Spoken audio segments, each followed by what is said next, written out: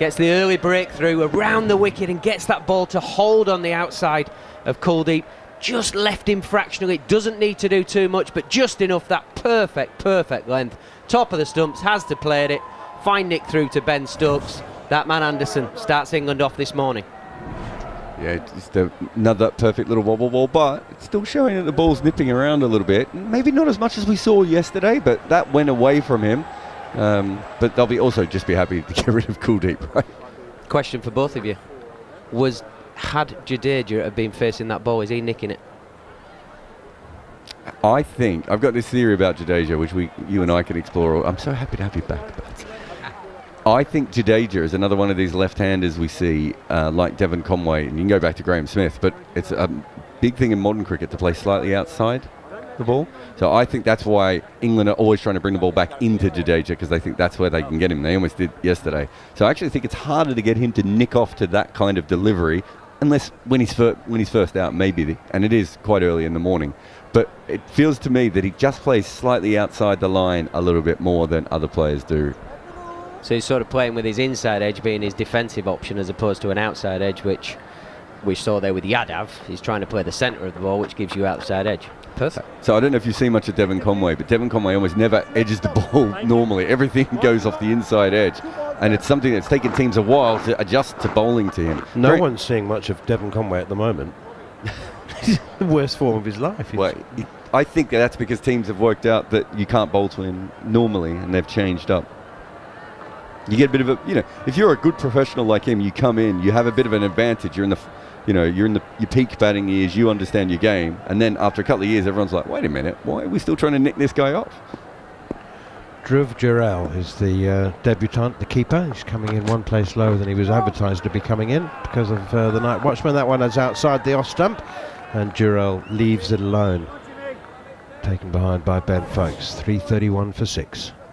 Yeah, it's going to be under the microscope here. We saw that first ball from Jimmy Anderson to Jarrod, just a fraction wide, but we saw some nip. Definitely seam movement off the pitch. There's one thing we know about cricket. There's a technique for playing spin, there's a technique for playing swing. Nip, there is no technique, it's just good luck. You've got to play middle of the bat, because you can't defend either edge, because you don't know which way it's going to go. 3 slips in for Jimmy Anderson outside the off stump. Jhnujhnuwala leaves alone again, and it's 331 for 6. So yesterday we were watching Jimmy Anderson with a new ball bat, and he was bowling the wobble ball, but it was swinging as well. And I was like, so you can't see the seam. The ball's now moving in the air, and when it lands, it could go in either direction. That's theoretically, scientifically, that shouldn't be possible, should it? To swing the wobble ball. I would. Aerodynamically. The wobble ball requires you to have a very good wrist, like for swing bowling. That's why swing bowlers are really particularly good at it, more so than seam bowlers are at times. But yes, it doesn't make any sense to me. But I still don't understand why the wobble ball seems to seam further than just bowling seam up as well. So there is some confusion with it. I think possibly I can answer that, because there's less velocity on the ball. It spends more time on the surface, so it grips more and moves more, because you don't have the backward rotation that you get with a perfect seam when you're trying to swing it. So there's not as much backspin on the ball. Yeah, okay. Less rotation, I like it. Strength of ball, shall we call it. Slightly above my head, this. I think it is mine at 4 o'clock in the morning. To be honest, and the funny thing is, when you talk to most fast bowlers, I just come in and try and hit the top off. So I remember talking to Tim Murtaugh. He was in on for talkSPORT 2 at one stage, and we're talking to him, and he goes, Jarrod, I don't have a wobble ball. Sometimes I get it wrong and it comes back in, and I don't ask questions. Joe Root begins another over, and it's driven very firmly up towards Johnny Bairstow at mid-on, and it's gone straight to him. There's no run. In fact, Kate Cross, 2 talkSPORT 2 commentators. I said to Kate Cross, tell me about your wobble ball. She goes, I went in to check if, to learn the wobble ball. Here's Root again. Round the wicket, bowls, and that one does spin. That lovely variation. Spins past the edge of Jadeja's bat. Yeah, I went in to at Loughborough to see about my wobble ball. They said, you already have one naturally. And she said, well, what can you teach me? And they said, no, we don't want to mess with it. Just keep bowling it. So it happened by accident. Well, I think Courtney Walsh. Accident. I think Courtney Walsh had one by accident as well. Here's Root very wide of the crease this time, and Jadeja pushes it behind square on the offside to point, no run. Natural variation is a wonderful thing. Shane Warne was the greatest at it, he'd tell you had 57 different balls, but I would imagine a lot of it would have been natural variation. Natural as in accidental. Here is Root again, very wide of the crease once more, and it's left alone by Jadeja, 3:31 for 6. There was a moment when Nasser Hussain was explaining Graham Swan's straight run on the TV, and the whole England team were watching, and they asked Swanee, and Swanee went, "No, it just didn't come out right." You know, and to be fair, Nasser was trying to do proper analysis, but sometimes it just doesn't come out the way that you mean it to. Here's Root once again, and he's again right wide of the crease. Driven in court! Root's taken the return catch. Jadeja's gone. 2 early wickets for England in the first 20 minutes. And Joe Root's bowled beautifully, I have to say. Lots of variation. He's given that one some air, pitched it up, tempted the batsman into the drive, and he's hit it straight back. Good catch. It was almost a shovel back, wasn't it? It's he's bowled some good balls this morning, Joe Root. I don't think this is probably one of the better ones. It's just slightly over-pitched, and Jadeja wanted to hit it. I think he's trying to hit that through the offside. His balance is absolutely nowhere, and he shovels that straight back to Joe Root, and that is a gimme. And again, we see England just being able to manufacture wickets from moments that weren't particularly in their favour. We saw it with the run out yesterday. We saw it with the bouncer to Rohit Sharma, and now we're seeing it here again with Jadeja. He'll be disappointed because he could have gone on and made a big difference, and England keep themselves in the game. I think the biggest thing here, England just keep creating some doubt in the Indian team. Jadeja tried to nick a quick single 10 balls ago and he didn't get it. Then one spins, one doesn't. He's faced Jimmy Anderson bowling top of the stumps, a little bit of movement either way. It creates indecision from very fine players, and we've seen there a little bit of a, I'm loath to say it, but a bit of a freebie from an England point of view. But you look at the 20 balls leading up to it, it's wonderful from England, it's brilliant. They've started the day absolutely on point. Everything they've been doing from a bowling point of view has been great, backed up in the field, and they've deserved the 2 wickets they've got so far. I know what you mean by freebie, but I think this is the team that is so good at just manufacturing those, like the run out yesterday, like even the catch of Rohit Sharma. All these things, they just keep themselves in the game for that moment when they can maybe swing it back in their direction. It's really clever cricket, and as you said, they're kind of always trying to make people just slightly uncomfortable. You can have this shot if you want, but it's not exactly the shot. I mean, Jadeja doesn't want to cover drive it this time. Jadeja wants to open the face and run it to backward point, or get one a little bit too straight and tuck it around the corner. Yeah, I just think England have been right on point, and they said that this is their moment. This is the morning that they need something to happen, and as we've seen time and time again with this team, they're ruthless in making something happen as a group. It's not just the bowler Root, he gets the wicket, of course. There's 10 other blokes who are making a huge difference out there. I think Joe Root's bowled really well this morning in the 3 overs that he's had. It's variations. He's had a clever plan, he's bowled to it. That one is driven by Ashwin, who's the new batsman coming in at number 9. The last ball of the over is clipped up towards mid-on. No run, 331 for 7. And suddenly, this innings has a very different feel and complexion to it, doesn't it? Here's John Norman. I'll tell you what will be the interesting thing now with the 2 right-handers in. Will Root come off having got the wicket, and will there be a change? Will it be a bit of Hartley maybe? Will it be a bit of Wood to try and blow the gate open now and take the last 3 wickets quickly? It's a fascinating conundrum now for Stokes, who is somebody that wants to take the game on and move the game forward, but England now, I would say, are in the ascendancy. You don't want to give the extra runs now. You've got it's a bit cat and mousey. Well, you've got a debutant and you've got Ashwin. I think Wood has to bowl now. At Ashwin, I'd fancy it. Yeah, definitely. He's of an age now. I'd want a bit of chin music, I think now. He just doesn't move the way he never moved brilliantly, but he doesn't move as Anderson comes in. Jarrod covers up forward in defence. Good morning, guys. Jonathan. Very good morning. Games don't drift, do they? They do not drift. I think that's the point. I think it's one that we made yesterday as well with Stokes as captain. They just do. You do not have those periods, half an hour stretching into an hour. We had a wicket this session, the afternoon session. I think it's the first time of this series. But games do not drift when England are batting or bowling, and they're always in the game. I think the feeling was this morning that England needed to be batting quite soon after lunch because the pitch is going to break up. Anderson again, bit of width there. Jarrod just lets that one go. England need to be batting as soon as possible, of course, because that means that they've taken wickets and India haven't scored runs. We understand how cricket works. But if they come in after tea and there's another session gone and it's the pitch has baked a little bit more and there's footmarks, you see the footmarks being created. They need to, and they do get off to a quick start, they need to eat away as quickly as they can whilst it's a day 2 pitch rather than a day 3 pitch, and that's kind of how England have gone about things for quite some time.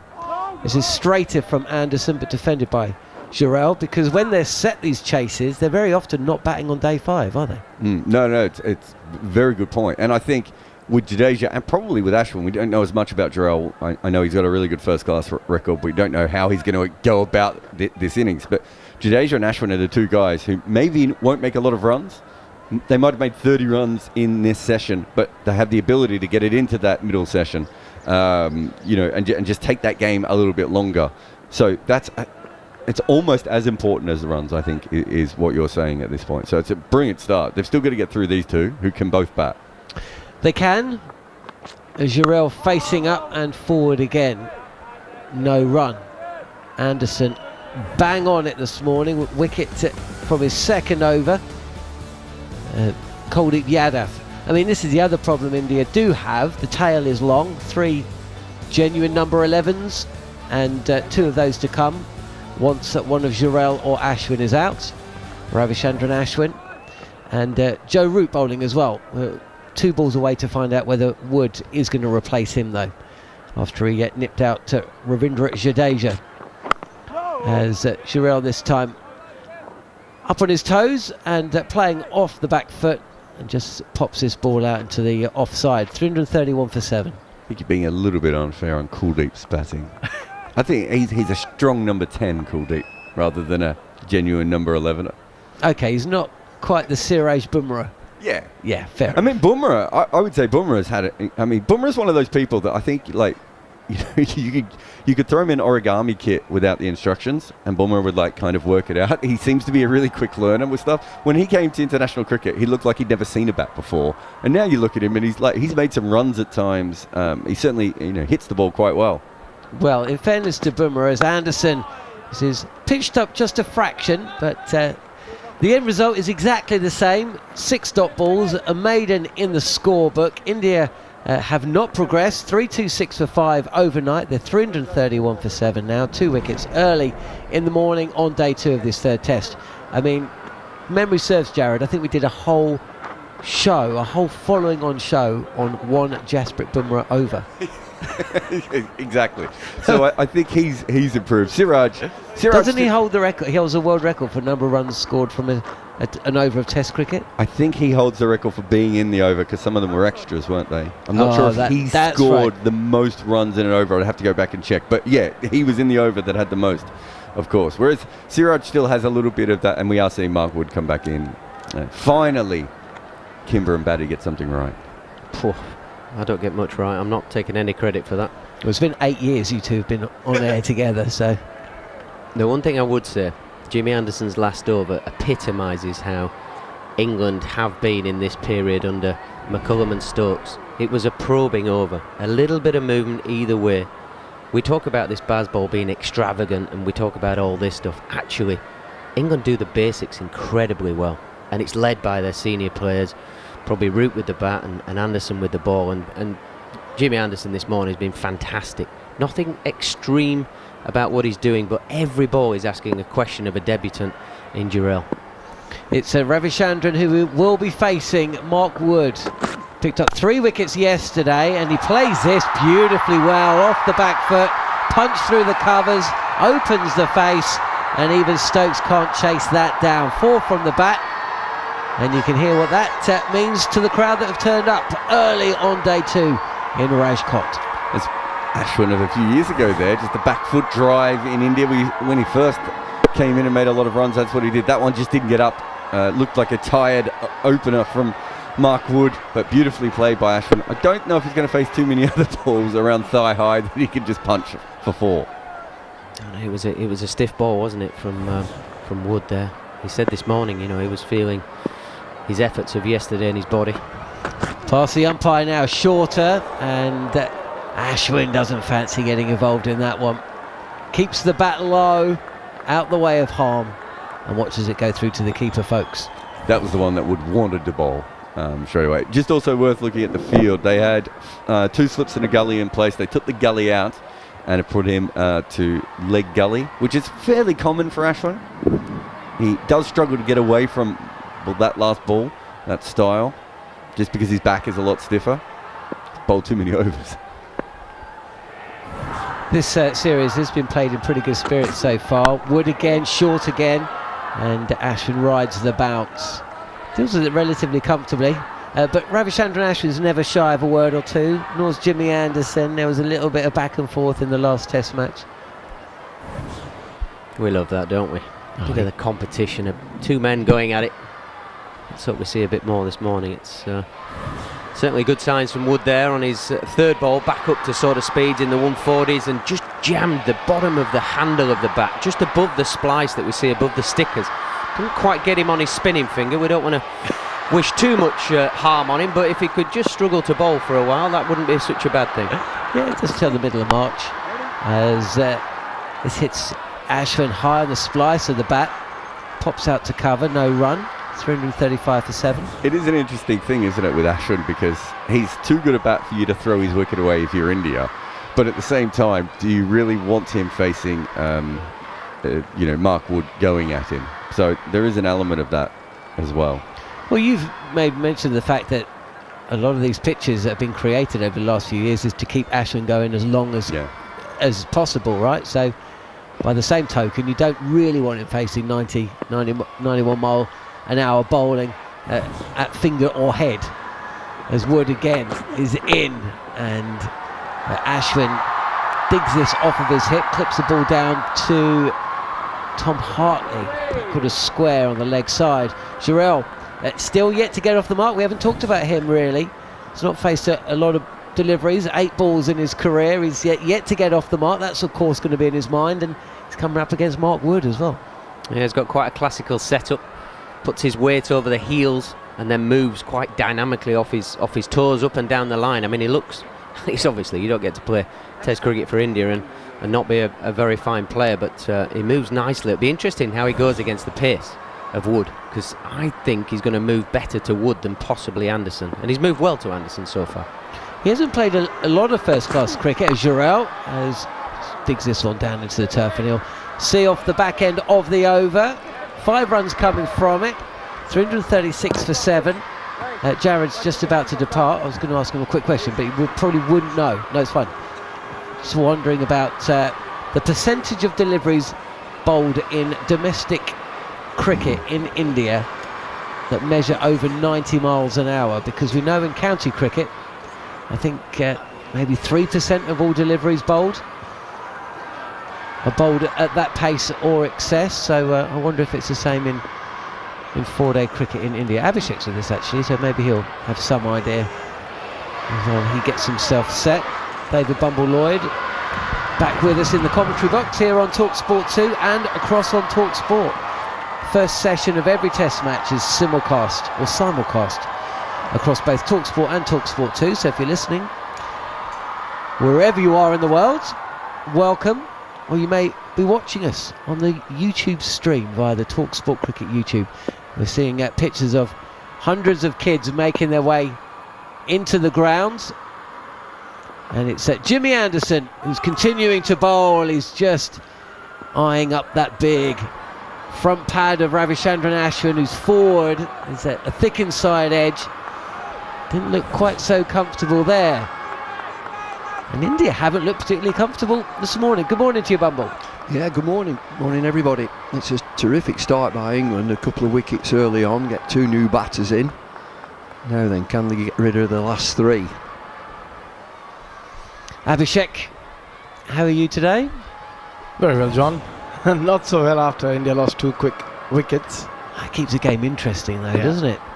You know, if they sail past 450, it's going to be tough. Anderson with 3 slips in place, and Ashwin still doesn't look like he's moving 100% comfortably at the early stages of his innings. Just defends us into the offside no run. He's somebody who scores a lot of runs against England and played that beautiful shot to Woods as well. Just if these two can bat for 10-15 minutes and settle things down again, both have got enough potential to take the score to a 420, 430, which I think will be a very difficult total for England. As the pitch, we can see that it's already deteriorating a little bit. Yeah, this is the point I was making with Bats and Jarrod. England want to be batting as soon as possible because they need to be eating away at that first innings score, whatever it is that India conjure up. Anderson again left alone this time by Ravichandran Ashwin. We were seeing some close-ups, weren't we, of Jimmy Anderson just scuffing up the turf. Well, you look at that every morning, and we're lucky that the camera guy every now and again goes in really close where the fast bowlers are running off, and you can see bits coming out of the pitch, and that's always a sign that it's very, very dry and it's going to spin more as the game progresses. No Axar Patel, but Ravindra Jadeja, who's the second man out, back in the side as Ravichandran Ashwin does get onto the front foot, pushes his ball into the covers, fielded at point, and the two come through for a single. Jarrod still to get off the mark, is going to face the last ball or two of this Anderson over. It was Jimmy who struck early doors in his second over of the day, getting a ball to leave. Kuldeep Yadav caught behind for 4. But the big moment, if you're just joining us on talkSPORT or talkSPORT 2, the overnight centurion, the man who possessed the most subdued century celebration in recent times, one ball after running out the debutant Suffers. Ravindra Jadeja, caught and bowled Joe Root. Anderson again, and Jarrod, he's interested in the single that's going to get him off strike, but he's fended this delivery to backward point. It's Ollie Pope, he's gone straight to him, and Ravichandran Ashwin says, stay where you are, young man. Though he hasn't scored any runs yet, Jarrod, he looks solid. He's getting in good position, he's shaping nicely to Jimmy Anderson. He's not faced that many balls from Wood. He's got a lot of potential. He's scored tons of runs in domestic cricket, so he'll be full of confidence. I was just wondering how much 90-mile-an-hour bowling he faces in domestic cricket in India, because there's not a great deal of it in county cricket. I think a stat that came out a year or two ago was that, I think it was during the Andrew Strauss review, maybe only 3% of all deliveries in county cricket are measured at only 90 miles an hour. So I just wonder, with Wood bowling at the other end, Anderson is in, and again Jarrod shapes up nicely, pushes the ball out to Ollie Pope at backward point, and he does get off the mark with a single. He'll feel a little bit better. India 338 for 7 at the end of Anderson's 23rd over. There won't be a lot of bowlers who will bowl at 90 miles an hour, John, but there are plenty of bowlers who bowl around that 80-85 mark. There are a lot of youngsters who can bowl really quick in India nowadays, so they will be playing decent fast bowling, but also they get a lot of opportunity playing quicks in the IPL, and that has really helped the domestic cricketers in India, and they've got a feel of some international cricket just by playing those bowlers, and that's why they look comfortable, Bumble. Did it first start with Dennis Lilly? Wasn't there an initiative of find fast bowlers in India, MRF? Yes. That would be the rubber company, I think. Yeah. And didn't they bring Dennis Lilly over and scoured the country looking for fast bowlers, because that was an area that India needed to develop, and now you see that they're quite potent. There are some terrific bowlers. Yeah, and it has helped a lot of cricketers, and a lot of bowlers have gone through MRF, and now it's Glenn McGrath who runs the MRF in India. Mark Wood is in. This is cut away on the back foot, upright stance from Jarrod, bat away from body, and comfortably so. He moves to 2. Ravichandran Ashwin back on strike, 339 for 7. I mean, it says a lot that Jasprit Bumrah is the first Indian fast bowler to reach number 1 in the world in the history of Indian Test cricket, so maybe things are changing. But we were chatting before we came on, Abby and I, and you've got Kapil Dev, who's a wonderful bowler, but he was a swing bowler, pitch up, swing it. We're not talking about genuine fast bowling. And fast bowling at any level, it'll disturb you.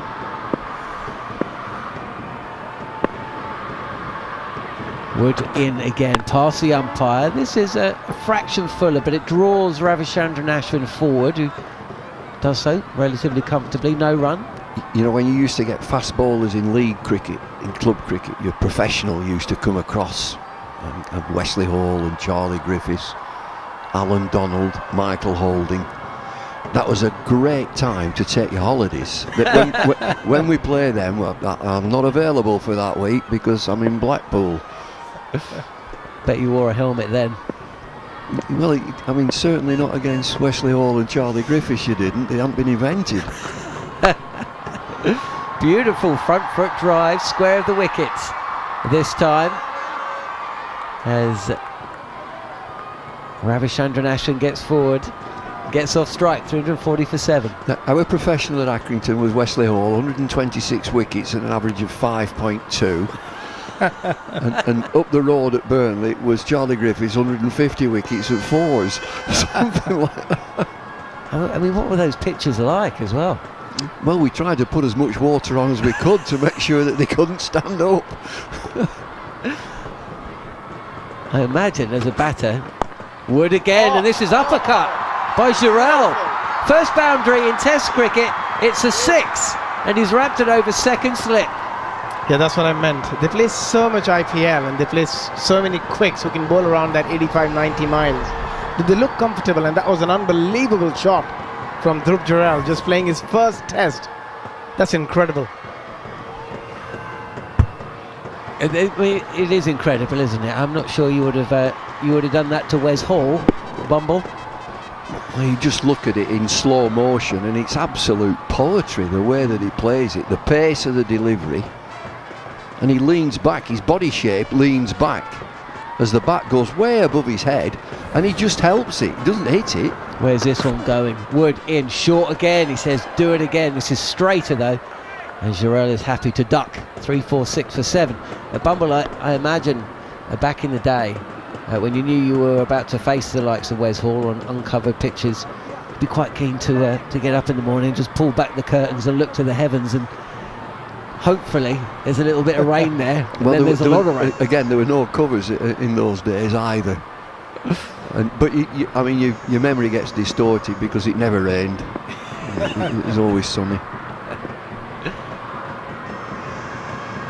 346 for 7, 2 slips in place as Ravichandran Ashwin sends Jarrod back, and rightly so. I mean, back in the day, I think there was an Ashes test when such was the nature of these sticky wickets that tail enders were sent in to open the batting. A few overs left in the day. Well, get a couple of bowlers up there and try and get through to stumps, and the batters will come back in the morning. Reverse the order. Yeah. Bradman, I think, didn't he score a triple ton or a double ton, coming in at 5 after a couple of the tail enders had been sent in the night before against England? It's a good strategy. Why not? I don't think we'll ever get back to uncovered pitches. Well, after a little chat, you can continue that. Sorry, I'm enjoying this conversation. I'm eating into Macca's time. Don't want to do that. It's a long day. So after you, Abby and Bumble, it will be the returning Andrew McKenna. It gets an airing every now and again that you get somebody that will say, why don't we play on uncovered pitches again? I think those days have gone, and we're into uniform pitches. The one thing about the pitches these days for fast bowlers is that they're so unforgiving where the fast bowlers land, and the big units, these guys, and they pound in and the front foot hits down hard on the pitch, and that reverberates through all the bones, their ankles, the knees, the back. They're bound to get injured. Good morning, Andrew. gents. Good morning. Morning, everyone. What a 40 minutes this has been for England. They took 2 wickets in the first half an hour yesterday. They've done it again today. In fact, it was 3 in 45 minutes yesterday. Let's see if we can continue. Anderson goes in. There's an edge, and that's a brilliant stop by Crawley from Ashwin. Ashwin has edged it, but downwards.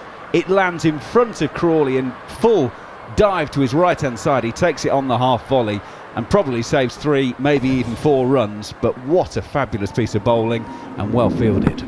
Just opening up a little bit on that occasion, Ravichandran Ashwin, initially he played some beautiful shots on the back foot where he stayed side on, but on that occasion just slightly opening up and getting that outside edge. Well, England have been bang on it this morning. I'll be honest, I thought it would be Anderson who comes in again and bowls to Ashwin, turns to Rayan Ahmed at mid-wicket. I thought it would have been Ashwin and Wood.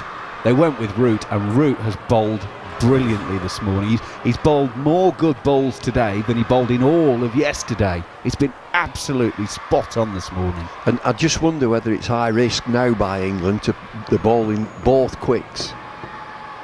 Are they going to come out of the attack at the same time? Can one of them carry on? You'd think that would be Anderson. Absolutely. Or are they just banking on the fact they'll blow India away? which is high risk. I just feel that Jhnujhnuwala is very comfortable against quicks. In goes Anderson. It's played into the offside by Ashwin, and there's no run. And especially when the ball comes onto the bat, we saw in the previous over against Wood when he played that uppercut, he was in complete control. He had so much time to play that ball, and not once did he look hurried against Wood, and every time the ball was coming on, he's timing it beautifully. So yeah, again, going with 2 quicks might actually help India here to get some quick runs as well. Well, Ashwin's got 7 from 15, Jarrod's got 8 from 15, 3, 4, 6 for 7. India resumed 326 for 5. In goes Anderson over the wicket. Ashwin is pushing up to Bairstow with short extra cover, no run. But the way that Anderson's operating right now, he's looking for an outside edge. There are 2 phases to Anderson. He'll either go for the outside edge with pitch-up deliveries, looking for a touch of outswing, or he'll change completely and bowl very, very straight and looking to nip it back, aiming at the pads. I just wonder about both quicks bowling at this time. How long can they go? Well, Mark Wood told us in Hyderabad the plan for the series was 4 overspells maximum for him. Do you go maybe that? Anderson in. Ashwin plays out quietly on the offside, and there's no run. Well, he definitely yesterday he did a 6 over spell. Yeah. Definitely. Might have been more. 6, I think. I think we'll play it by ear. If you can give us a bit more, then so much the better, but they'll judge it as and how. Yeah, I think because he got those 2 wickets, they kept on bowling him for another over or 2 just to see if they can get another one. And at that point, if he did get another one, India would be in a lot of trouble. Final ball of the over then. Anderson turns, starts on his way. 2 slips in place for him as he bowls to Ashwin from the crease. Is pushed out on the offside. Bairstow will field. 96 overs of the Indian innings have now been bowled. 346 for 7. You listen to talkSPORT 2 and the talkSPORT on the talkSPORT Cricket YouTube channel. 2 for 20 in 10 overs this morning for England. And it's important to get this innings wrapped up. If for no other reason, Rajkot today is due to be 31 degrees. You do not want to be out fielding in that kind of heat once it hits the middle of the day. So it is just gone 10 o'clock in the morning, so you've got a couple of hours before it starts to get really hot. Get it wrapped up, get yourself batting, and let the opposition worry about being out there all day. I think 31 degrees in Rajkot is quite pleasant. You're clearly not from Burnley, are you? Well, we've just got Bumble's question answered.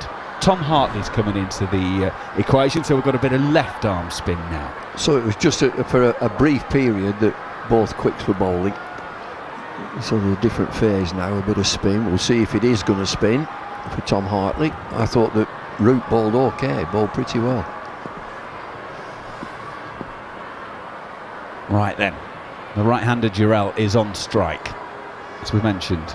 On debut, Hartley, left arm around, slip in place, played from the crease off the back foot, no run.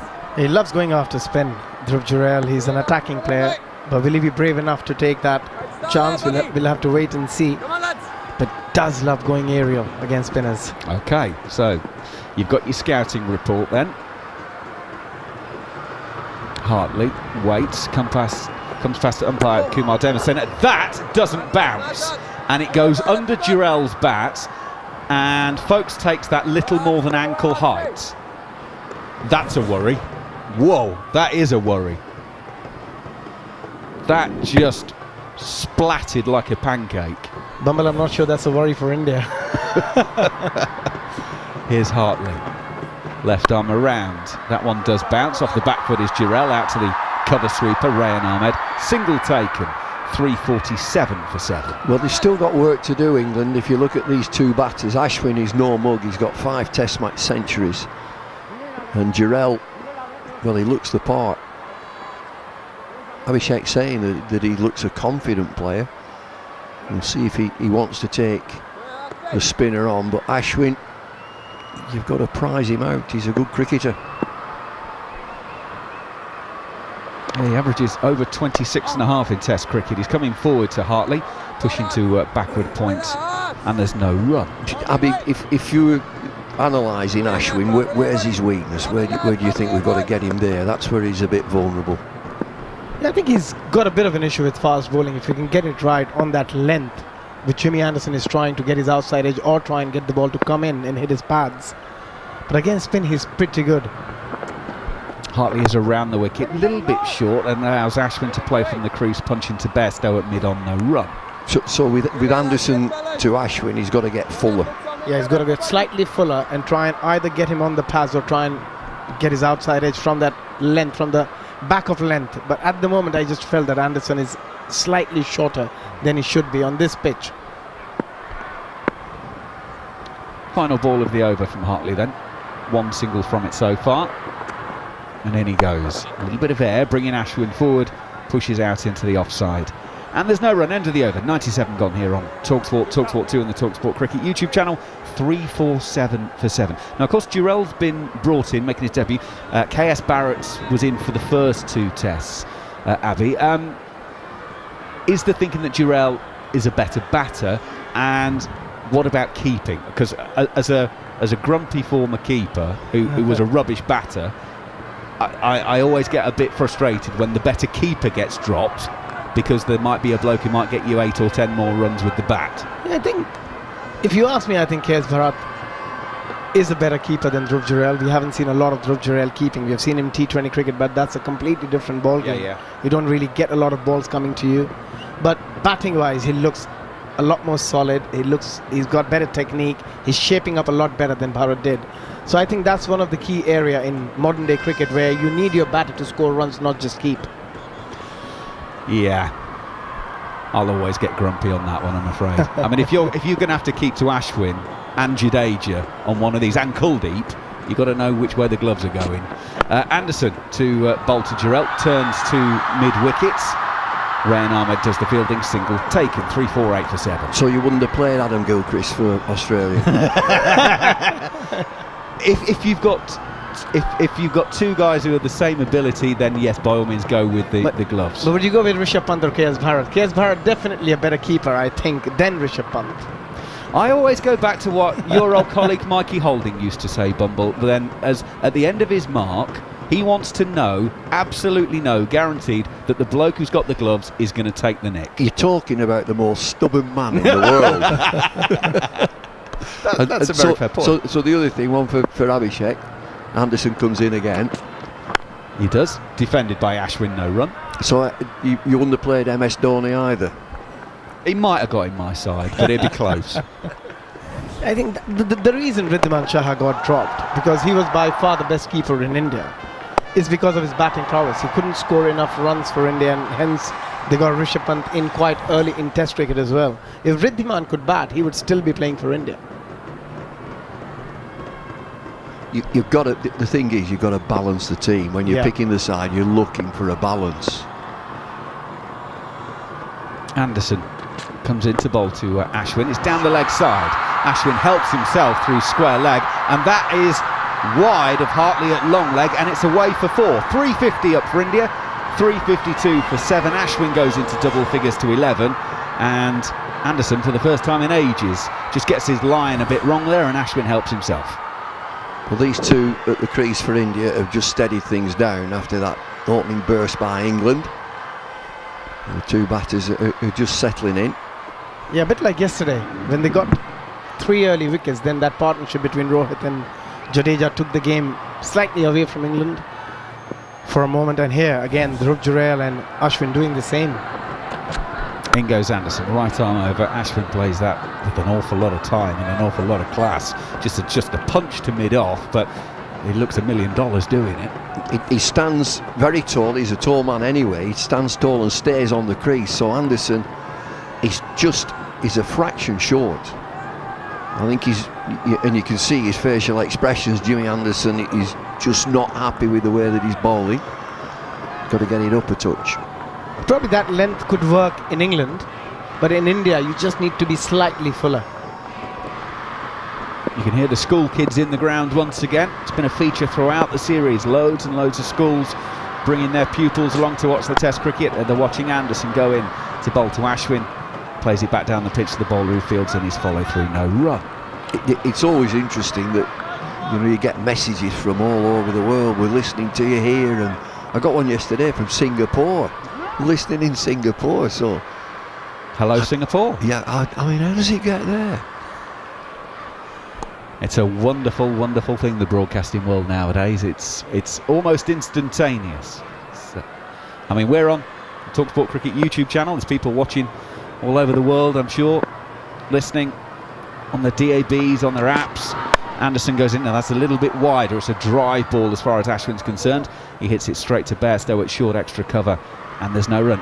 End of 98 overs, 352 for 7. Yep, apps, DAB radios, online, smart speakers, YouTube. It's all the ways you can listen to us here on talkSPORT 2 and on talkSPORT. And of course you can get in touch as well at cricket_TS or at talkSPORT 2. Or if you are a subscriber on the talkSPORT Cricket YouTube channel, you can get in touch and send us a message or a question through the comments section on that, and you can put your questions to Abhishek, Jhnujhnuwala and David Lloyd. What do you fancy answering today, Bumble? But there are always issues. I've just mentioned before we came on that if we get a lull in play or a lunchtime, what laws of the game would you change? I'd be on a very high horse. Oh wow. That sounds a good one. Yeah, we might well invest in that one. Hartley to continue. Jarrod. It's a little bit short now. Did that carry to Mark Wood at backward points? I think it was just short. But there's a lot of hands on heads and hands in the air there, because Jarrod leant back into that one, gave it the beans, and it does. Oh, that's 30 centimetres short of Mark Wood. That really is so close to carrying all the way, and that would have been the third for the morning for England. Hartley comes in again, brings Jarrod forward, bat and pad close together, this time back to the bowler. I just felt he wanted to hit the ball a bit too hard on that occasion, Jarrod. Just waited a bit longer and timed it, probably could have picked up some runs. That's where you've got to be a bit careful with the variable bounce on this pitch now. Jarrod waits. Hartley, left arm around, gives that one fuller. Takes him, I think, full on the pad, low down, sort of on the shin, but would have been going down leg side, which is why the stifled appeal. But again, another delivery from Hartley. He's halfway through his 25th over. 1 for 80 odd already. Hartley, of course, dismissing Patidar yesterday. This time he's around the wicket. It's a push drive from Jarrod. Ben Duckett fields no run. I'm just watching his speed, 87, round about 87, 88k. I think that's decent pace for a spin bowler. What is that in? Should I ask that? It's a touch over 50. 80 k's is 50 miles an hour. 2 balls left in the over, and Ben Duckett is going to come in as a short extra cover on the drive, just for the one that stops in the surface and pops up a little bit. Jarrod waits and is beaten by an absolute ripper. He's looking to play that from the crease rather than come forward. It's turned and bounced. That is an absolute beauty from Hartley. The seam is in a perfect position and it rips past the outside edge. Quicker. That's quicker. That's 90. Yeah, very nicely bowled. And on these surfaces, sometimes you're better off bowling slightly quicker. Hartley then to finish the over, brings his man forward, pushes back to the bowler. Good over, that from Hartley. Completes 99 for the Indian innings. 352 for 7 here on talkSPORT 2. Why I've just mentioned a couple of times there about pace, I think it's so important that in India you bowl it quicker. And the taller bowlers who bowl it quicker, the spin bowlers, will get more reward. And we saw one there rip past, as you said, past the outside edge. It was quicker. And I'm a bit alarmed. If 80 is 50 miles an hour, he needs to be quicker than that. So he needs to be about 90, 92. Be very interested to see Ashwin come into the attack. 499 test match wickets. He tends to bowl it quickly. Tall again. If you're tall in India and quick as a spinner, you'll get reward. Leg spin. Yeah, same with Jadeja as well. He will bowl a lot quicker than Tom Hartley on this surface. And the issue with the batters then is, do you play for the spin or do you play for the straight ball? Because if the ball starts turning at that pace, it's a very difficult ball to face. But with Jadeja, the two things, it's the one that it's quick and it spins, and then one goes straight on it, hits you on the pad. So he's in the game outside edge and inside. Absolutely. And being his height, he'll get it to bounce as well. So good luck, everybody, I think is what we're saying. It is Rayan Ahmed time. 14 overs sent down yesterday, 0 for 53 from him. He's going to have a slip as the sole close catcher. Point, extra cover mid-off. And a short fine leg mid-wicket mid-on. So effectively 6 inside the circle, if you imagine a 30-metre circle in a white ball game. Rayan Ahmed is in. And that's a big stride forward from Ashwin, covering any potential spin. Drops it at his feet, no run. So, 1 for 25 for James Anderson so far. 3 for 82 for Mark Wood. Tom Hartley, 1 for 82. Joe Root, 1 for 70. Rayan Ahmed is the only of the bowlers not to have taken a wicket. Ravi Ashwin is back in his crease on this occasion, dropping at his toes, no run. I just feel that both these batters might be a bit more attacking, show a bit more intent against Rayan. We've seen him bowl a few long offs yesterday, but he started well so far. Rayan Ahmed is in, that's a good length, bringing his man forward, outside half of the bat, out to duck it, no run. So I'm looking at speed again, Rayan Ahmed, 80k, so 50 miles an hour. That's about Shane Warne pace, round about 49, 50 miles an hour Shane Warne, average 45 in India. In goes Rayan, brings his man forward, again pushed to duck it, short extra cover, no run. That one 85 kilometres, so just slightly quicker. Yeah, it's better, and I know that he's been working on trying to get it quicker through the air. Your Indian surfaces, if you're slow, then the batter gets a lot of time to just hang back, play you mostly on the back foot. You don't really bring them on the front foot.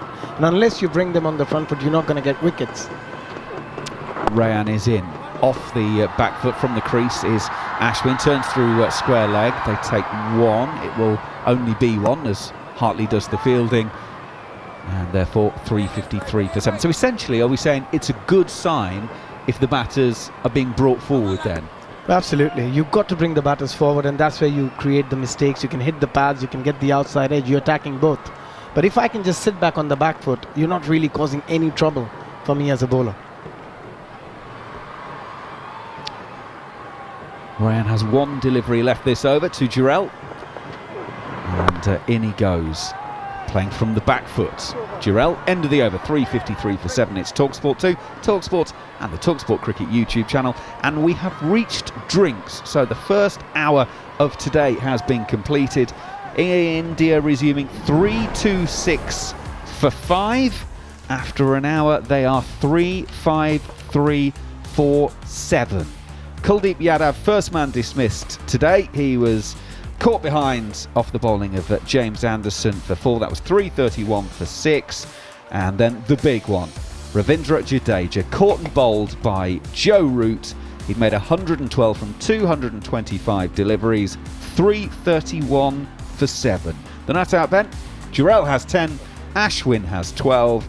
England therefore have an opportunity to wrap this up as quickly as they can and get batting on what is traditionally one of the better days for batting. The average in the, let's be honest, there's only been 2 test matches on this ground before, so it's a fairly small sample size, but days 1 and 2 average around 330 runs on them. It drops alarmingly on day 3, so England have got to wrap this one up fairly quickly, get batting while it's still decent conditions. As I say, that is an hour done. We'll therefore hand it over to a complete new commentary team. Gareth, Batty, Jarrod, Kimber and Neil Manthorp will continue the action here on talkSPORT 2. Thank you very much indeed to Andrew McKenna. So, dying to ask you, Gareth, Batty, what your memories of Rajkot are. Is it a city that just blends into all the other Indian cities, or are there any messages, any memories that come to mind immediately for you? I'm sure you went to Jubilee Gardens, did you? The Connaught Museum? Several times Microphone issue. Oh, sorry. There we go. Let's see. Yeah, I went, as I was saying, without the microphone being on, several times to all of the above that you mentioned, yeah. Loved it. Did you know that Rajkot is India's 6th cleanest city? I'm intrigued by the metric that they use to measure the cleanliness of an Indian city. It's also the 7th fastest growing city in the world. How do they measure it? I don't know. Oh, sorry. Okay. That's what I'm Sorry, saying. I thought I'm you were gonna intrigued by the metric that they use. But A man goes around with a white glove. Isn't that how they do it in hotels? I can't work for a city. It's the 6th cleanest city. I don't know. I mean, I've Visakhapatnam actually was the first time I'd ever been there. It was only just over a week ago. That was surprisingly clean. I mean, I wouldn't say it was clean, but by the average Indian city. Anyway, what are your memories of Rajkot? So Rajkot is quite an exploding tech culture out there, is that right? Yeah, that's the bit I remembered of it, that you'd randomly sort of stumble across on a different road and just a massive sort of office block of super intelligent techie people who'd moved into the area. Traditionally, it was a very industrial hub, and there's a number of leather tanneries, and if you're familiar with the smell of a leather tannery, it's not great. But yes, you're quite right. That traditional industry has been moving far more into the chip technology and computers and stuff. Do they still have the leather? Is it still? I'm not so sure that's a big thing now, but obviously high-tech type industry doesn't have the same industrial waste and output and everything, and that maybe contributes towards the cleanliness of Rajkot these days. So, there you go. That's a little bit of during the drinks break. Can't wait for this chat for Ranchi. My memories of Ranchi are not as high-tech, if I remember correctly. Yes, we'll cross that bridge when we come to it. But it's certainly Ranchi's. My memories, also my experiences of Ranchi, were not as good as Visakhapatnam, which was great, which was really lovely, and I'm delighted to have been there. And anyway, drinks have been taken and enjoyed, and R. Ashwin is on strike on 12 from 31 balls, 353 for 7, and Tom Hartley is continuing, and that's driven out to the offside, a dive by Ben Duckett, but it was a dummy dive. He knew he couldn't get there, but he dived anyway, and they go through for another single. You were saying off-air, Bats, that you thought that Tom Hartley was taking a little while to get into his work. Would that be right? Yeah, it just looked a fraction disjointed through his action, almost like his right side, so his non-bowling arm, was just pulling him away from his sort of best centred position almost. Here is Hartley again, and forward comes Jarrod, no run. And I think this is the challenge for all bowlers starting, because there's all this chat about speed and what speed you have to bowl in India, and England teed it up at the start with all this science of the selections, etc., etc. I think it does put a huge amount of pressure on the individuals performing. Here is Hartley again, and forward comes Jarrod, playing defensively, no run. And I suppose the opposite to that would have been Bumrah cleans up in the second test match, gets all those wickets. Nobody's telling Jimmy Anderson he's got to bowl 5 miles an hour faster to compete with Bumrah. But a spinner, everybody does. Everybody. It's a bit disturbing, I think. All based on science and numbers, I think, isn't it? Rather than opinion. That's driven, or pushed actually, defensively by Jarrod, straight back to the bowler, and there's no run. I must say, it always intrigued me how Tom Hartley might have felt by being told, right, you picked, you selected, and it's because you're 6'5". So Yeah. just bowl. It doesn't matter what you bowl, because you're 6'5". That's exactly what we want. Forward comes Jarrod, pushing that one out towards extra cover again, and there's no run. I mean, based on first-class record alone, I don't think Hartley would have been, in the old-fashioned selection terms, would have been pushing for selection. But his height and his delivery points, what people like Jarrod, Kimber said was required in India. Is that's short, wide, pushed through a bit from Hartley. It was poor delivery, and he gets away with it. Jarrod tries to cut, gets a bottom edge down into the ground, and there's no run. India, 101 overs gone, 354 for 7. No, I think before England announced their selections, Dawson would have been on everybody's lips. Had a wonderful county season, but he's at that sort of peak of his powers, and he bats as well. But Hartley would have been on anybody that sees county cricket. He's not a massive surprise selection.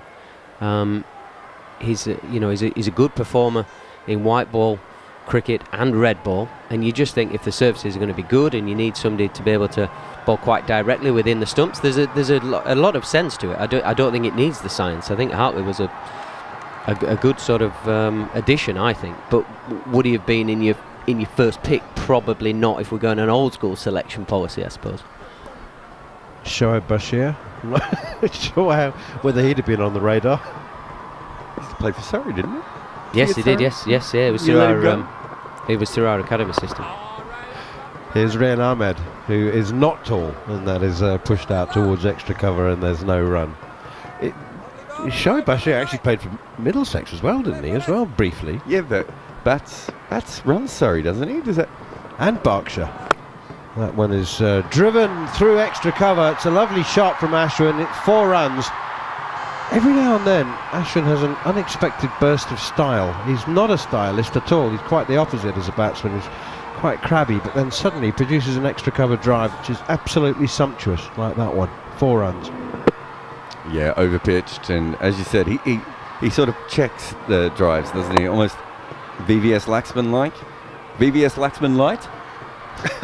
I'll go with that. Bit VVS Laxman, yeah. Beautiful. Just a classical off drive through that straight extra cover. Just a fraction full from Rehan. I think there's something about holding your length here and not getting too full.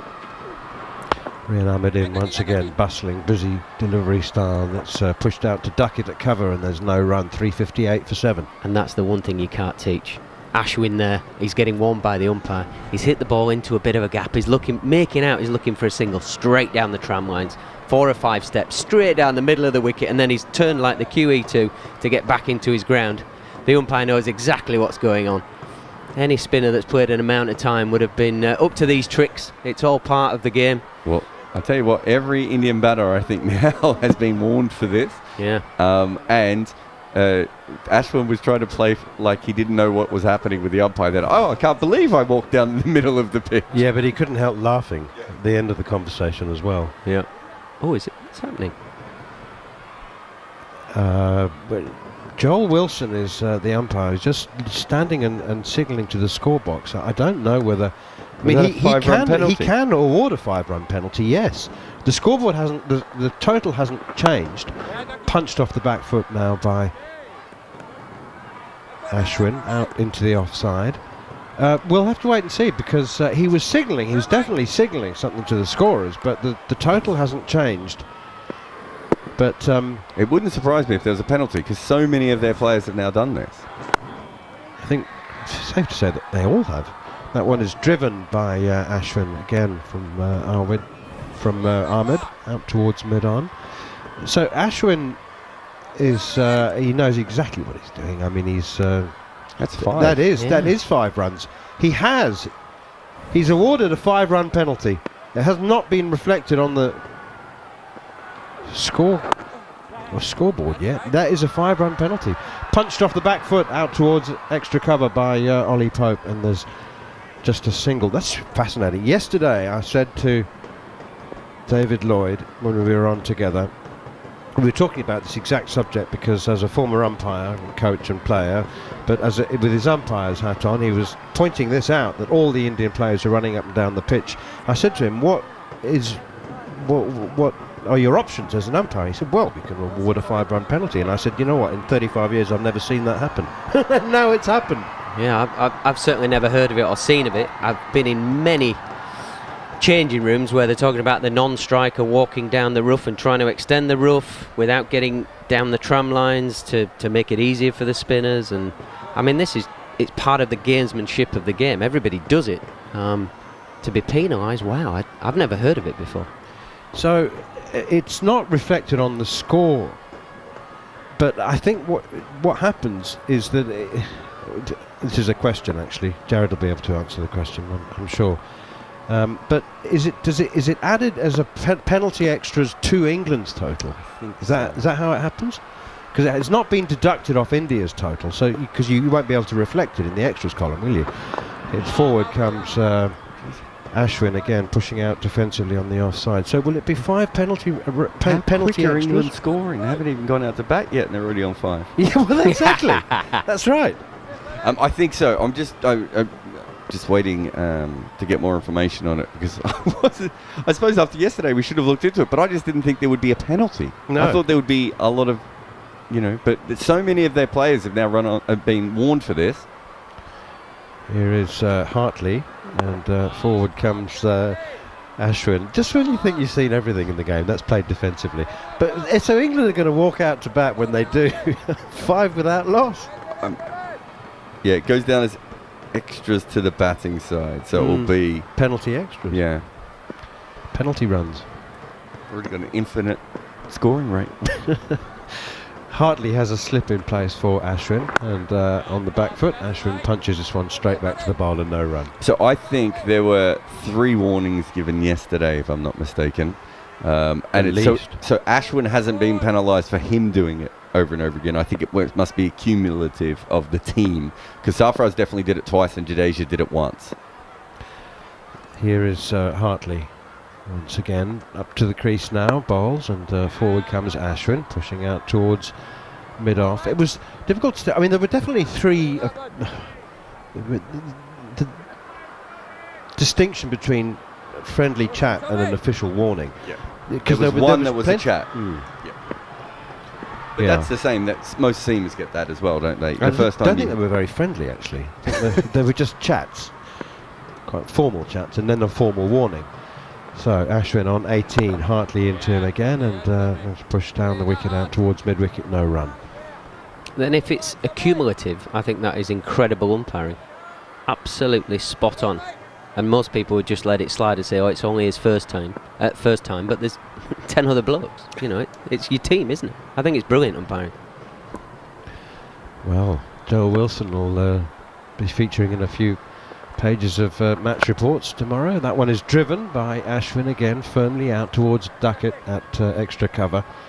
And there's no run. There's so many times we've spoken about why the powers available to umpires and the insufficient leverage that they have, and then when they do have recourse, they don't use their options. But Joel Wilson has, and he's penalised India 5 runs for attempting to damage the pitch to help the spinners when England bat.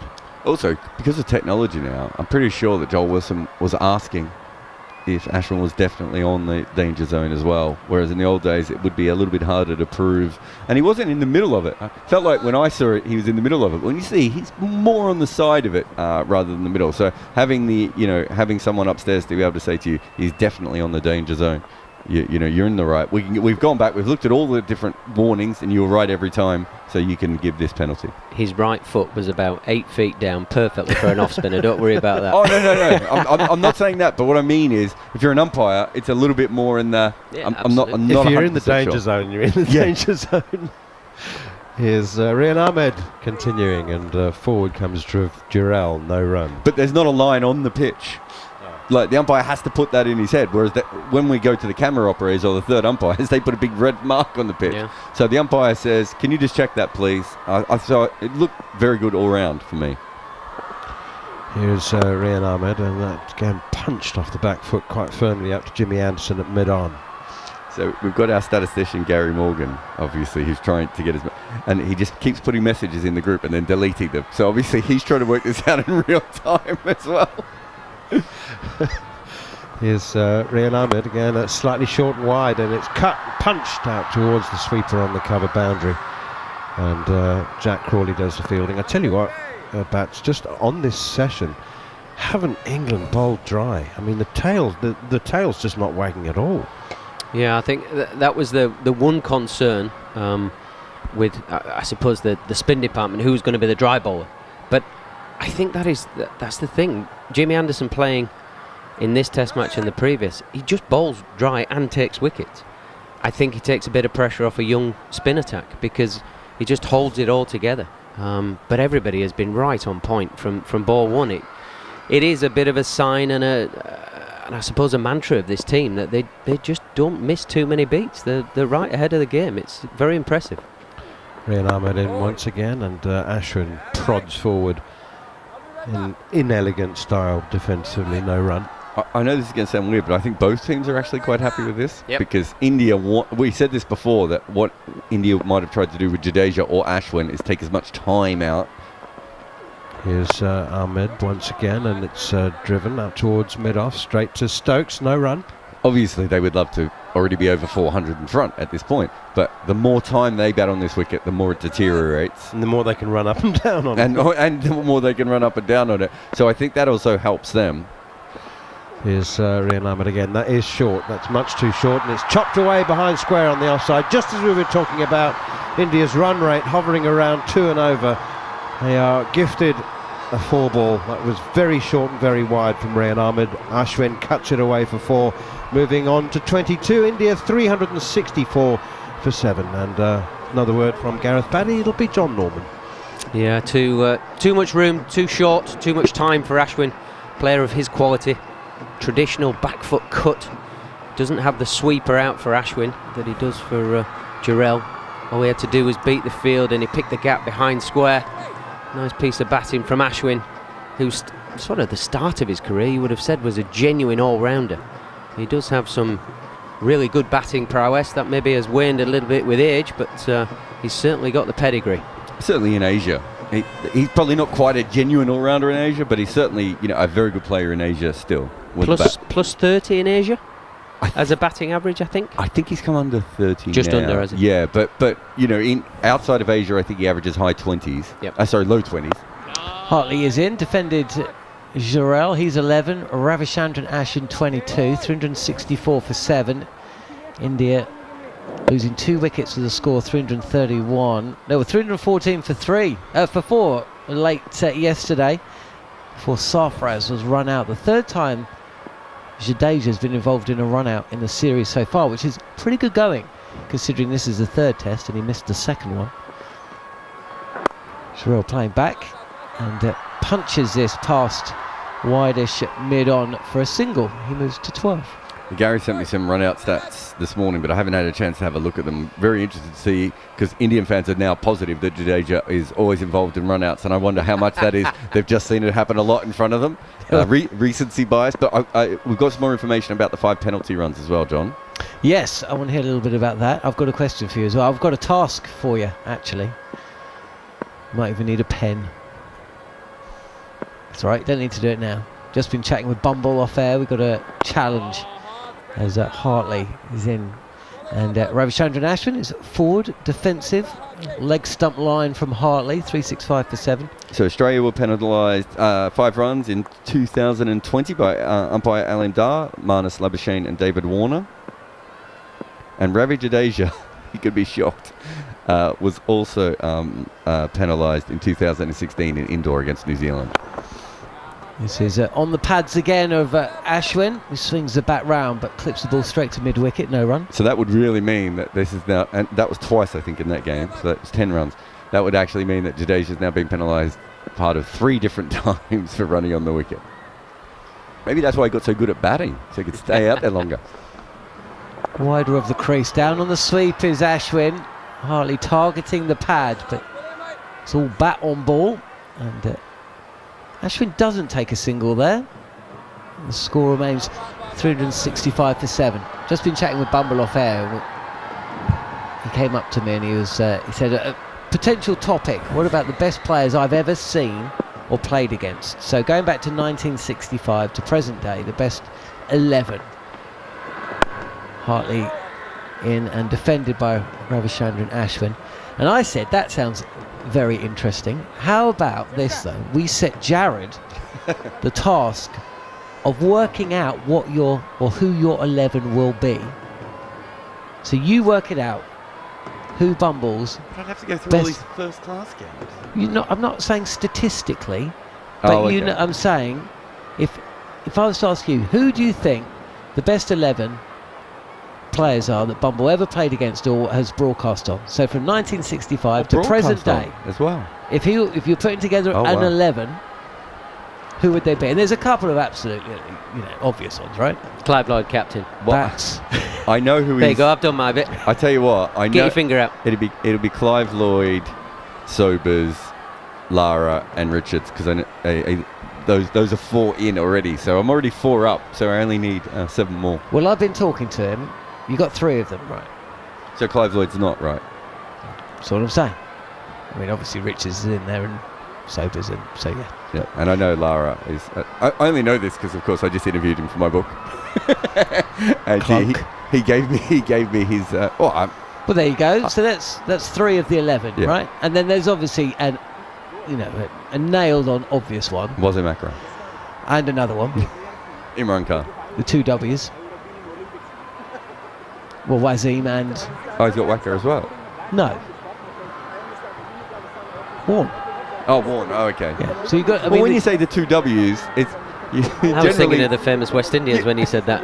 Well, that's the 3 W's. that's the 3. The 2 And the and 2 the W's Give me a is chance, usually give me a Wazim and chance. Wacker. Yeah. Well, And you just added Warren to a W partnership. believe that Warren begins with a W. When last checked. Famously, everyone always refers to Wazim and Warren. Do you hear that?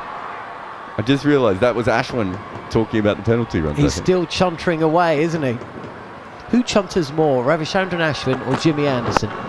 Wood, again, on the pads of Jarrod, clips this to square of the wicket, and it'll come through for a single. India would have been starting the day hoping for a score around 450. They had Jadeja, Centurion at the crease.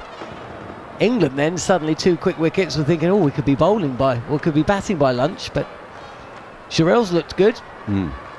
Ashwin and Anderson, just very different chuntering styles, wouldn't they have? How would you describe the 2? Well, so I would have thought that Anderson's style was very much late Clint Eastwood westerns, Unforgiven style, where he doesn't really say a lot, but he's sort of grumbling a little bit under his breath. Yeah. Whereas okay. Ashwin's more Woody Allen character. Here is Wood, and Ashwin jams the bat down on a good length delivery, no run. So how would you describe Glenn McGrath's chuntering style? He might be more Dirty Harry, Yeah, I was going to say. I was Clint thinking Eastwood, wouldn't he be? or Toy Story. Kind of. We're just seeing the running down the wicket again. I want to say montage. Definitely going to be a man-cad in this game, isn't there? Let's hope so. We love a man-cad, don't we? What about you, Bats? Who are the great chunterers? There's a few kicking about, isn't there?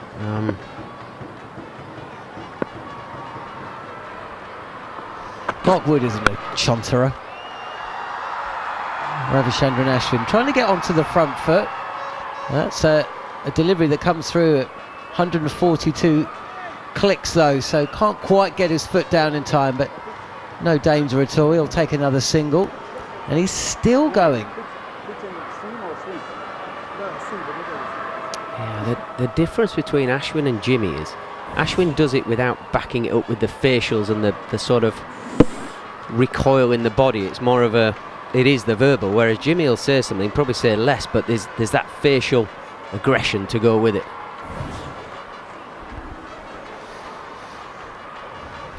Also, I've talked to a lot of players about this. Like, sometimes they're not even sure Jimmy said something to them because he kind of says it out the side of his mouth with his hand over it, and then they turn around and go, like, did he just say that? And he's gone by that point.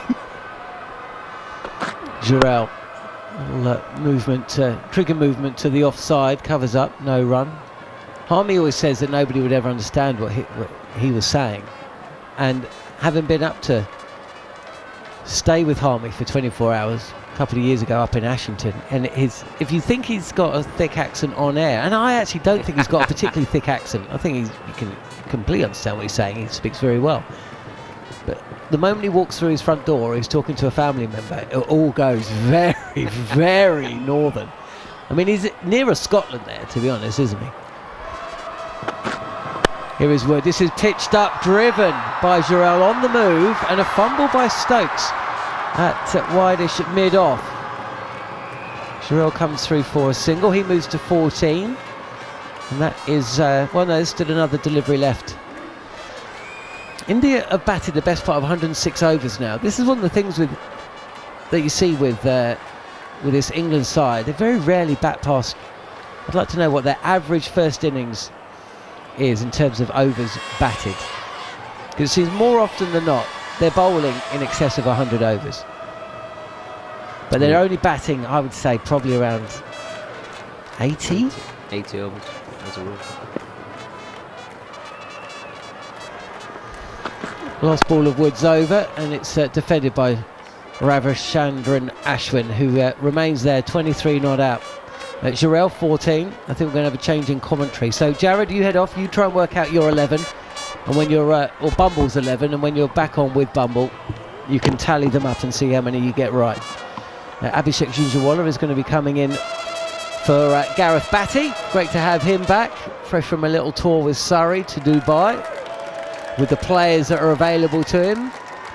So most of them are out and about, so playing T20 cricket. And Bumble's going to join us as well. Bumble, you absolutely loved the T20, didn't you, in the domestic, the singing in front of the crowd, NatWest Finals Day or the Blast Finals Day. Oh, I can feel the song coming on. Oh, go for it. 2003 it started, didn't it? It did. Surrey won that year, and they haven't won since.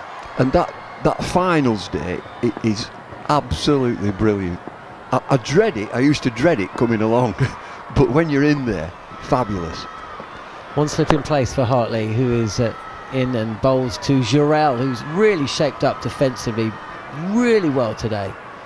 He's looked compact, he's looked assured, he's looked pretty comfortable. Came to the crease with India in a little bit of trouble. He's got perfect foil with Ravichandran Ashwin just taking some of the attention off him, I suppose, in a way, isn't he? All this chatting away and the arguing with the umpire and the back and forth with the bowlers. It just means Jarrod can get on with what he's doing, and that must be a really good place to find yourself in. Bit more loop from Hartley this time. Forward again, Jarrod. No run. Both the debutants, they look very comfortable from the very first delivery. And that's the beauty of Indian cricket at the moment. They have got so much confidence, these youngsters, because they've played enough cricket. And I think just playing alongside some of the great cricketers and the international cricketers helped them a lot. Touch flatter from Hartley this time. Jarrod forward again, no run. They must have a great system, because these players just seemingly drop into the team.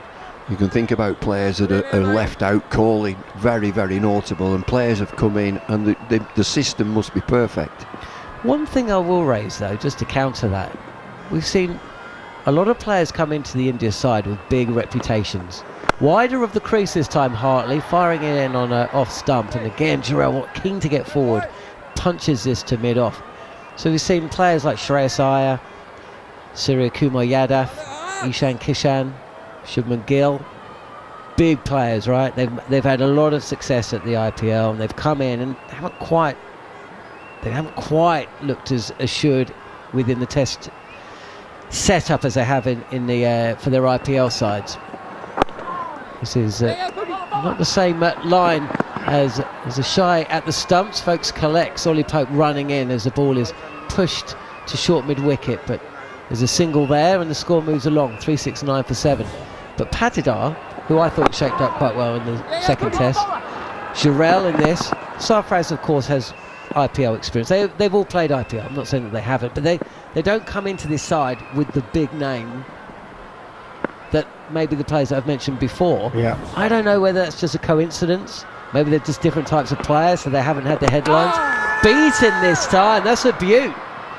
Absolute beaut. Ravichandran Ashwin forward, covering the line, and it's zip past the outside edge. And there's even a little chat. Hartley, is that Hartley and Stokes? Stokes doesn't look too interested. They're going to have a quick chat about whether there's an outside edge, but gone. So yeah, no time to review. I don't think there was an outside edge there. Certainly beats the bat. Oof. Well, that delivery is telling you that this score of India is very, very handy. It's an absolute beauty. India 369 for 7. The ball pitches, it straightens, it bounces. It's going to spin more and more. It's not going to be easy.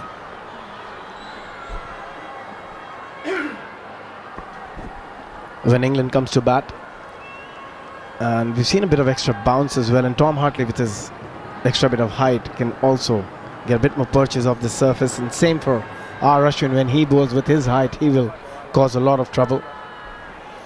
We've had a message through to cricket_TS from Guna Aaron. Doesn't want to talk about football though. He says, I'm very happy you lot think it's brilliant umpiring by Joel Wilson. Let's see your reaction if the same happens when England is batting. Then again, England won't get 300. This is going to be another battering. Well, I mean, it is going to be tough when they come out to bat, that's for sure. But what was your thought on he can rest assured, our gentlemen, it'll be exactly the same comments. What do you think? You went on air, were you, for the 5 penalty runs, Bumble? No, I mean, it's there in the laws of the game. I mentioned yesterday that everybody would do it. Of course you do it. Scuff the pitch up, you're going to be bowling. If the umpire wants to tell you to get off, he'll tell you. And you get lost 5 points. 5 runs. 5 runs. If you can get a couple of wickets, Yeah.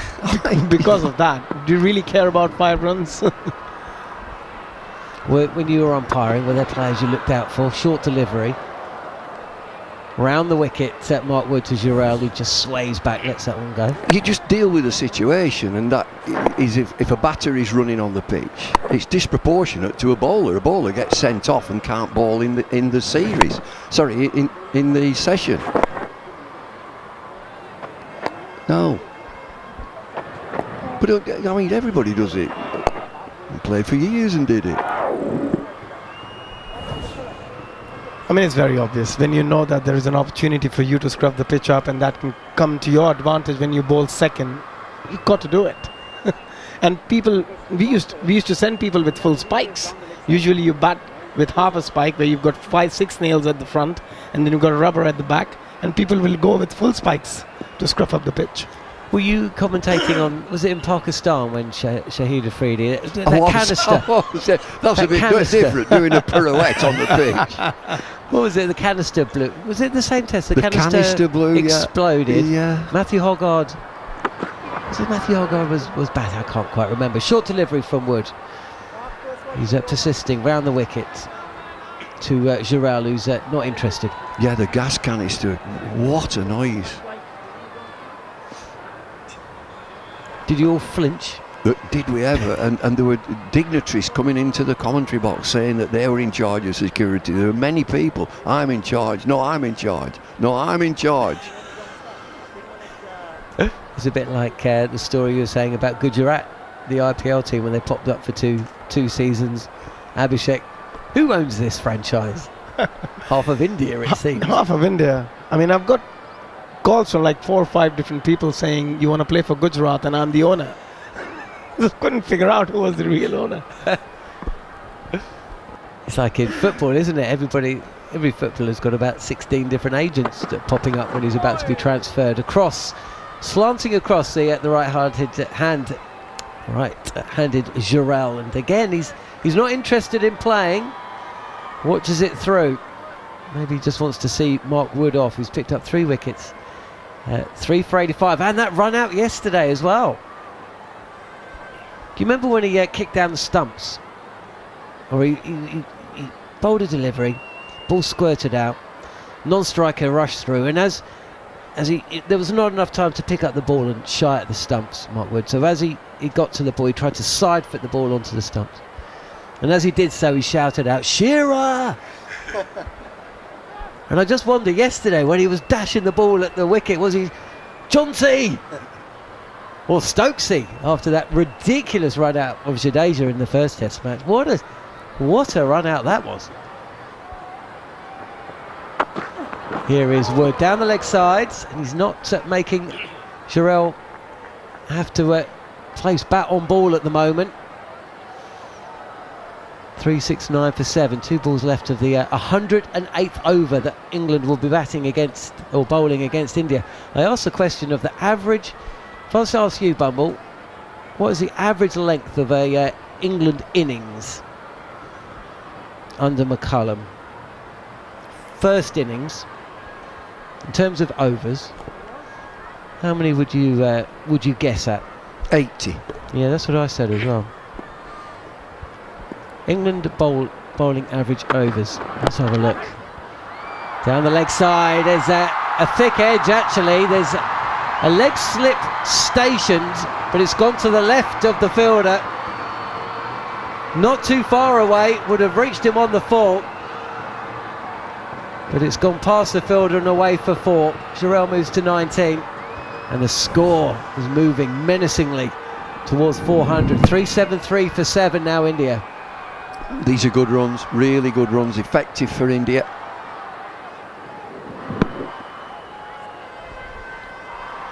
Well, they are. Yeah, I just felt he played it quite nicely. He knew exactly where the fielders were. He just tried to play it in the gap, it felt like.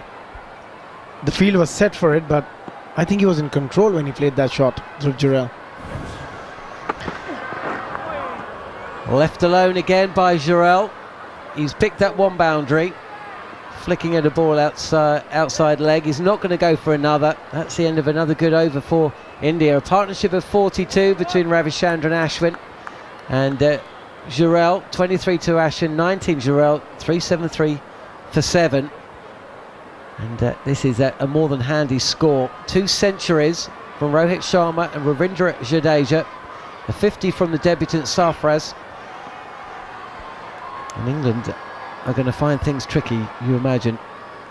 At 72 overs is the average length of a England first innings under McCullum and Stokes. Yeah, I was thinking 80, a new ball, and you don't see that too often, so 72, yeah. Do you know what their average is for the second innings?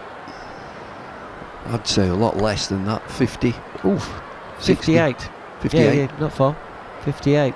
So they're not batting for very long. It's entertaining, and you can see why people are so interested. They're there for a good time, not necessarily a long time. There's Hartley is back and draws at Ravichandran Ashwin forward, fielded by Rayan Ahmed. How do you feel he's gone, Bumble? He's not taken a wicket, but we know that he should have done yesterday with that review that wasn't taken.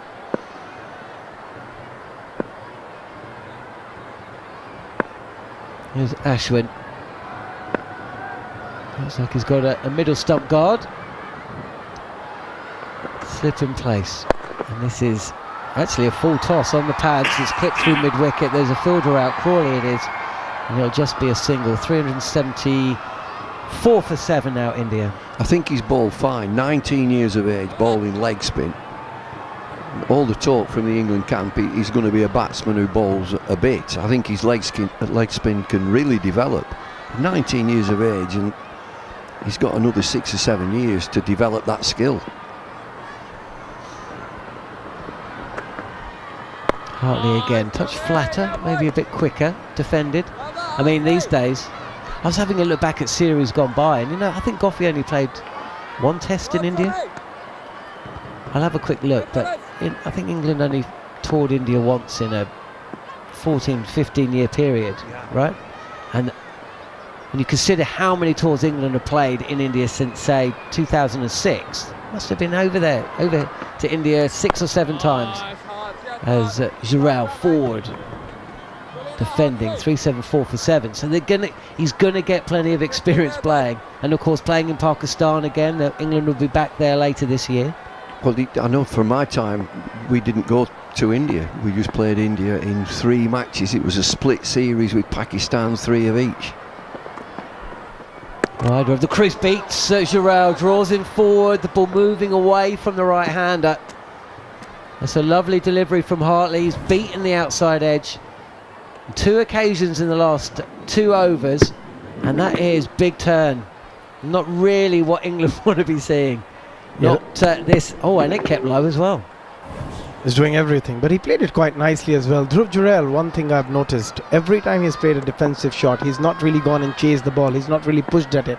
He's kept it quite tight, and hence most of the ball has missed his outside edge. That's the point you were making yesterday. On the back foot this time. Plays this straight to long on for a single, and that brings us to the end of the over. Have a word from Abhishek, David Lloyd, and then it'll be the returning Andrew McKenna. Oh, and I've set Jarrod that task. Well, good luck with that one, picking a team, and I've already picked it by sort of World 11 from what I've seen since I started in 1965, and I've hit a jam every now and again. Oh, I've forgotten him, and I forgot that. But these 375 for 7 are really effective runs for India. And for early risers, just to describe this pitch, Abhishek, that what we're seeing is, from Hartley in particular, every now and again the ball pitches and a big puff of dust comes up. So the pitch itself is disintegrating. Yeah, and as the game progresses, we'll see more and more of that. And it's going to get harder and harder for the batters. So it's very important that England try and get India out as soon as possible and bat. Morning once again, everyone. 15 minutes or so to lunch to complete the first session. India are still batting, 375 for 7, and Mark Wood will be around the wicket, and it's short over Jarrell's head, and he allows it through to Folkes, and there's no run. What he's looking for here, around the wicket, Mark Wood, and we've seen that Ben Stokes is at a fine leg slip, and he's banging the ball in short of a length. I think he's only looking for an edge down the leg side to wicket keeper. It's cutting everything else out. Your LBWs, your caught on the offside, slips, nicks. Yeah, you're just going for one option, and the way Jhnujhnuwala has batted in the last half an hour or so, he's not going to try and pull or hook that delivery like Rohit Sharma would. He's quite comfortable leaving. Wood in round the wicket once again. Now this time he's staying leg side of the ball, guides it down to third. Zach Crawley and Johnny Bairstow are both down there, and it's Crawley who does the fielding, and they will take a couple. Jarrod goes to 22, 377 for 7. So he's a new batsman to international cricket, and so Mark Wood with this express pace, it has tested him out with a short delivery. Does he get disturbed? Does he want to play a hook shot? He seems very comfortable. When it's banged in, he just gets under the ball without any fuss. And also he's keeping the eye on the ball. It's not like he's just ducking without seeing the ball. He's keeping the eye on the ball. He's just swerving away. Most of the time he's swerved away rather than going down to the ball. So it looks very comfortable. I think very soon they will come back to the conventional way and try and get his outside edge or leg before the wicket. Mark Wood around the wicket once again. He goes short. He's sort of aiming for that armpit sort of height, looking for the be fended off, but he's having nothing to do with that. No, he's comfortable on that short ball from around the wicket, and it's an awkward line, and especially if it's quick. But to get back to what you call a conventional way, if you're bowling at the stumps, it's 2 or 3 fold. They can nick it, LBW, bowled, as it is now from around the wicket, banging it in short leg side. It can only be one way, just a little nick down the leg side. Halfway through the over, England look like they're changing it because, well no, Ollie Pope was wandering off from his short leg position, but I think that was in his vice-captain duties to go and have a chat. So he is now back under the helmet, and Mark Wood goes again, short down the leg side. This one he's got wrong though, and it's too wide down the leg side. Jarrod has nothing to do with that. If you're going to have a go at Bumble's World 11, by the way, post 1965, then I'll simply say good luck to you, because we've had about 20 minutes, half an hour out to the back of the box, and well, at the moment, Bumble's playing 11's got 19 in it. No, and he keeps going. Oh, hang on a minute, I've forgotten him. And I had a squad. I've got a squad, and I have whittled it down to 11. But then there's always oh, hang on. So good luck if you're having a go at that. Please feel free to send them in. Have a go. Mark Wood around the wicket. Now he's bringing Jarrod forward on this occasion. He's pushed it back past the bowler.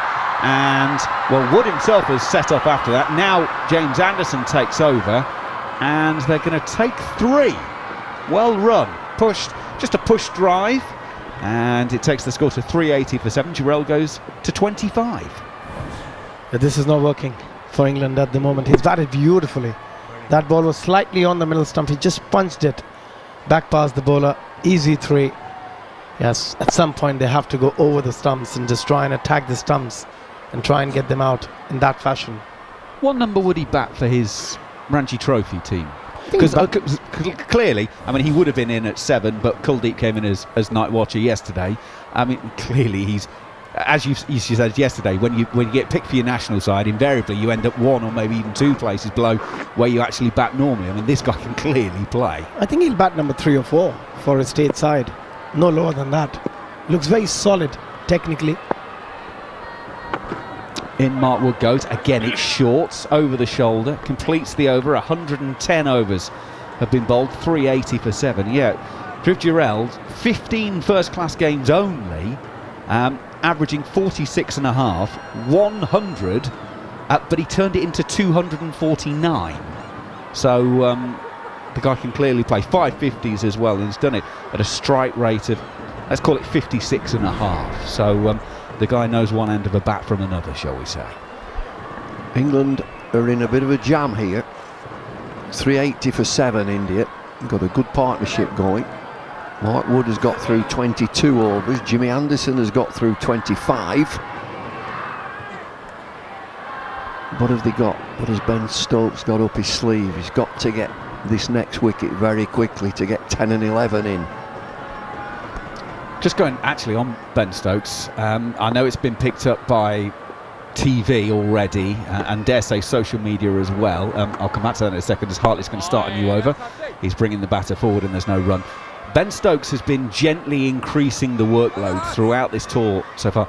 This morning he actually bowled seam off the thick end of what would be his normal run, so he is increasing the workload. I'll stress what he said to us before the series is that he would not bowl in this series. Hartley, left arm around the wicket, bringing his man forward. Jarrod pushes out on the offside, no run. But it was interesting. In Hyderabad and Vizag, it was a bit of gentle spin. Then this morning, it was seam off of a couple of paces, and then it was seam off of quite a few more paces. So that rehab would appear to be doing what it's meant to be doing. I still don't think we'll see him bowl in this series, but Hartley is in. Jarrod is deep in the crease, punches through mid-on. Pope can't cut that off, so they will take a single. 381 for 7. Isn't it that Dharmasala might be a little bit more friendly to the quicker bowlers, and that could be something that he's looking for as the end game may be available for Dharmasala? Well, yeah, I mean, that's possible. There are still rumours about that game, by the way. Hartley goes in, inside edge of Ashwin's bat, and it goes out to short leg, and David Lloyd immediately goes, where's your short leg fielder? There's not one there, there's no run. Yeah, there was issues with the outfield in Dharamshala. There was also an issue that 3 weeks ago there was still snow on the ground because it's up in the Himalayas. There has been nothing official, I should say that. When I've been talking to people over the last couple of weeks in India, they were saying, look, there's 5 weeks to go, it'll be absolutely fine. But I know some of the tour groups are getting a bit twitchy because a few of the England supporters were planning to go back out for that game. Hartley is in around the wicket, bringing Ashwin forward, pushing out on the offside. No run. So, yeah, a few of the tour groups were getting a bit twitchy, but certainly most of the locals were going, look, 5 weeks away, plenty of time for it to warm up, the snow will be gone. Yeah, I think 7th of March that test starts, and I think by that time it'll be fine in Dharamshala. But as Bumble said, it'll definitely help the seamers around the wicket. That's a floated up delivery from Hartley. Ashwin will push out to Duckett, who's quite deep at cover there, and there's a very easy single to take. 111 overs bowled, 382 for 7 here on talkSPORT and talkSPORT 2. Ashwin's got 25, he'll retain the bowling. Jarrod has 26, and India resumed the morning 326 for 5, so England taking 2 quick early wickets, but these two, numbers 8 and 9 in the order, doing the job for India so far. They just gave the single to Ashwin because feels like Mark Wood wants to attack Ashwin now around the stumps, because Jhnujhnuwala was quite comfortable playing those deliveries, so probably they'll have a go at Ashwin. They put on 50, these two. 51 in 121 balls. So Mark Wood will start his 23rd over, 3 for 94. Had a belting day yesterday, Mark Wood. 3 wickets, a run out. Can he produce just a quick spell here that mops up the Indian tail and gets England batting? He's around the wicket, and guess what? It's short. It's short and down the leg side, and Ashwin has nothing to do with that through to the keeper, no run. You know that team that we're talking about, that from what I've seen since 1965, I'm just going to give a pointer to the listeners, the early risers. I've picked 2 spinners. I've gone for a balance. I've picked 2 spinners. You try and figure out who are those 2 spinners. I think one is very obvious. You cannot go wrong with one. But I'll have to put my head into it to think about the second. No. There are some world-class players who've been left on the bench by David Lloyd in this 11, by the way. It's Wood in. It's a shortish ball outside of off stump, though. Ashwin tries to late cut this, only finds Bairstow at backward point, no run. But I'm a bit surprised. They had a leg slip for Jhnujhnuwala, but they don't have a leg slip for R. Ashwin, who's more likely to play the ball there. Well, they think, looking at the field, that Ashwin might take the hook on, because there's a deep fine leg, there's a deep square leg, and there's one fielder in the middle of those 2. Yeah, sort of fine leg, deepish long leg, and now it looks like square leg is coming maybe 5 metres off the boundary for the top edge. Wood goes in, but that's down the leg side, and that doesn't bounce.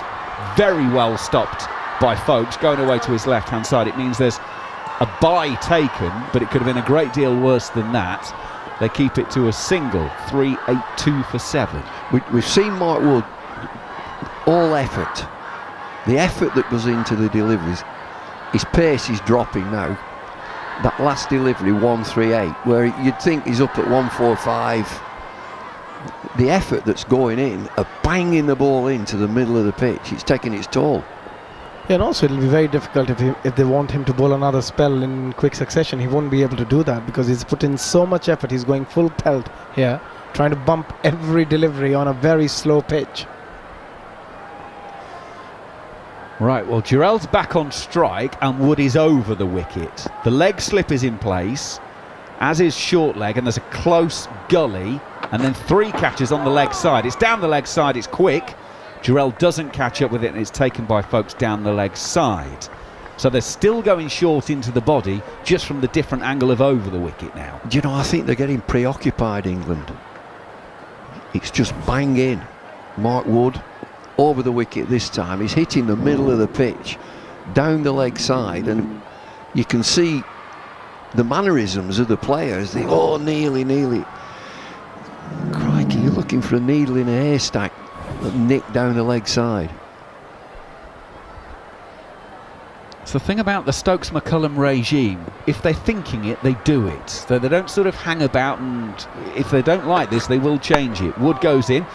Now that's sort of waist high, chest high. Well played by Jarrell, out on the onside in front of Ollie Pope. He will come round and stop this. So they must be happy with the way this is going at the moment, because if they weren't, Ben Stokes will give it 2 balls, and if he's not happy, he'll just pull the pin on it straight away and go, no, we're changing. Yeah, I think he just feels that there's an opportunity and he can probably sense a wicket, but Jhnujhnuwala has been up to the task. He's batted beautifully. He's got a very strong technique. Is there also a sense of stopping India scoring? Because we've already said 383 already looks a big score. Are England trying to get him out, but also trying not to let him score here? Wood in, it's down the leg side, it's feathered down the leg side, and it'll be fielded by Rayan Ahmed at fine leg. That leg glance brings a single, 384 for 7 at the end of 112 overs. There's a couple of minutes till 6 o'clock UK time, which means we're a couple of minutes away from lunch, so one more over. 384 for 7 are India here on talkSPORT 2.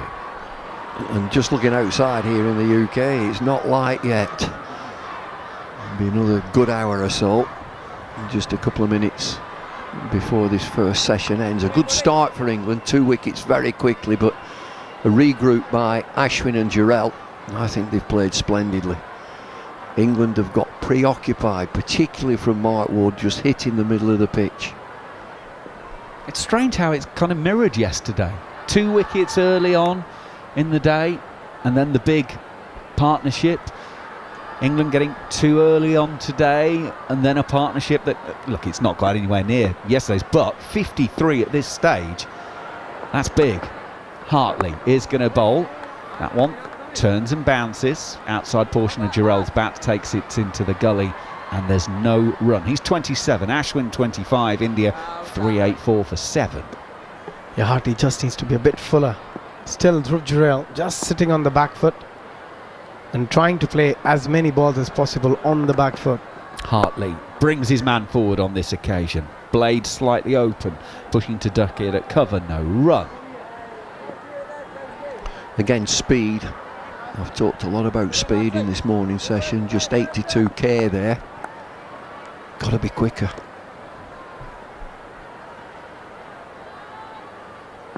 It's a slip in place, and then 2 straight fielders on the offside. Short mid-off, short extra cover for the missed time, or the one that stops in the pitch. Hartley is there, pushed into the offside. That's better. That one just a hair's breadth off 88 kilometres an hour. So that's pushing, what, 53, 54 miles an hour. Yeah, that's a good speed to bowl on the surface. Again, that ball just going straight with the arm. Not really turning, but he played really well, Dhruv Jurel. In goes Hartley. Oh, that's short.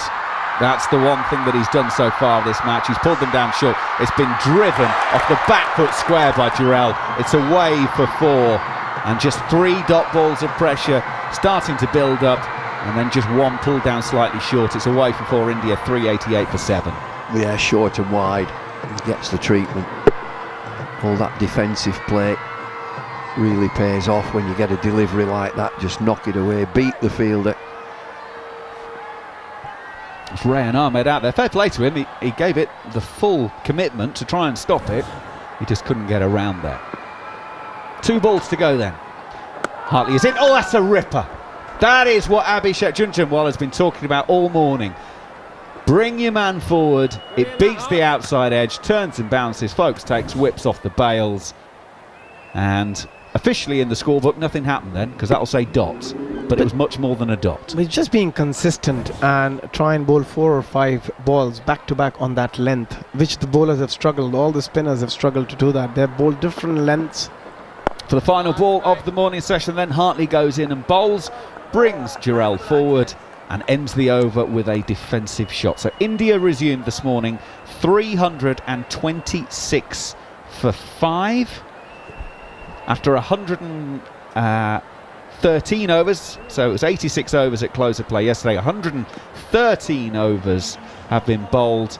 So it means today 27 overs bowled, 62 runs added for 2 wickets. And the first of those was Kuldeep, the night watcher, caught behind off the bowling of Anderson for 4. That was 331 for 6. It was then 331 for 7. 7 balls later, as Joe Root had Jadeja caught and bowled for 112. That, as I say, 331 for 7. It's moved on thanks to Jurel and Ashwin.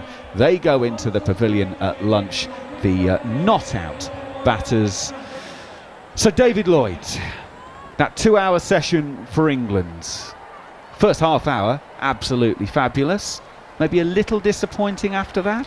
Yeah, it promised so much. 2 wickets very early on, but I thought they ran out of ideas, particularly with a quicker ball with Mark Wood just banging into the middle of the pitch, looking for a nick down the leg side. But resolute batting from India. They bat long all the way down the order. Jarrod, that's a fine player. Ashwin is always effective. He gets under your skin. And so this is a really good partnership that they've put together. He's been careful batting, just 62 runs during the session after those 2 quick wickets. But I just feel that India are in a very commanding position here, 388 for 7. Abby, you've been saying that by day 3 this pitch will be starting to do all sorts. Therefore, 388 for 7 is already looking quite imposing, isn't it? I think it's a very imposing total, and if India can get another 50 runs from here, get to that 430, 440 mark, it's going to be a very tough one. And then England will have to get 230, 240 to avoid follow-on first, and then think about building from there. And this pitch, we can already see that there's a bit of turn, there's a puff of dust coming here and there. So it's going to, as the game progresses, there will be more turn and there'll be a bit more bounce for the spinners. So, lunch on day 2. Coming up during the lunch break, of course, this is red ball cricket with this test match. Neil Manthorp's going to be taking you through the lunch break with Gareth, Batty and Abhishek Jhnujhnuwala, talking about the ever-changing world of franchise cricket. You are listening to live and exclusive coverage of India against England on talkSPORT 2. Commentary of the 3rd Test match, live from Rajkot. Past the umpire now, he's straight. See you later. Only on talkSPORT 2. The Emirates FA Cup on talkSPORT with Carling. We're talking last-minute thrillers and epic giant killers, a non-league fairy tale, cup football's holy grail, goal-scoring Goliaths, underdog pluck. We're talking game-changing football. We're talking the Emirates FA Cup. From Southampton to Sunderland, get your mates together with Carling for the football competition where anything can happen. The Emirates FA Cup live on talkSPORT with Carling, the official beer partner of the Emirates FA Cup and Adobe Women's FA Cup. 18 plus, please drink responsibly. Did you know that you can sell your car to We Buy Any Car even if it has outstanding finance? Just bring along your final settlement agreement and We Buy Any Car will sort it all out for you. Say so long to that saloon and tell that hatchback to hit the road. Just sold my car to We Buy Any Car. Just sold my To find out how much your car's worth in 30 seconds, enter your reg number now at WeBuyAnyCar.com. Admin fee may apply. For more information, visit WeBuyAnyCar.com/info. Tonight's Euro Millions jackpot is £54 million. Now that calls for a dance. Well, if you insist. Hit it! Dip me like you've never dipped before. Get that Euro Millions feeling tonight. Euro Millions from the National Lottery. Play on app. Estimated jackpot. Account terms, rules and procedures apply. Players must be 18 or over. I can be yours. Radiant and waiting for you to feel me in every room you so desire. I would love to spend time with you in a steamy, hot shower. And if you take good care of me, I'll stay as hot as the day we first met.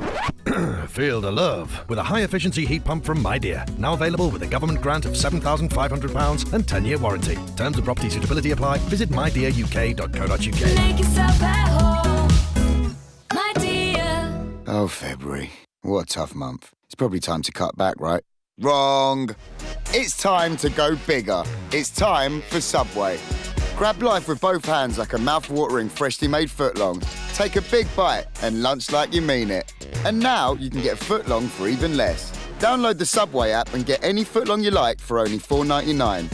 Subway. Eat fresh.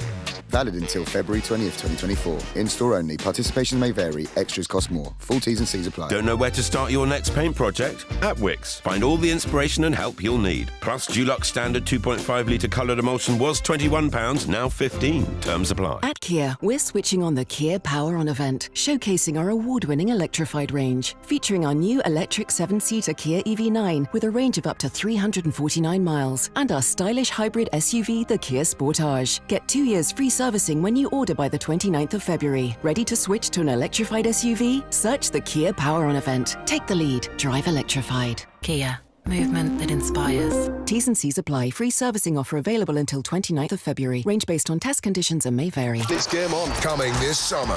Hear unrivaled coverage of UEFA Euro 2024 live on talkSPORT and talkSPORT 2. Unbelievable. The biggest football tournament in Europe, driven by the passion and prowess of the world's biggest sports radio station. Oh, yes! Broadcasting unmissable output 24 hours a day, 7 days a week throughout the entire tournament. What a magnificent finish! UEFA Euro 2024 Germany, coming soon to talkSPORT and talkSPORT 2. On DAB+, online, via the talkSPORT app and on your smart speaker. Exclusive ball-by-ball commentary of the third test match, live from Rajkot. Fielded, oh, there's going to be a run out! Only on talkSPORT 2. Welcome back to our coverage here on talkSPORT 2 of the third test match between India and England. It's lunchtime on day 2, and the home side have reached 388 for 7. A day started so promisingly for England with 2 wickets inside the first 20 minutes, but no luck up until lunchtime. 388 for 7. Ball-by-ball commentary resumes in around 35 minutes' time. During the lunch break, we're going to talk about a hot topic in the cricket world, in the professional cricket world at the moment, with Gareth, Batty and Jarrod Kimber, and it's the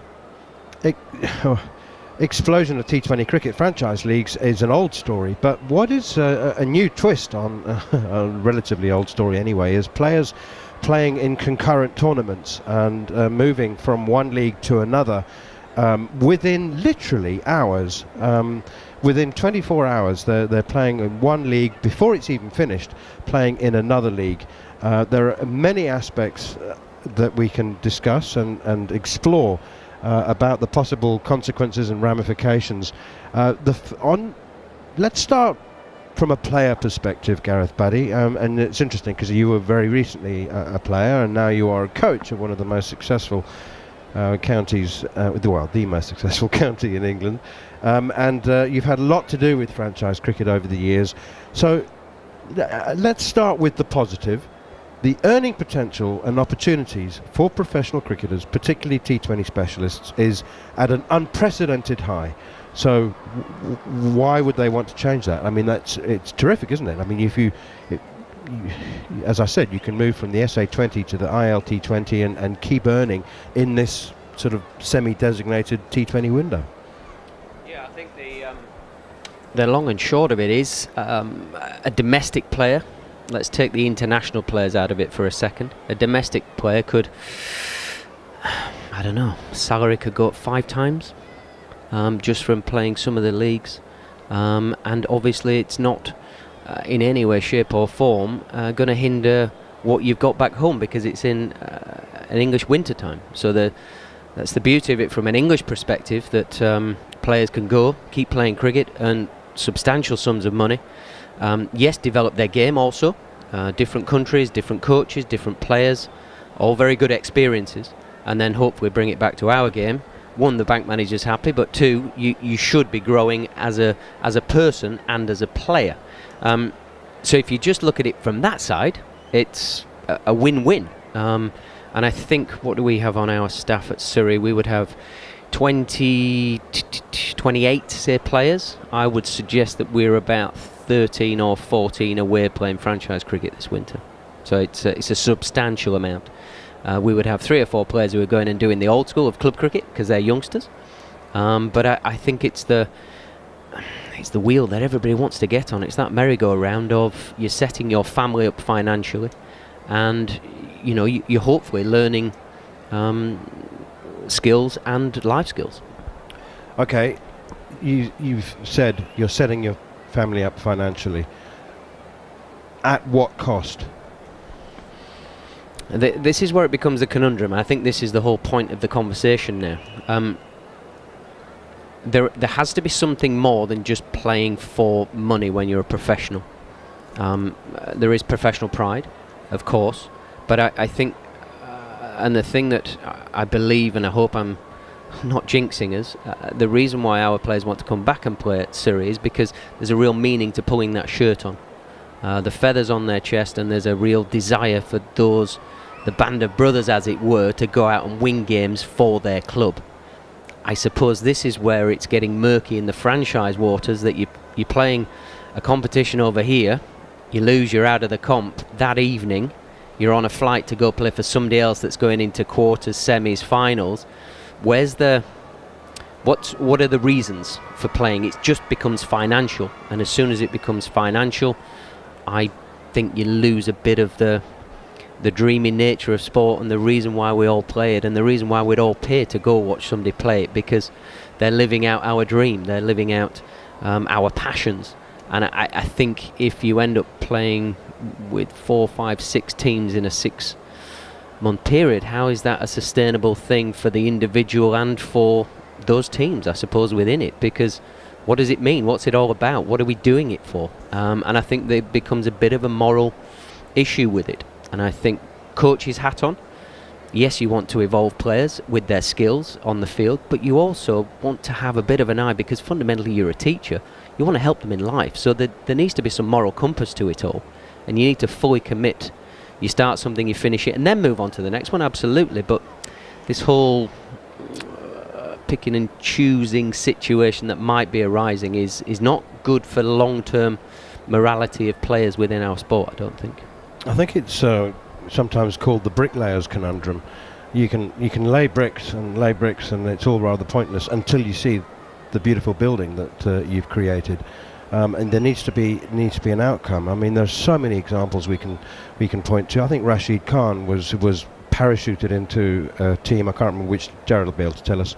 The team reached a qualifier or an eliminator, and he was parachuted in and paid $50,000 or $75,000 for a game. Bowled 4 overs of 40. They lost. He flew out, played somewhere else 2 days later. And then, yes, I mean, if you're just laying bricks, I mean, you're earning a lot of money, but there's no fulfillment. Yeah, it's not the player's fault. This is an administrative issue. It's the ICC. It's every governing body that sort of has a part to play with the franchises wherever they're set up. I know in the T20 Blast in England, if you don't play in the group stages, you can't be jettisoned in for quarters, semis, finals. That's one way of solving the potential issue that we might be sort of alluding to here.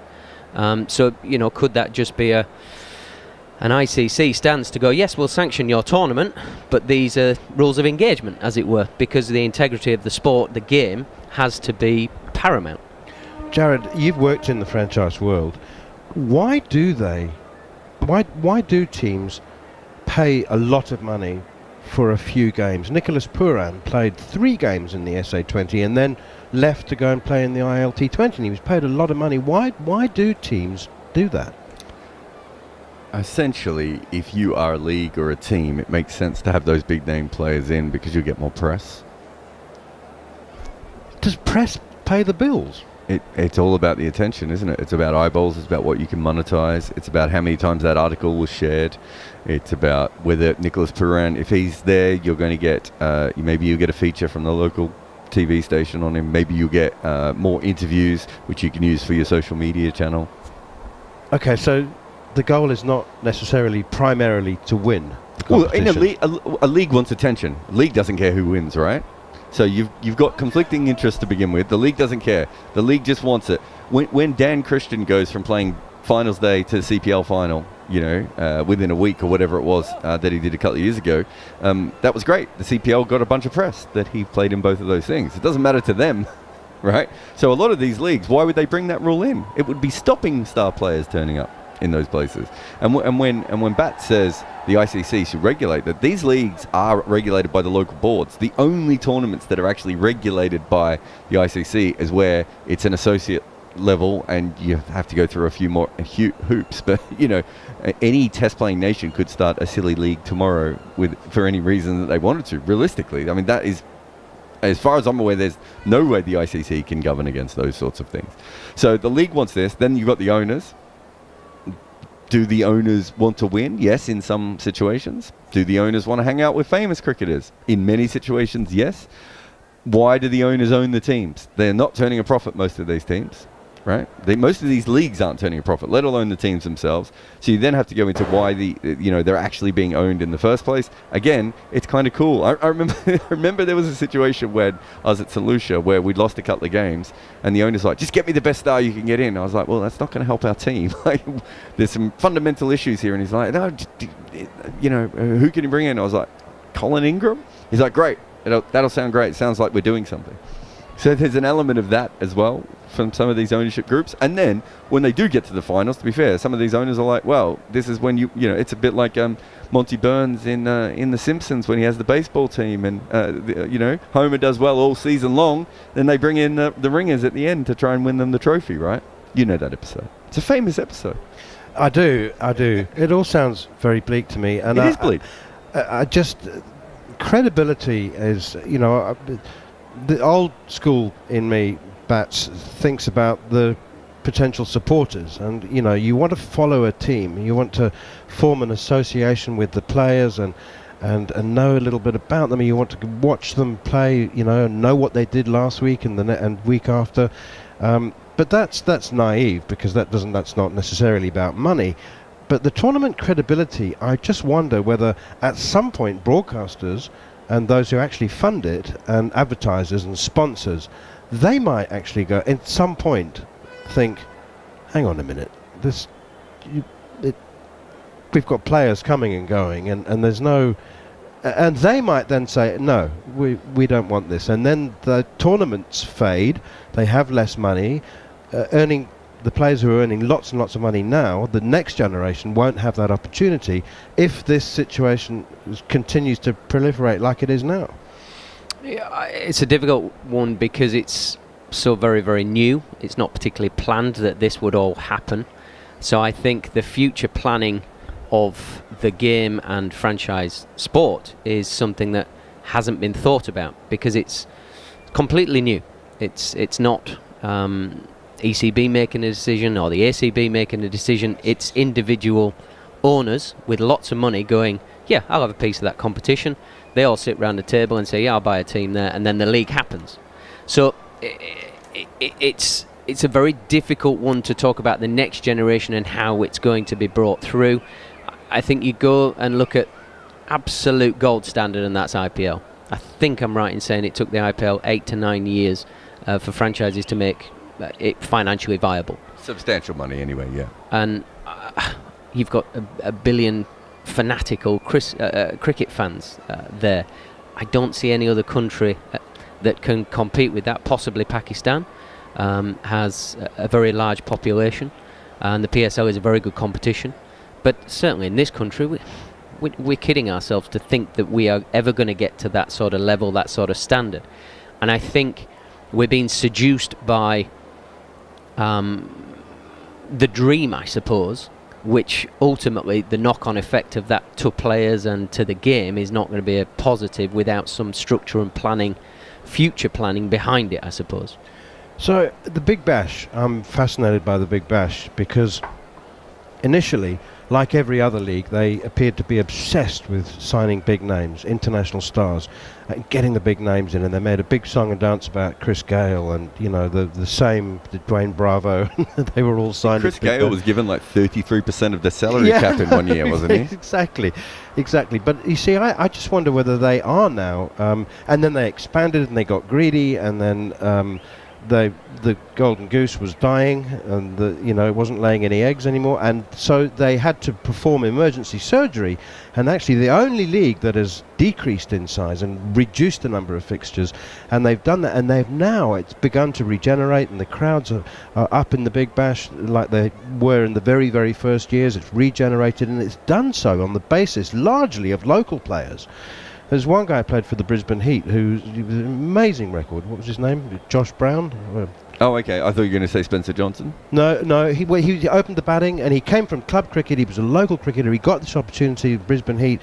Word spread on the club circuit that this guy was smashing it, so they gave him a chance, and he scored 100 off 48 balls. And suddenly the Big Bash is now ahead of the rest of the pack, I think, based on the fact that they are real teams with real identities and a large percentage of local players. Yes, they sign the odd star. Quinton de Kock gets a gig. But, you know, that seems to me a purer form of competition. Yeah, but the truth is that the Big Bash is still desperate to get major players. They just can't get them. That hasn't Well, stopped. I think they're benefiting from that. Yeah, look, here's my issue. That I think. So, do you know why Melbourne Stars play in green with a big star on their chest? No idea. It's because they thought they'd be able to sell shirts to Pakistani kids. That's true, right? That's what the Big Bash was set up to be. They thought it was going to be the biggest league in the world because they're Australia, and they're quickly understanding where they fit in the world, and that's why they've had to decrease this tournament.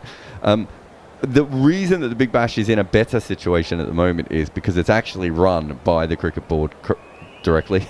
I had someone on Twitter the other day try to tell me that the SA20 was run by CSA, and I was like, in paper, you know, I understand that, but it's run by the owners, right? So Cricket Australia can do that, but it also means that the actual competition is limited. That is now a local product.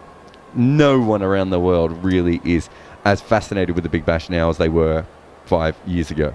Right, from a T20, you know, the hardcore T20 fans, and so it's got a limited market, right? But that market's okay. Most other countries don't even have a limited market, right? Why does I'll ask you, why does New Zealand need to spend any money on overseas players going into their league? Right, it just doesn't make any sense. Why does Bangladesh, Sri Lanka, and Pakistan all need to have individual leagues? If they all had a super Asian league outside the IPL, they'd make more money, like what rugby union did, right? There are many different ways that you could do this, but everyone wanted their own mini IPL, and what they've all ended up with is their own mini CPL, right? And the CPL doesn't make any money, and most of these leagues don't make any money. So the Big Bash is kind of separate because it is run by a board directly, but let's be honest, that won't stay, and eventually they will sell the same way that, you know, the counties will sell. Everyone will end up selling because that's where the big money is, but that's when you lose control, and that's when the owners go, for my Instagram account, I'd really like to have David Warner on it, so let's sign David Warner. Do you think, Bats, that the whole situation would be improved if there was a regulation? I don't know who would introduce it, the ICC, I suppose, but the ICC is, as we know, an exclusive gentleman's club for the most part, so the members would have to approve it. But a regulation which stipulated that a player, it was, you know, one tournament at a time. You couldn't play in concurrent overlapping tournaments. You had to pick one and stick with it. It's a nice idea, but I don't ever see that happening because you're talking about the same owners having a financial say in different competitions. So I don't know the situation with Pora and whether he was crossing over with the same owners, or whether it's two owners scrambling for the person that they want, so they'll have him here but they can't have him there. It was really awkward because it was two different IPL franchises. He played 3 games for the Durban Supergiants and then went to play for the MI. Yeah. Oh, I mean, from a player perspective, thanks very much. I'll tell you what, lads, you keep fighting over me because I'm going to fill my wallet with the coffers that you're going to throw at me. You cannot blame players for this. And players are never going to say no, and I absolutely do not have a drama with that. I think there's just something in us. I think what we're talking about is the greater good of the game, and where it goes from here is more what we're talking about. And I think the beauty of it is, from an English point of view, I think some of our players have had a refocus to international cricket being the pinnacle and putting that to the front of their thought process, so they might not play every competition to save themselves to be fresh and ready to play for England, and so on and so forth. So is it too much of a drama for us right now as a country? I don't believe in this country it is. If anything, we're creaming off it a bit because lads who are not going to get exposure to the national stuff are getting to play abroad in big comps with big players. The one thing I would disagree with Jarrod was, why would you sign these superstar players? I can speak from personal time with some of these players. You know, we'd signed, say, Ricky Ponting for a while without dropping a name out there. Wow, what he did for the change room and people within it and what they can offer. But we're talking about the absolute cream of the crop. We're talking about legends of the game, and genuine legends, not the nonsense that would come out of my mouth and say, oh, he's a legend, just flippantly. We're talking about the best of the best. I don't think the Super Slam in New Zealand is hiring Ricky Ponting and Graham Smith. Absolutely. But I mean, look, I understand the overseas point of it, but not if you're if you're saying, okay, we want Darren Stevens to come over, right? Because we want our players in Bangladesh to see what a 20-year-old veteran, can give and everything else. That's fine. That's not what is being signed, though, right? It's a 25-year-old out of South Africa who's just worked out how to slog a couple of sixes, and he's coming over. But no one in New Zealand knows who this person is because they've never heard of him before. I think the Big Bash, one thing the Big Bash does very well is it highlights stories of Josh Brown and Spencer Johnson and Mujib and all these different guys in the media. Some of these other leagues aren't doing that. They're not making the most of Benny Howe playing in the Bangladesh Premier League. We're the only league brave enough to give Benny Howe a game and all that sort of stuff. Then you've got the side that he's talking about. But what I'm saying is that if your league fundamentally, if it is not selling more tickets or getting more eyeballs or improving your cricket, why have you got these overseas players involved? Are there better ways of doing it? And the truth is that, so Bats is saying the players will go, and we all know that. If there's money there, the players will go. My issue is, I want as many professional cricketers in the world as possible because, when Bat started playing, there was about 300 professionals who made any money from cricket. Now it's about 500-600, right? We're getting that number up there. But some of these leagues are going to fall down, and these people are going to move. Nicholas Puran's fine. He's going to cash in. What about the next Nicholas Puran? Because some of these leagues are just going to go bankrupt because they're just making ridiculous decisions. I want these leagues to be solid enough so that there are professional cricketers being able to travel around the world forever and not be in this sort of situation. And you look at the finances of these leagues, and I look into it, we can't tell how they make money, Manners, right? And this is our job. We can't tell why they exist in some cases. We can't tell how they make money, and we don't know how long they will stick around for. So you get a situation where a bunch of cricketers at the moment are making money, but what about the next generation and the next generation? And it's huge. It's not a big problem for England. Associate cricketers, this is how they go. Women's cricket has got so good. We just had South Africa beat Australia recently, and you and I both know a big part of the reason that South Africa beat Australia is because all these women are playing franchise cricket, and they've actually grown. It's not the South African system that's grown them; it's them having to play around the world and get better. They have to mow the outfield and roll the pitch themselves in the South African system, the women, I'm afraid. Bats, just quickly, I wanted to ask you about the MLC, Major League Cricket as well, and how much of a threat that is. But I have to ask you about Jamie Overton and how that situation fits in, because Surrey have withdrawn him, requested him not to play. Bats? What have you done? In the Pakistan Super League, so in the PSL. So I don't know, and I don't really necessarily want to know what his contract is worth, but I'm assuming that there is a possibility that by you saying we don't want you to play in the PSL, please don't play in the PSL, you're costing him money. Possibly short term, but we're looking at the greater good of Jamie Overton being the best physical specimen he is, giving him the best longevity. He's had a very long winter of cricket, T10, Big Bash, UAE. It's a lot of cricket after a big summer. So could he have said no? He could have, yes, absolutely. But if somebody's going to give you a check and it's got some nice zeros on the end, you're going to say yes, of course you are, and we totally understand that. So we're coming at it from we want Jamie.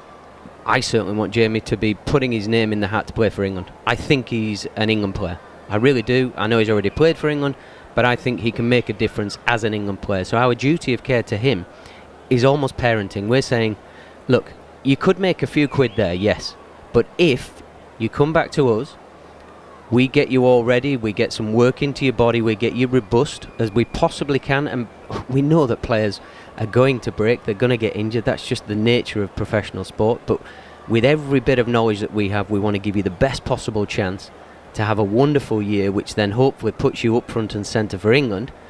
The little bit over there that you were talking about now is turned into a central contract, and hopefully you're going to achieve all the goals that you dreamt about as a youngster, playing for England, and all of a sudden all these other comps and everything else will still be there, if not even more zeros on the end of your check, because you're getting better as a player, and we're investing in you as a cricketer and as a human being for the greater good of you, rather than just breaking you and you just going bang bang bang bang bang, travelling the world, air miles left, right and centre, a few nice checks, and then you're shattered for the stuff that is going to give you a chance of selection for England.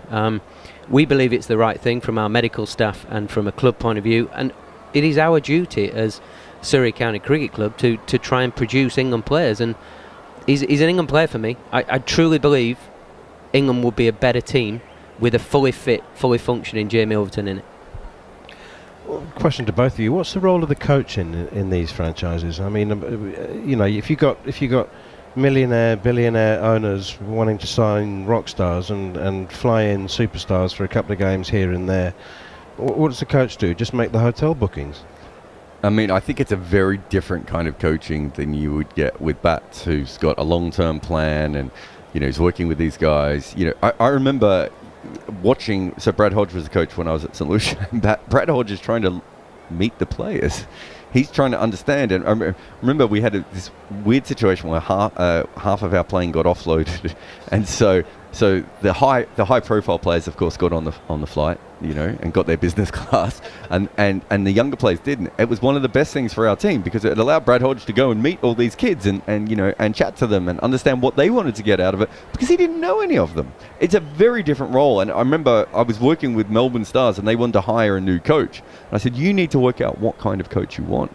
Because you can have a Gareth Batty, and they had a Stephen Fleming before that. And I said, but actually, probably what you want is someone who is, you don't want coaching skills, you really want management skills. And the ability to say I think we had Dwayne Bravo that year, to say to Dwayne Bravo, okay, what do you want to get out of this year? I need to know, I need you to be upfront and honest and just tell me, because we've only got an hour before our first game. Tell me what, are you nursing an injury? Is there something that you don't want to bat up the order because you got hit with the short one recently, whatever that may be. Great, good.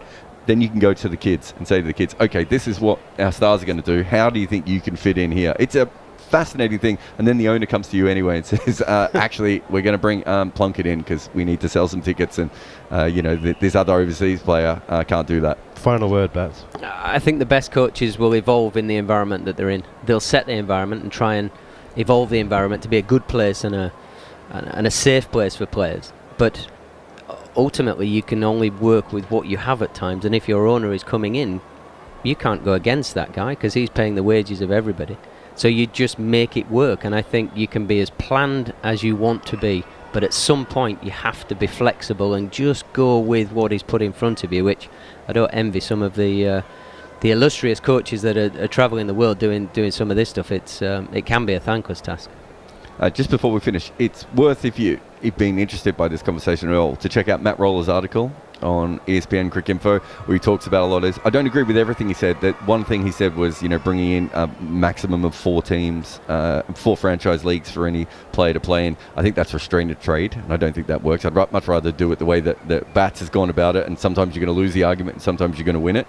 But there's some really interesting things about how we can make franchise cricket better. But the truth is, as you know, Manners, no one actually runs cricket. And so when we say things like, the ICC should do this, the ICC don't run any of these leagues. They have nothing to do with any of these leagues. And so there are good ideas out there, like the Bravo rule that they have in the Blast, which stops you parachuting players in for finals. Most of these leagues don't want that because that doesn't help them. It's a fascinating subject. I think we might have to revisit it. I really do. It's so much more that we haven't said that we can say, and many questions that we can ask, and we'll get Gareth Batty to answer. But it's lunchtime here at Rajkot, or in Rajkot, on the second day of the third Test match. India are 388 for 7. 2 early wickets for England inside the first 20 minutes. They got rid of Centurion Jadeja for 112, caught and bowled by Joe Root, and Kuldeep Yadav caught behind by Ben Foakes off Jimmy Anderson for 4. But Dhruv Jarrod has successfully reached 31 at lunch, with Ravi Ashwin on 25. 388 for 7. Live ball-by-ball commentary resumes in a couple of minutes' time.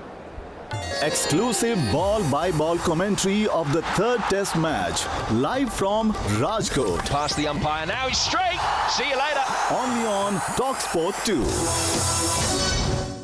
talkSPORT 2 is your dynamic destination for all the latest sporting action, featuring live commentary of all the biggest events, including football, PGA golf, horse racing, Premiership rugby, cricket, boxing, and all the big-hitting drama of the NFL. Plus, talkSPORT 2's official betting partner, William Hill, is always on hand with the insight and in-depth analysis you need. talkSPORT 2 with official betting partner, William Hill. Get epic value all season with William Hill. 18+, begambleaware.org. Worn out, busy day. Don't let tiredness get in the way when you just can't get going. Barocca can help you face the lag. Formulated with 11 vitamins and minerals, including vitamins B6 and 12 to help support energy release and reduce tiredness and fatigue. Barocca, face the lag. Barocca contains vitamin C, B vitamins 1, 2, 3, 5, 6, 7, 9, 12, and magnesium and zinc. I can be yours, radiant and waiting for you to feel me in every room you so desire. I would love to spend time with you in a steamy, hot shower. And if you take good care of me, I'll stay as hot as the day we first met. Feel the love with a high-efficiency heat pump from My Dear. Now available with a government grant of £7,500 and 10-year warranty. Terms and property suitability apply. Visit mydearuk.co.uk. Make yourself at home, my dear. Oh, February. What a tough month. It's probably time to cut back, right? Wrong. It's time to go bigger. It's time for Subway. Grab life with both hands like a mouth-watering, freshly made footlong. Take a big bite and lunch like you mean it. And now you can get a footlong for even less. Download the Subway app and get any footlong you like for only $4.99. Subway. Eat fresh. Valid until February 20th, 2024. In-store only. Participation may vary. Extras cost more. Full T's and C's apply. Did you know that it takes just 30 seconds to get a quote from We Buy Any Car? And it took me just 3 seconds to tell you that. So, what am I meant to do now? Any ideas? Oh, I know.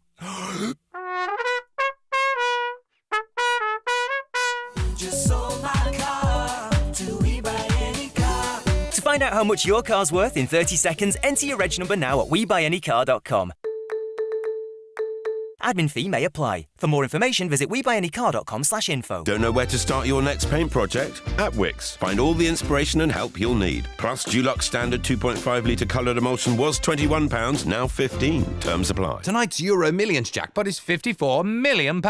Now that calls for a dance. Well, if you insist. Hit it! Dip me like you've never dipped before. Get that Euro Millions feeling tonight. Euro Millions from the National Lottery. Play on app. Estimated jackpot. Account terms, rules and procedures apply. Players must be 18 or over. On DAB+, online, via the talkSPORT app and on your smart speaker. Exclusive ball-by-ball commentary of the third test match. Live from Rajkot. Fielded, oh, there's going to be a run out! Only on talkSPORT 2. Welcome back. You're listening to talkSPORT 2. Or you're watching us on the talkSPORT Cricket YouTube channel. I'm John Norman, alongside David Bumble Lloyd and Abhishek Jhnujhnuwala. We're just coming to the end of the lunch break on day 2. Third test match, and India find themselves at 388 for 7 with Ravichandran Ashwin and the debutant. Ravichandran Ashwin will play his 100th test match if he plays all 5 at Dharamsala, and he's alongside the debutant, one of 2 debutants inside this India side, Jarrod, who's looked very nice, very compact for his 71 balls faced. 25 from 64 from Ravichandran Ashwin. India losing 2 quick wickets at the start of the day. Anderson nipping out Kuldeep Yadav for 4.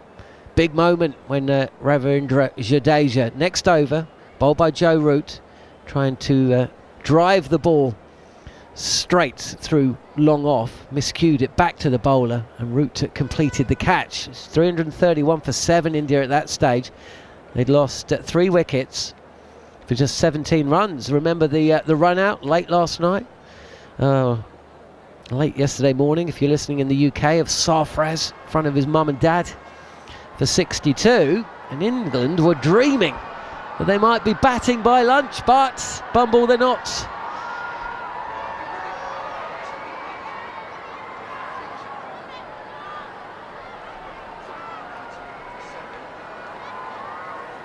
.388 for 7. I'd be worried about England. This is an excellent partnership. He's very effective. He's got 5 centuries as Ashwin. The pitch is spinning, and that would be a worry to England. I thought England in that last hour just ran out of ideas. Mark Wood just bowling short of a length into the pitch, down the leg side, and the batters didn't seem to be in any sort of trouble at all. So I would say England with a lot of work to do, and it's going to be Mark Wood again It is, and welcome to listeners on talkSPORT as well. There's Mark Wood. First ball after the lunch break is in and bowls a length delivery, which Ravichandran Ashwin plays comfortably enough into the offside. I think you were sharing a hotel with Alan yesterday. I know you were on the show with Alan and Gabby earlier today, or about, 25 minutes ago? Yeah, it was about 3 o'clock yesterday afternoon. Oof. He was Still sat up? on a stool. No, in the afternoon he was just getting settled in on a stool. I thought I'll leave that. I was off to bed actually. Getting settled into a long spell. Yeah, Jimmy Anderson that style. sort of 4 thing. or 5 overs Yeah, in, steady, getting into his steady. work. Yeah. Wood again, short again. The armpit of Ashwin, who takes a couple of steps down the track, as does Jarrod actually, but folks quick behind the wicket, and there's no run. Well, it seems to be that the debate at the minute is the batters running on the pitch. They've done it forever, as far as I can remember. I think Abhishek has just spotted something that Phil Tufnell has put up. What has he said? What's Philip said? He just said that he's got the long spikes on, and that's what you expect from a good spinner. Which is what you were saying earlier on in the piece, wasn't it? Get the old long spikes on, get out there, and let's get that pitch talking. Wood again, wider of the crease, again short of length, and Ashwin on his toes, playing back to the bowler. Slight movement we can see in the last couple of balls. The ball is coming in after pitching. I'm just wondering, just get a couple of slip in and try and bowl that fuller length and see what happens for a couple of overs. Try and hit the pads, try and hit the stumps. But this short bowling, I don't know if they're trying to save the runs or they're trying to take wickets, because at the moment both these batters are looking very comfortable against the short ball. Well, you said, Bumble, that they looked a little bit devoid of ideas, and that's not something that, certainly not a criticism of this Ben Stokes side when bowling as he goes short again, and it's again angled. He's angling for the armpit.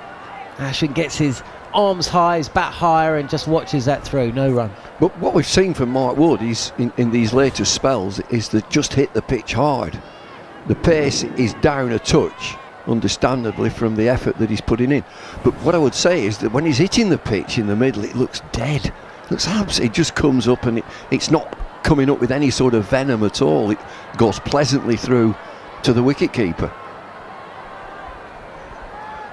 Which of the bowlers that India possessed, do you think, or which bowler of the Indian attack do you think England would be fearing the most, having bowled on this track for 4 sessions now, as Ashwin does get on the front foot and punches this ball past Jimmy Anderson, who's at mid-wicket. There's nobody stationed at mid-on, and it's almost a surprise. He realises, he looks up and thinks, I don't have to run here. That's going all the way to the boundary. Well, there's the evidence again to Ashwin, who stands very tall in the crease. He doesn't go back or forward. It's banged into the middle, and he just waits for it and punches it through mid-on, wide mid-on. There's nobody there. And when you get back to which bowlers, they're a quality attack. You can think of any bowler. They are wonderful bowlers. They've got 2 potent spinners. They've got Bumrah, who's #1 in the world. Be interesting to see how he goes on this pitch, as again Wood trying to extract something from this pitch. It's short again. It's closer to Ashwin's glove on this occasion, as he almost fends at the ball and at the last minute gets out the way. No run. Yeah, I think Bumrah and Jadeja is going to be lethal on this pitch, because he's played so much cricket, John, on this surface, and I've played him a fair few times on this pitch, and as the pitch starts to crumble, Jadeja becomes more and more difficult to face, because some balls will come skid on straight and some will turn at a very good pace. Yeah, that's interesting that you've played a lot against him. Is he a chirpy sort of character? Would he get you going, or does he keep quiet? No, he keeps quiet. He comes in bowls and he goes back. He doesn't really say a lot, but he just does what he has to do with the ball. And on that surface, if it starts cumbering, Jadeja will be unplayable. You're listening to talkSPORT 2. If you want to continue doing so, then head over to the talkSPORT app, where you can flick left or right and choose your station. We'll go over to YouTube, as Hartley is in turn here, but smothered by Jarrod. Hartley's seen the ball beat the bat on 3 or 4 occasions in the opening session, beating both batters, but yet to take the outside edge. Picked up a wicket yesterday, early doors. Padadar with a shot that he won't look back on with much fondness. 33 for 3 at that stage, but India now in a position of real strength. As Hartley in again. This is more on leg stump, and Jarrod looks a little bit more comfortable there as he gets back well in front of pad and flicks this towards mid-wicket for a single. Did you mention that Ashwin has a chance of playing his 100th test match? I think so. I think him and Bairstow. And Bairstow, yeah. I wonder if they walk out together. Hand in hand? I don't think so. Piggyback?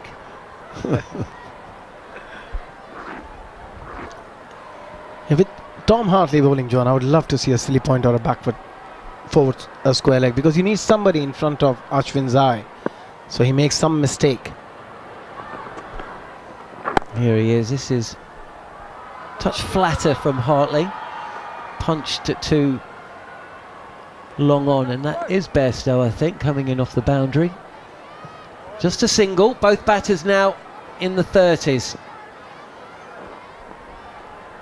Camera pans to Ben Stokes, who might have a few concerns on his mind right now with this India first innings approaching 400. And Hartley is going to go over the wicket to Jarrod, who's really impressed on debut. Came to the crease with India in just a little bit of pressure. And I think that batting alongside R. Ashwin has certainly helped him. This is dragged down really from Hartley, first ball, and gets away with one that's fired in on the pads. Jarrod picking out the fielder at shortish mid-wicket, so no run. Bowled a decent spell, hasn't he, Hartley, over the course of the 2 days. 32 overs, this is the 33rd, it is in again. And this is on off stump and dropped. Ollie Pope has shelled a delivery, it's gone straight at him. Hartley should have picked up his second wicket. He's angry with himself, and Bumble, that should have been taken. Yeah, he's pulled away into the leg side. It's a short delivery from over the wicket, pulled away straight to him, round about waist high. He's probably, 25 metres away from the bat. It gets right in the breadbasket, it knocks him over, and it's shelled. It doesn't get easier than that. That was at the right height as well. Hartley again, little bit more loop on this one, and Jarrod, who has had a life now, pushes this into the offside. Pope is furious with himself, and that's a big moment on day 2 in Rajkot. England needed that. He would see it all the way. It's a short ball, batter goes back into the crease, pulls it powerfully. It's a powerful shot into the leg side, and it skims at waist high straight to me, doesn't move left or right, gets him right in the tummy, and it's in momentarily, and it knocks him over, and the ball comes out. Yeah, he'll be thinking about it for a while, especially if Jarrod gets a big one here. He's looking pretty good. Apart from that one shot, he hasn't really made any mistake in his knock 32 so far. Wood again, short again, and little foot movement from Ravichandran Ashwin. Tries to play this into the offside, but an inside edge sees the ball squirt to mid-on, no run. He's into the 25th over. There's Mark Wood, that's some work for an express bowler, and we're just seeing the replay again of the drop. It was in there, it knocks him over, he's off balance, and eventually he treads on it. I'm just trying to think how often he fields in that position. He's usually close to the bat, isn't he? Or he's on the offside as Ashwin again rides the bounce of a short delivery from Mark Wood, who's approaching a century of his own, 3 for 99. Yeah, with the field they have got, with no mid-on and Findorf being really wide as well, there's no room for Mark Wood to try and bluff him or go full, because every time he has gone full, the batter has just managed to punch him down the pitch for runs. So yeah, it's a bit difficult as a bowler to bowl to that field. Well, it's predictable when you're batting. You look at the pitch and you look at the field that's set, and you know what's coming. This is 4 runs from the bat. Ravichandran Ashwin moving to the offside. He knows that Mark Wood's going to be bowling short and on the body, so he's just got outside the line and he's helped the ball fine, and it runs away for 4. That's what I mean, predictable. He hasn't released the ball there, Mark Wood, and Ashwin has moved across, back and across to the offside. He hasn't released it, he's in position, and he just knocks it down the leg side. There's nobody anywhere near it. Just knowing that he's not going to bowl anything full, there's no threat to the pads or the stumps, so even if the ball is outside the line of off stump, he can still play it on the onside as long as he can get in line with the ball, and that's exactly what he's done. Very smart from R. Ashwin.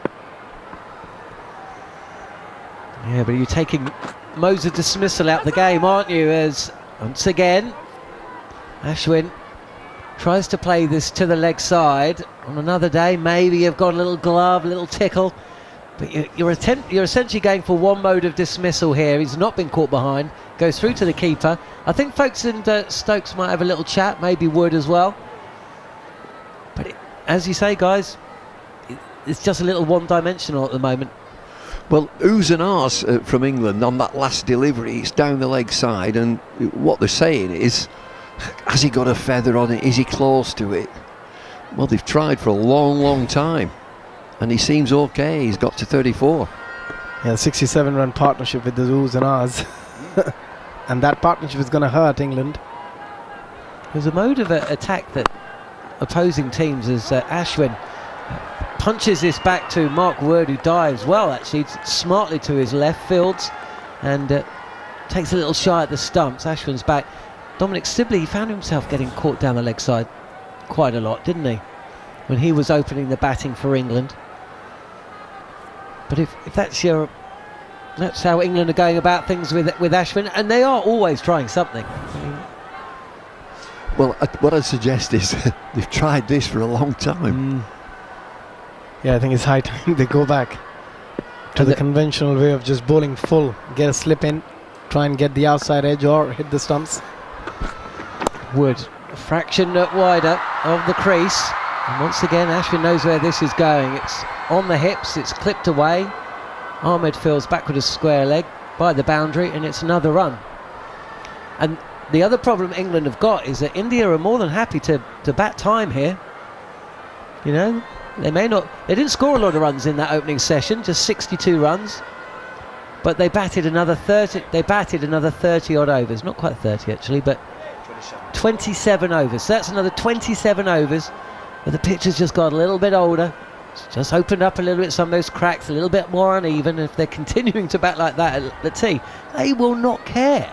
And also, this is tiring England out as well. 116 overs out there in that humidity and hot condition of Rajkot. When you come out to bat, it's not going to be easy. Well, you've done it, right?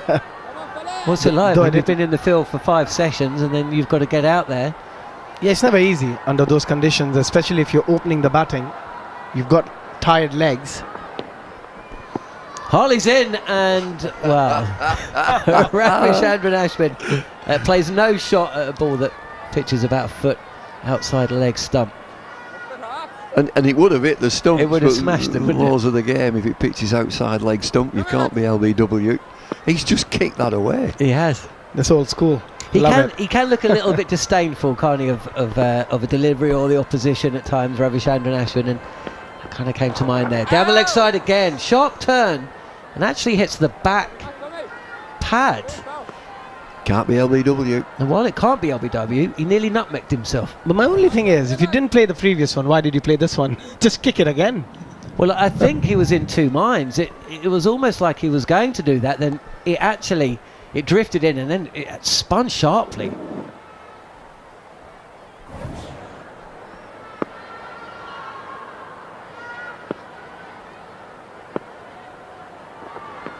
Slip in place down the leg side, and the sweep shot from Ashwin doesn't get down.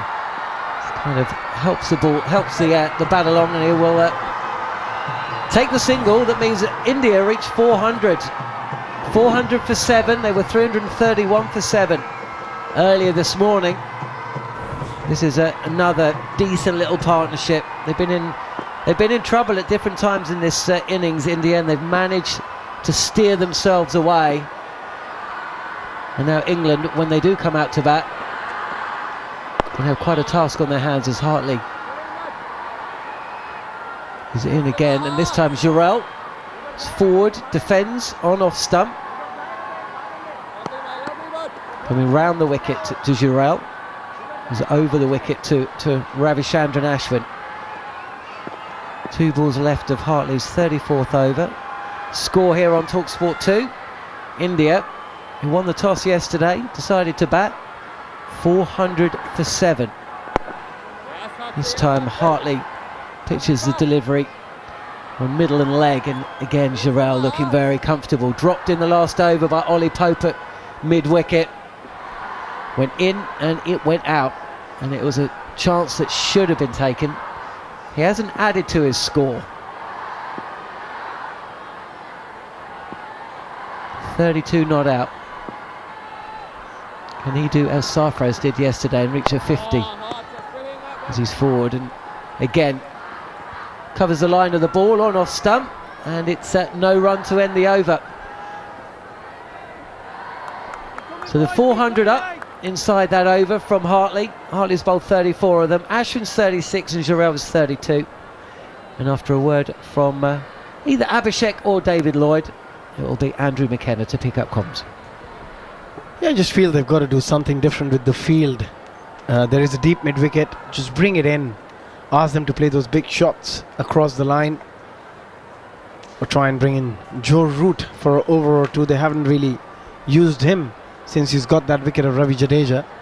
So maybe just give him a couple of overs against the off-spinner Dhruv Jurel, or Ashwin might fancy going after him. But they have to do something different here. 25 overs for 104 runs, Mark Wood. 3 wickets. He's in again.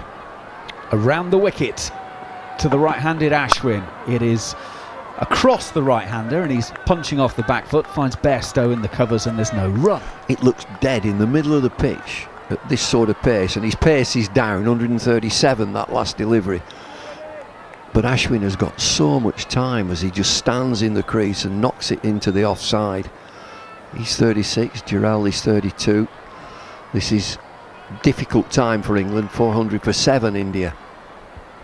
It just feels like they're hoping something will happen rather than make something happen here, England.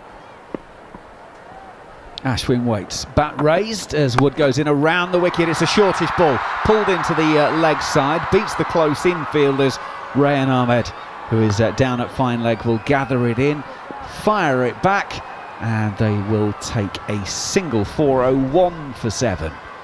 Ashwin continues on his merry way. If you weren't with us before lunch, Ashwin was once again involved with the umpire for running down the pitch, and India have been penalised 5 runs. So when England do get to bat, the innings will start on 5 without loss, as they were continually warned about running on the pitch, and umpire Joel Wilson decided enough was enough, so they've been penalised 5 runs. Wood goes in, short down the leg side. Jurel, nothing to do with that, and it's through to wicketkeeper Folkes, no run. So England are, well, it's either 396 for 7 mentally or 5 without loss when they start. So that is how things will progress in this game. Listeners might be thinking that's a big issue about running on the pitch. It's not. It's 32 mile an hour in a 30 zone. It's been done forever. Philip Tufnell has put on social media, I think, that what a good spinner Ashwin is. He's put his long spikes on to run on the pitch. It's been done since the start of time. Yep. Let's be perfectly honest about it.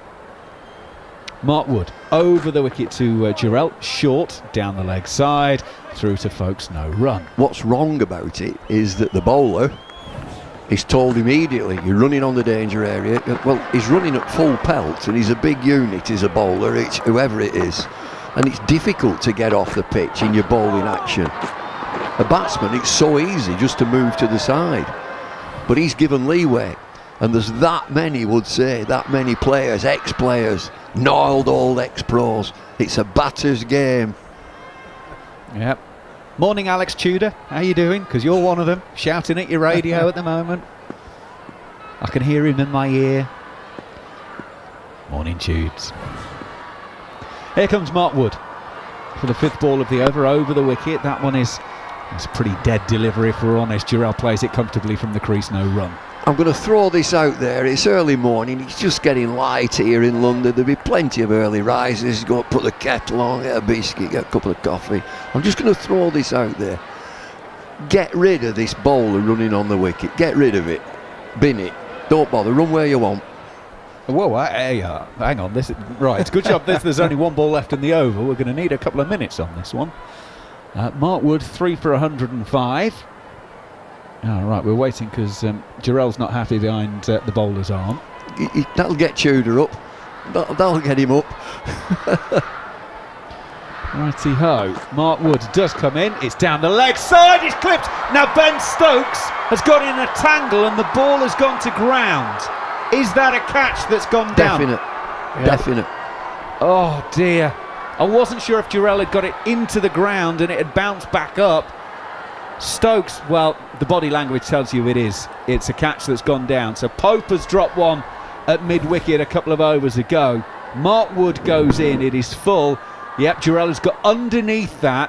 It's just above waist height. And I think Stokes has had the issue. He didn't know whether to go fingers up or fingers down. And it hits the heel of his hand and knocks him off his feet and the ball goes to deck. Yeah, after an hour and a half of persisting with the plan, the catch doesn't go with the short ball, it goes with a half volley, and Ben Stokes bins it. I fielded there for 20 years. I'll just tell you, he's miles too close. I had a wicket keeper at Lancashire who Abby will know well, Farouk Engineer. Yeah. And I'd be at leg slip and he'd be pushing me back, go back. They come like rockets there. It's a clip, it's a full length ball down the leg side. It's a clip off the middle of the bat. It's coming quickly. Give yourself time. Yeah. 401 for 7. Hartley to start a new over. Now that was shortish and it did bounce again. Ashwin beaten on the outside edge and there is no run. Well, that drop has meant we've avoided Bumble's previous issue, so we'll try and get it in during the course of this over. Bumble happy for the bowler just to be allowed to run where he likes. This is going to be good. I'm going to enjoy this. Hartley brings Ashwin forward, pushes into the covers, no run. Right then, Bumble. Well, the batter can. It's the same thing. It's the same danger area. It's exactly the same. The bowler gets warned off and can't bowl again in the innings. The batter, hang on, you have 5 runs. Well, do the same with the bowler. Hang on, you're running on the pitch, 5 runs. Do the same, exactly the same, or just say you can run where you want. Hartley in once again. Ashwin coming forward defensively, back to the bowler, no run. The other thing, it would reduce injury. It would reduce injury because it's so difficult for the quick bowler to get off from his side on action or his front on action at delivery to get off that danger area. If you can run straight down at the batter, you'll reduce injury. I'll leave it out there. It's early morning. Hartley around the wickets. It's Ashwin pushing into the offside, no run. At talkSPORT 2, at cricket_TS. If you're on the YouTube stream, you can send us a comment. If you're a subscriber, give us your thoughts. Bumble is actually going to be talking laws of the game tomorrow, so we're going to gather all of these up. Oh yeah, sorry, this is called on-air production, David. Welcome along to talkSPORT 2. So we'll get into all of this tomorrow. And so we'll store all of these up. Hartley in, bowls left arm around the wicket. Ashwin pushing back down the pitch, no run. So immediately there's an almighty division of batters saying absolute nonsense, male and female. Heather Knight, Tommy Beaumont, that nonsense. Kate Cross, I'm all for it. I'm all for it. Run where I want. And therein lies the rub. Hartley in, round about leg stump, bringing Ashwin forward. Pushes out into the offside now and ends the over here on talkSPORT 2. 401 for 7. India, they resumed this morning on 326 for 5. It was 388 for 7 at lunch, and they continue on their way. 401 for 7. And I'll just add a little bit more. Go on, he's going, boys. Spinners will love it. Absolutely. Spinners, let him run where he wants. Let the fast bowler run where he wants. I'll bowl into his footmarks. I think the spinners will agree. Of course they will. will Be all for it. Give us your thoughts, ladies and gentlemen. I would love to know your thoughts on this one. Here's another. We've got him going, one here. All right. No, I don't agree with this. Let me just say that. You can be out LBW if the ball pitches outside leg stump. Oh, do you know what? My dad, God rest his soul, would be totally with you on that one. His argument was, if Shane Warne's good enough to pitch it 9 inches outside leg stump and turn it and hit them, what's the difference between pitching it 9 inches outside off stump and it turns in and hits them? Rayan Ahmed, he goes short. First ball of the over, and Jarrod has walloped him over mid-wicket for 6.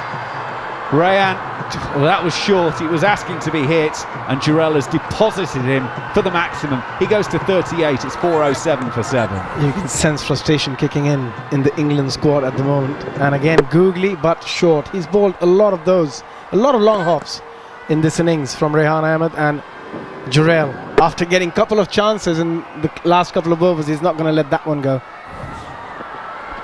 Rayan Ahmed in. Now that's a better ball. Flighted, pushed into the offside by Jarrod. He was looking for a quick single.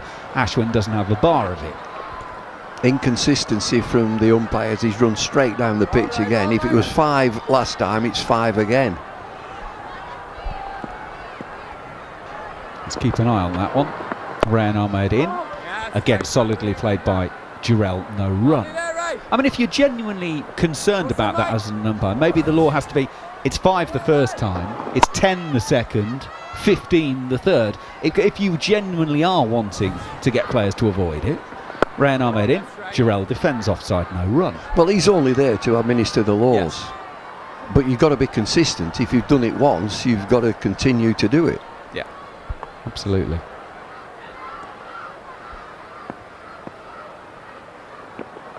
Rayan Ahmed in. It's the leg break. It's well fielded by Johnny Bairstow as Jarrod squeezes it out on the offside off of the back foot. Bairstow knocks it down, gathers in his own rebound. 408 for 7.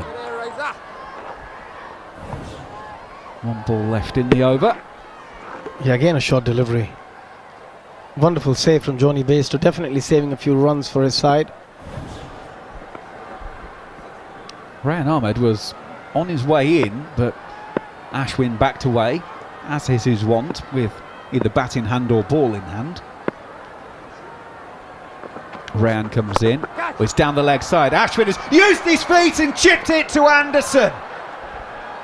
With the minimum of celebration, England get the wicket to dismiss Ashwin.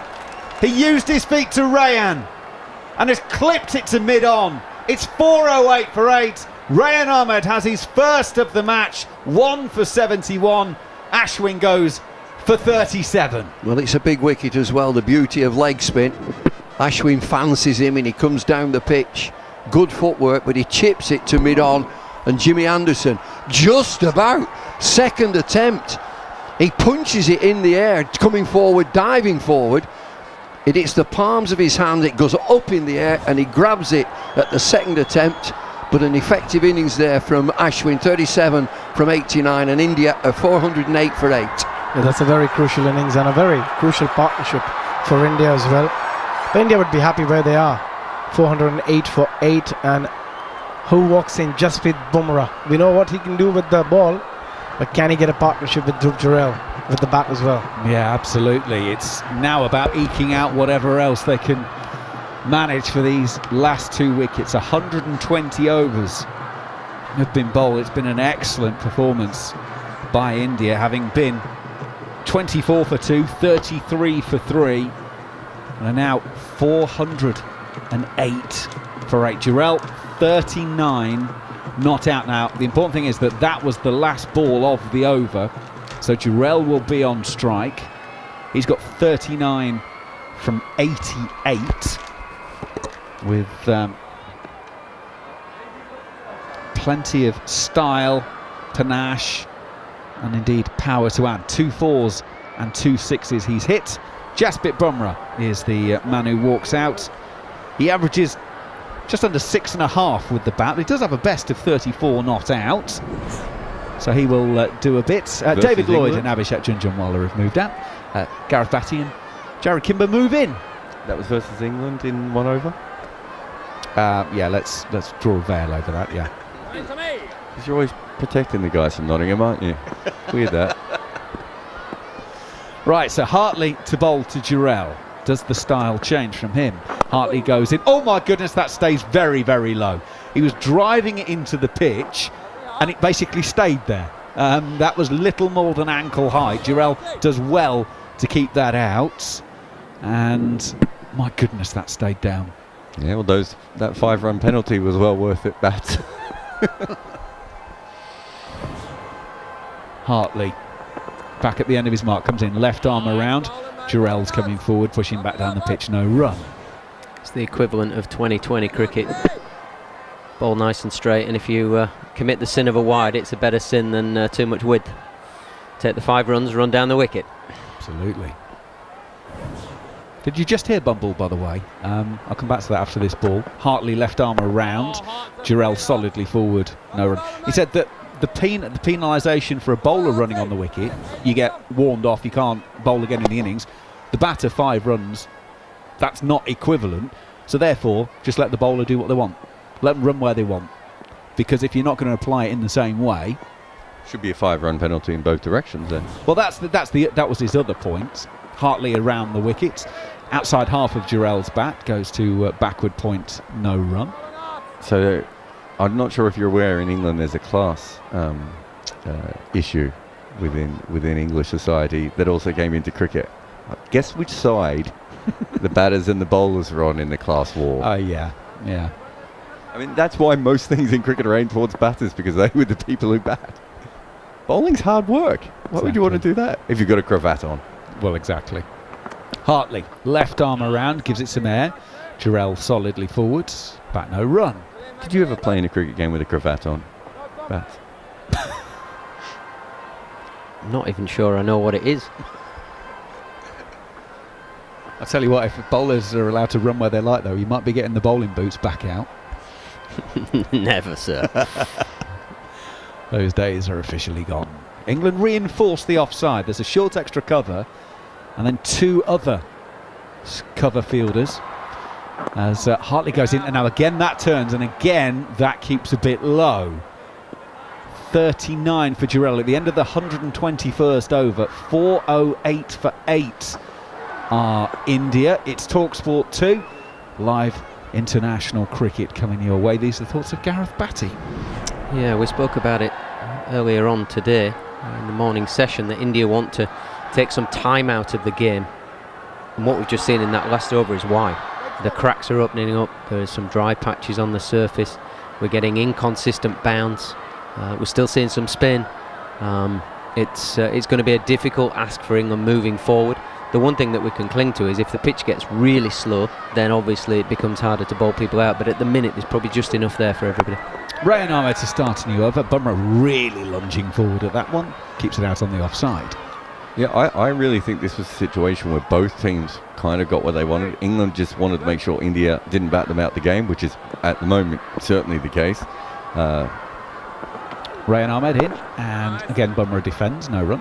And India just wanted this pitch to deteriorate as much as possible. You know, I said early on, I think that was what Jadeja's plan was, probably when he was going to bat, and then Ashwin came in and did the exact same thing. So in some ways both teams have got what they've wanted so far. Rayan Ahmed goes in, Bumrah again, huge stride forward, pushes to point, no run. And the big part of Bazball is that England are very rarely batted out of the game. You know, they stick in and they stay around. Rayan Ahmed, bit of width on this googly, and it takes the inside half of the bat, I think, and then bounces down and over the stumps. Folks gathers behind and just takes the bails off just in case, but that googly had a plenty of rip on it. In fact, it actually missed the inside edge and spun so much. In goes Rayan once again. Bumrah, he's not a thing of beauty, but he's mightily effective with this defensive shot. It's basically everything together. Pad and batter moving as one towards the ball, then he keeps it out. 5 dot balls in the over. And in Rayan comes for the final time. That's short, does spin, but it's punched straight to Stokes at mid-off. Maiden over for Rayan Ahmed. India 4:08 for 8 here on talkSPORT 2. Crickviz actually sent us through something on Rayan Ahmed that, and I want Bats to explain this a little bit more. So when he's bowled his length balls, he's gone at an economy of 1.1 runs per over. When he's bowled back of a length, he's gone at 5.1 runs of an over. My guess is that's just because he's a wrist spinner and it's a little bit slower, whereas the finger spinners who get it through a little bit more, you can't just rotate them as easily. Yeah, there's also something to do with the height and the trajectory, isn't it? If you're taller, you can probably bowl that back of a length a little bit more. The one thing about Ahmed, he's got to go up out the hand. So his margin for error full is probably less than maybe Hartley's might be, because he's a fraction more direct into that full area. But as soon as Rehan goes up out the hand, good batters would have picked where it's going to land. Hartley to start the new over. Jarrod is playing from the crease, trying to sort of dab it down towards short third. No run on this occasion. So it becomes a little bit more step and hit the ball, as opposed to when it's shorter with him not being so tall, it stays in the surface a bit more and allows the batters to get deeper because of the trajectory of the ball.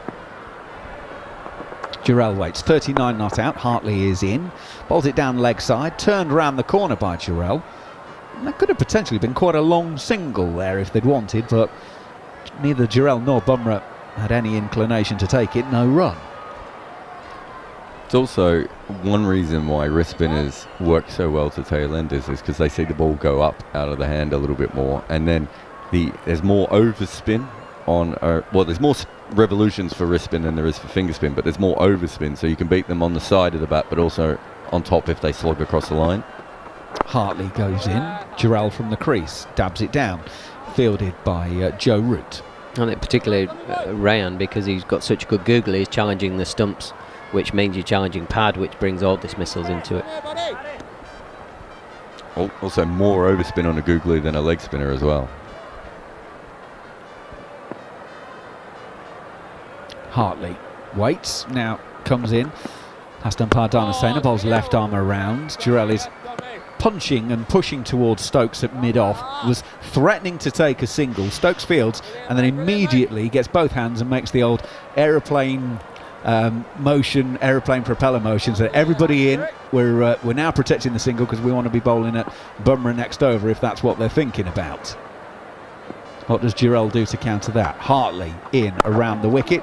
Jarrod bunts it into the leg side and he's beaten the fielder at straightish mid-wicket, who's Ollie Pope, and they've been able to take the single with one ball of the over to go. Bairstow fields, it's 409 for 8. It's wonderful batting from Jarrod. It's only a single, but to get so deep in the crease and hold his line, so not get off side of the ball, not get leg side of the ball, so he's got a full strike into that gap at straight mid-wicket. It's wonderful batting. It really has been impressive on debut. Can Bumrah survive? 2 slips are in place for him. Hartley around the wicket. He plays that pretty quietly, just dabs it into the offside. Ollie Pope will haul it in, and the end of the 123rd over here on talkSPORT 2. 409 for 8. India, Bumrah is yet to get off the mark. Jarrod 40 from the 99 balls he's faced. Some more thoughts from Jarrod and Gareth, and I'll make way because Neil Manthorp's coming in. It's interesting, Bats, because when that wicket fell, I wondered what Jarrod would do. And my thought was, well, he's got Bumrah and Siraj, he might as well look for some boundaries. But I think the way that India are looking at this is, well, if Bumrah can just hang in for another 5 or 10 overs, that gives us an extra, a period of time where we're out and the wicket deteriorates a little bit more. So they're not looking like Jarrod's about to attack. Might be different when Siraj is there, but right at the moment. Rayan Ahmed continues and is pushed up to mid-on, no run. I think it's more of a traditional thought, isn't it? That we're batting first, we get first use of the surface, let's bat as long as we possibly can. Certainly time is valuable for India. Here comes Rayan Ahmed in again, and it's driven by Jarrod up towards Stokes at mid-on. No run. Certainly, the pitch is definitely more unpredictable than it was yesterday, perhaps even this morning. Down the wicket comes Jarrod, and he's used his feet beautifully and driven that straight back over the long off for 6. Fabulous cricket shot from Dhruv Jarrod. Oh, the balance. He just skips down the wicket, keeps his centre mass bang on the line of the ball, and a beautiful flourish almost like a stunned flourish through the ball, straight back over Rehan Ahmed's head, and it's flat into the boundary boards for 6. This young man really has played a wonderful hand so far. 46 of 102 balls. 415 for 8, and this one turning away outside the off stump, keeping low as well, and Jhnujhnuwala makes it look like it kept even lower by squatting at the knees as he tries to cut at this one, but it just didn't bounce enough. 415 for 8. He's certainly showing why the Indian selectors have apparently anointed him as the next big thing with the gloves behind the stumps for India. Although he hasn't kept a great deal, he's more of a batter who keeps. But we'll soon see. Well, maybe not so soon. We'll see at some point how good his glove work is, particularly with Ravi Jadeja and R. Ashwin. Here is Rehan Ahmed once again. Cut shot, edge, taken by Folkes. Rehan Ahmed has Jhnujhnuwala. Thin edge, excellent glove work from Ben Folkes. He's taken some real screamers, particularly off the spinners, standing up and again keeping his position beautifully behind the stumps. Thin edge, and Rehan Ahmed has the 9th wicket. Yeah, I mean, we've seen him get cut a lot in this test match so far, but generally the balls have been a little bit shorter than that. I think he was trying to force that maybe a little bit more than he needed to. So we just said how he'd been batting defensively and hadn't looked to attack. Suddenly, I think he decided off Rehan Ahmed there was some opportunities there. But it was a really good innings. He certainly deserved to get himself a 50, but he's done a great job for India. And he looks like a young player who completely knows his game. Everything is in alignment. There's not moving parts or anything. So he's got a very good future. But again, England find a way to just drag themselves back into this contest. I think if this was generally in Test cricket history, you come to India and India put on over 400 runs at 120 overs, you think you're kind of out of this game. As England's like, well, that's about 40 overs of batting. Yeah, I think England won't be too disappointed with the total.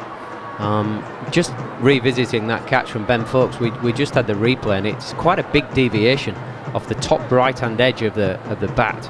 I mean, it's almost like you're reenacting the training, sort of off the face for the slips, etc. You're trying to get slip catching in, and the keeper manages to pull off a screamer. It really was a fantastic catch. But the young fellow, wow, he played very, very well there, and he's certainly a bright future. His balance, for me, the balance and time he had when Wood was trying to bowl quick, had time, but his balance throughout his innings was quite magnificent. Seems like a very, very long time ago, that first innings in Hyderabad, when Ben Folkes looked a little bit rusty. He's just got better and better. When you think he can't get much better, he takes another catch, standing up, as you say. It was a thick edge. Rehan Ahmed in then to Mohammad Siraj.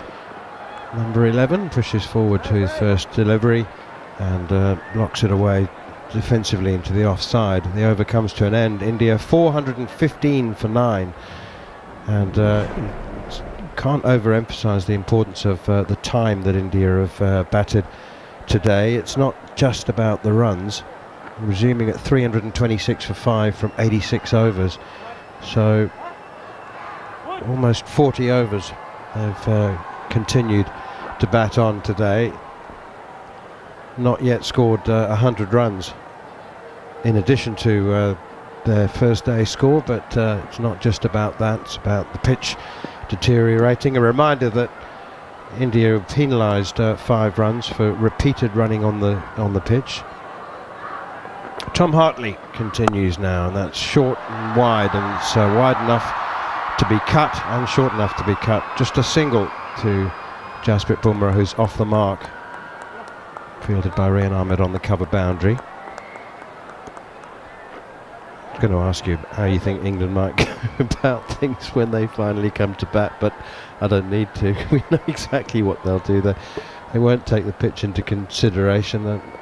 Ben Duckett will be Ben Duckett, and Zach Crawley actually played by his standards within himself in Visakhapatnam in the second test. Forward comes Mohammad Siraj again, playing defensively, just blocking it out on the offside. Yeah, this will be the thing from an England point of view. They don't want this partnership to drag on.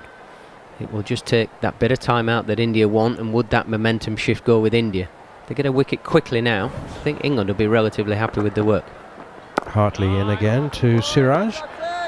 Comes forward, and you would think from the way he maintained his pose, very happy with his forward defensive push there, Mohammad Siraj, who claims to have worked hard on his batting, but shows no signs of moving above number 11 at this stage. Jasprit Bumrah was a long time established at number 11, but he's got a bit better these days, and that's flicked very nicely off his pads by Mohammad Siraj. Tom Hartley trying to bring him onto the front foot, slightly over pitching, and just worked off the pads for a single towards deep mid wicket.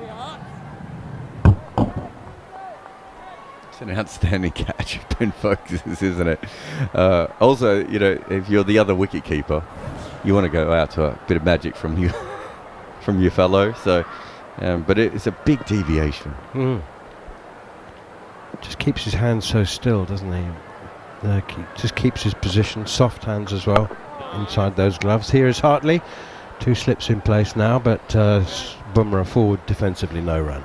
And none of it is fluke with Ben Foakes. I've never seen anybody, well, I've certainly not seen any of the keepers work as hard as him, because he's quite a big man. He's like 6'2", up and down all day, and he works so hard on his keeping all the time. We saw that every single morning. He was doing catching routines. Here's Hartley once again, and forward comes Bumrah, pushing it up towards Ben Duckett at mid-off, no run. He also does something that I think is a bit more unique. I was always taught when you're wicket keeping to keep your hands low.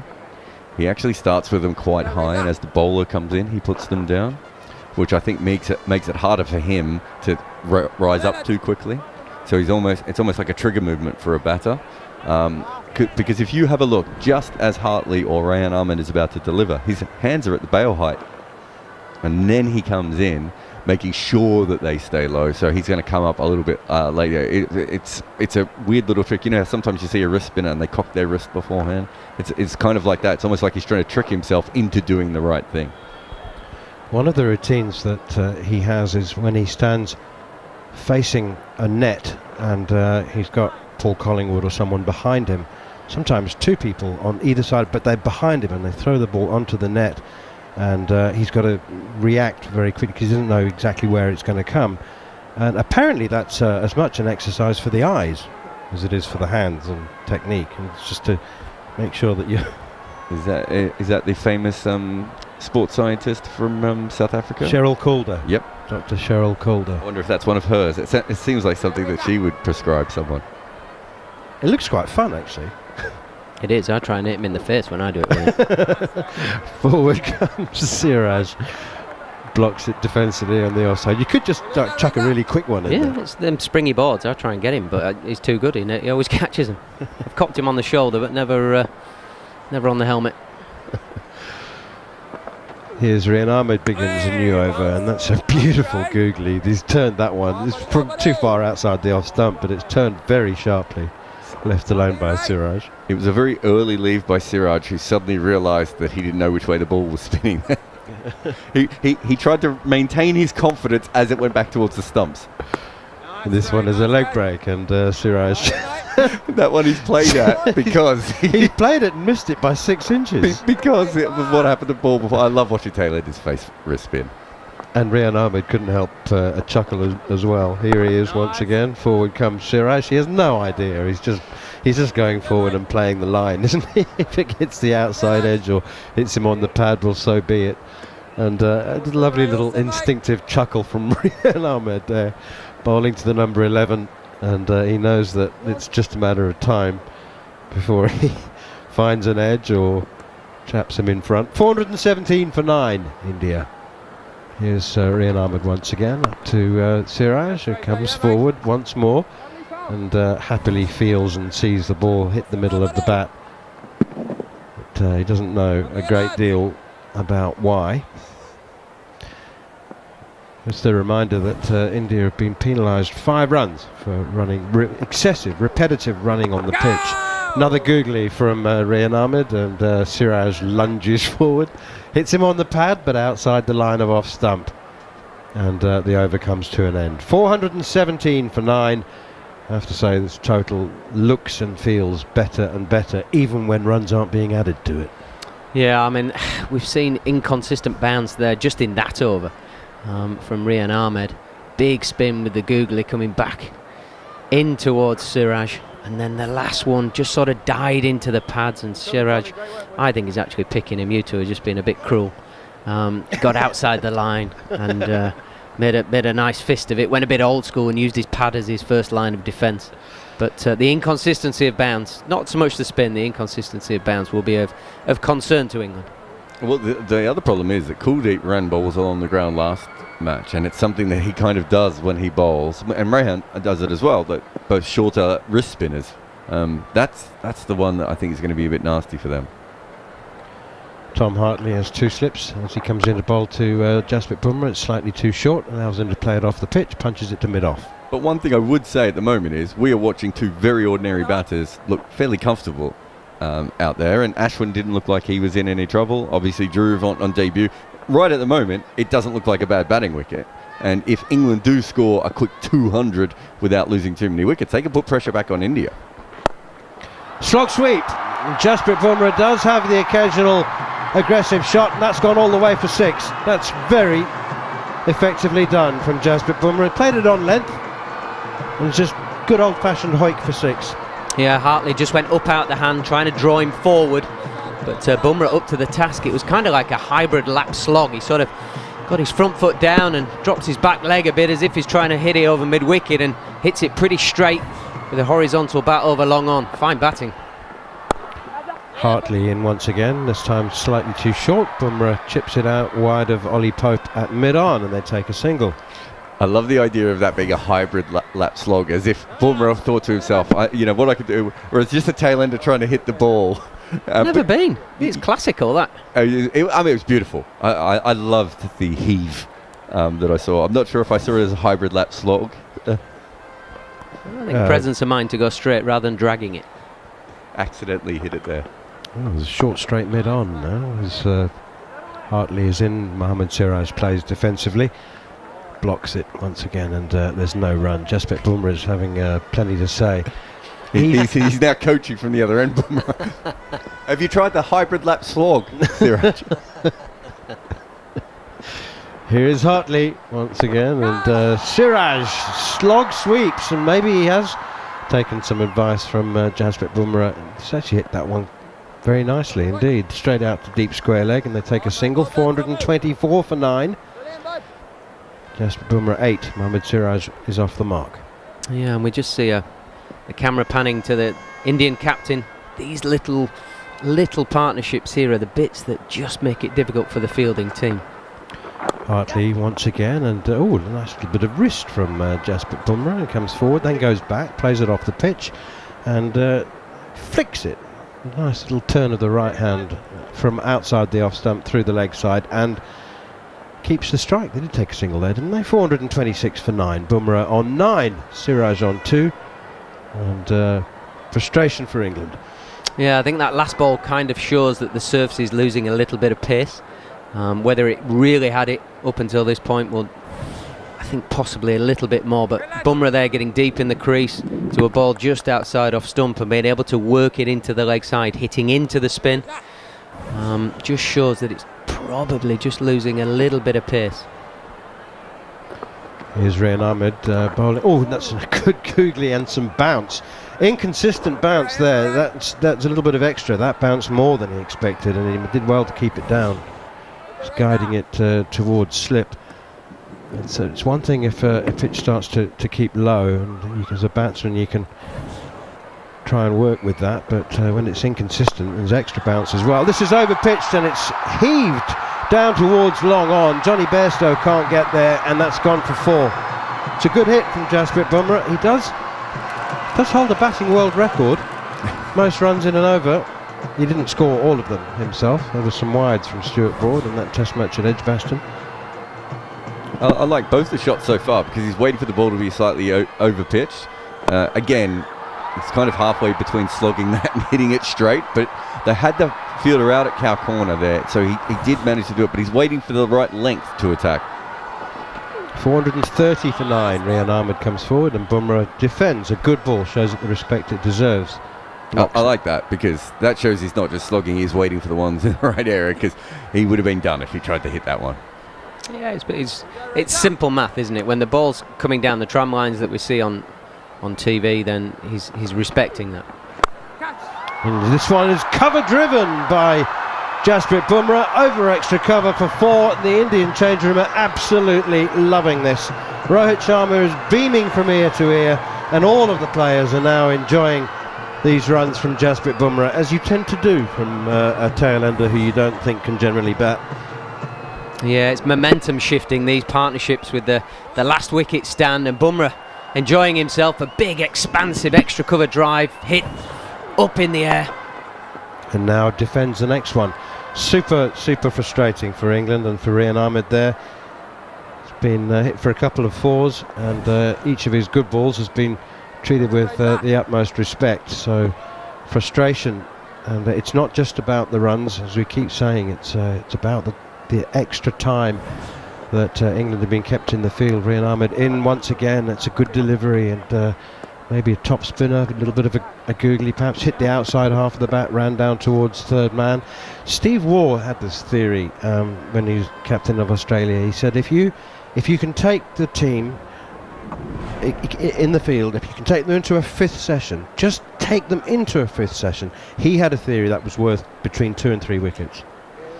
I can believe it. It's the psychological feel of having to walk back out there again, and that's not even taking into consideration the conditions of the heat.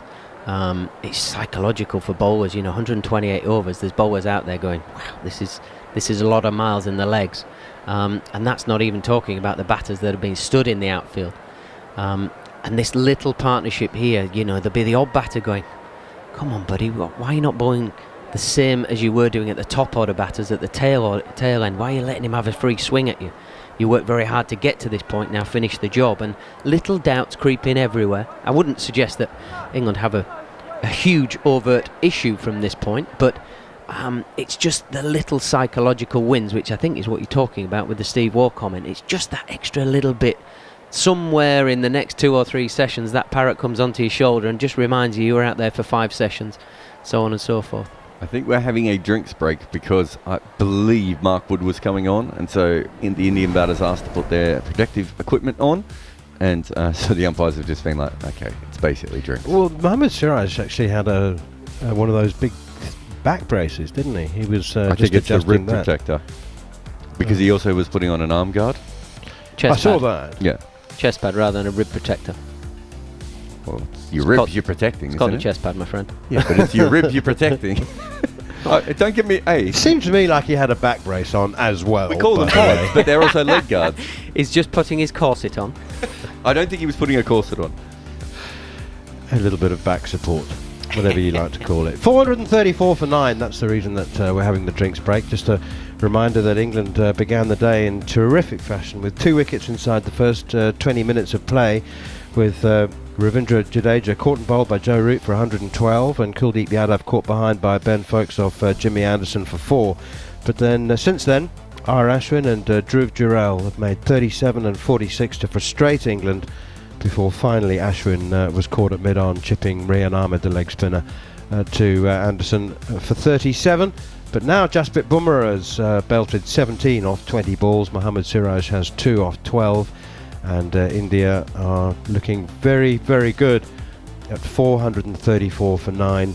But we've seen enough of England over the last 2 years to put all of our previous test watching, and in your case test playing experience, to one side, because who knows, for 100 well, not 100 years, India have been playing test cricket for 75 years, 95 years. So at 434 for 9, we would normally say England really under pressure, Gareth, Batty. But who knows, as John Norman takes over from me. Yeah, England certainly are under the pump when you look at the history of the game. 434 in the first innings is normally quite considerable when we're seeing the deterioration of a surface that we are doing now. So England have their work cut out, but they fought back incredibly well the morning session. They just need to get this final wicket and then go to work with the bat. Thank you, Gareth Batty. joined in the commentary box by David Bumble Lloyd, who'd just been outside. Just bumped into somebody who's not part of the commentary team, not working on the cricket. He just came up to me and said, so when you're on air, you spend your time talking or watching cricket? And he noticed that we're still watching cricket when we're off air, and I said, yeah, and if you went out with us at night, all we talk about is cricket there as well. It's one of the healthier addictions, I'd say. Well, it's a great sport for debate. It creates conversation. It does. Like no other. That's what Jarrod Kimber made that point in the last test, and it does. Maybe the stop-start nature, but essentially every single delivery conjures up about 3 or 4 different things to talk about. As Mark Wood has to abort, I'd say, 3/4 of his way towards the wicket. Whether that was Mohammad Siraj not ready to face, or the umpire just watching, or noticing that the field's still moving, or maybe the umpire wasn't ready. Who knows? We're creating conversation right now and nothing's happened. I've not seen that handshake between the bowler and the umpire when the bowler's on his way back to his run. Well, what we do know is that England need just to... I was hoping that I might be commentating on England batting by now when I was last on commentary. We've had a 9th wicket. Jarrod has gone for 46, but India now enjoying themselves, and there will be another run from the bat. What are you gesturing towards there, Bumble? 435 for 9 India. And just give him a 1. England have just, have a 1. Yeah, just no point. You've got to attack. I'm a bit surprised that the number 10 and 11 had managed to score that many runs for India. We hadn't seen them scoring runs for a long time. Tell us about these lads. What's the personality of these two at the crease now? I think Shiraz, we know where he comes from and just gives it everything. He just loves his cricket. I think he's very lucky that he finds himself very lucky that he's got an opportunity to play for India. A few years back he was playing tennis ball cricket and tape ball cricket. To be here in such short span is a brilliant story, and same with Bumrah as well.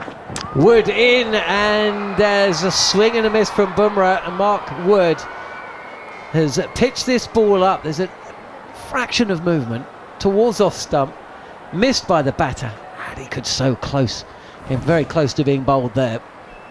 Oof.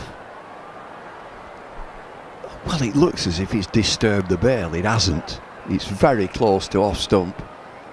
And Bumrah to me seems a genuinely nice fella. Yeah, he's just a lovely guy. I played against him very early in his career when he just came into the scene, and there was a lot of chat about his action.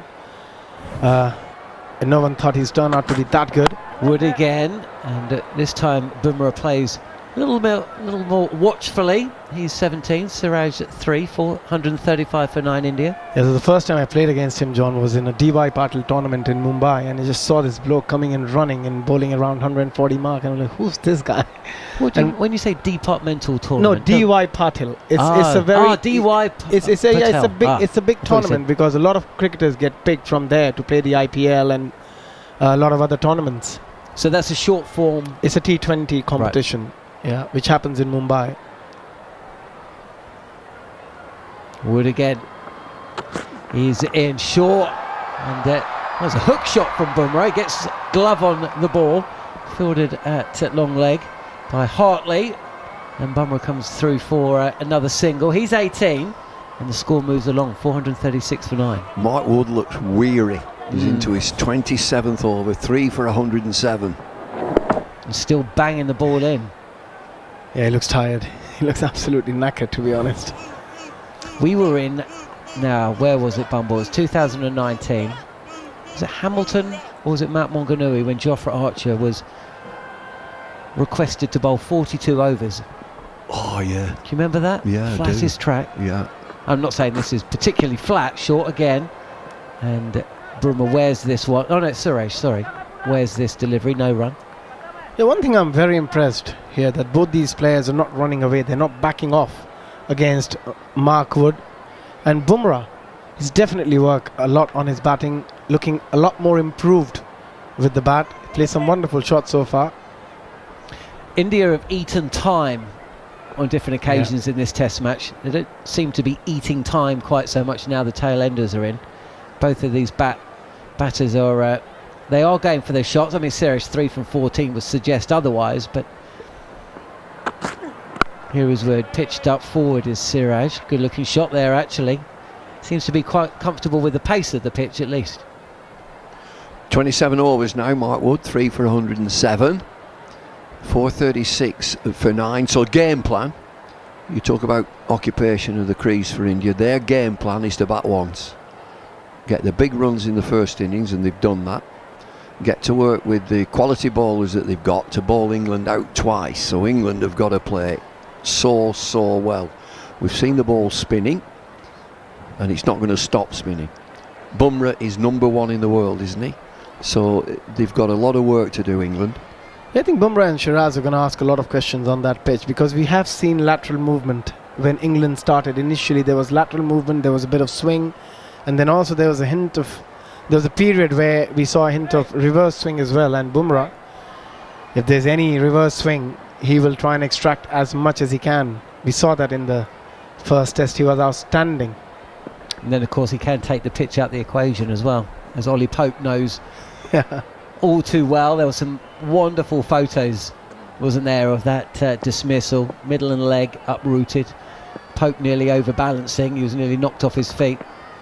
There's Hartley bowling on off stump, little bit of turn away from Bumrah, but comfortable single. Another score, 437 for 9 as India batted the best part of 130 overs. If England bat 130 overs, there'll be 600 on the board. I think so. Also, he uses the slow ball really well, John, which no other fast bowler does in Test cricket. Yeah, he does have it all. It's Hartley just changes his line. This is more middle stump, defended by Siraj.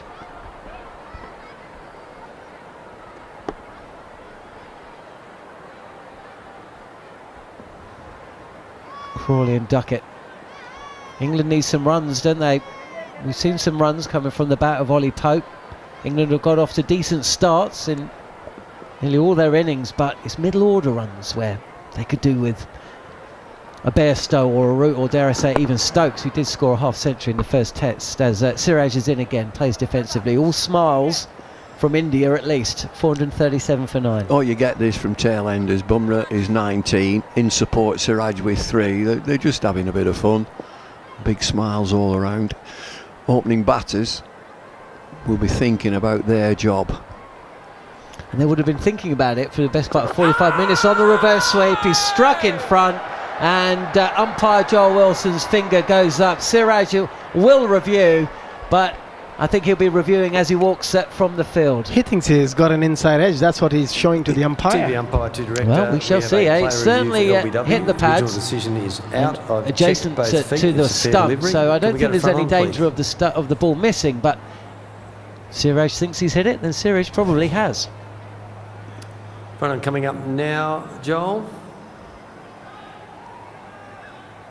Oh yeah. I think he's missed this. Okay, it goes very close to the bat. Where does it pitch? We're just seeing many replays of the ball pitching. It looks to pitch in line. It's certainly not going over the top. It's hitting really low. Has he not inside edged that? Has he? Do you think so? Yeah, maybe because the ball went down after pitching didn't hit. Maybe an inside edge. Safe from front on. He's on the sweep, and essentially Siraj feels he's inside edged that down onto his pad, and we shall see now. Just go back one frame, please. Go back one frame. Yeah, I've got a spike as the ball is on the bat there. Joel, I've got a spike as the ball's on the bat. So you'll be overturning your decision to not out. You're on screen now. Well, the batter knew. He looked absolutely plumb from where we were. And I'm sure if we were to see the continuation of DRS, the ball would have splattered the stumps, but the inside edge has saved Siraj. So Hartley will have to bowl another. 2 balls left of the over. This Hartley's 40th. And plenty of flight. And Siraj steps forward and just calmly bumps that into the leg side. No run. You're not sure he's going to try another reverse sweep anymore. He's been watching Jimmy Anderson, hasn't he?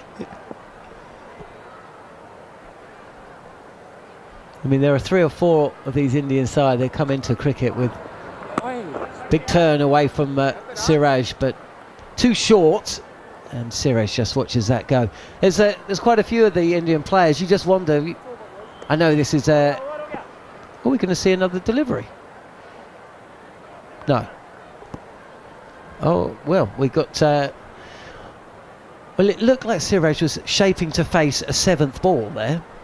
We've all done it. I'm talking about umpires. There's been a bit going on, and there's been a decision review, inside edge. Umpire has to overturn his decision, and you get lost on the counting. It's quite easy to go to 6, and sometimes he just got it wrong. He was waiting for a 7th ball there, the umpire, and then he would get a word in his ear. That's the over. They finished.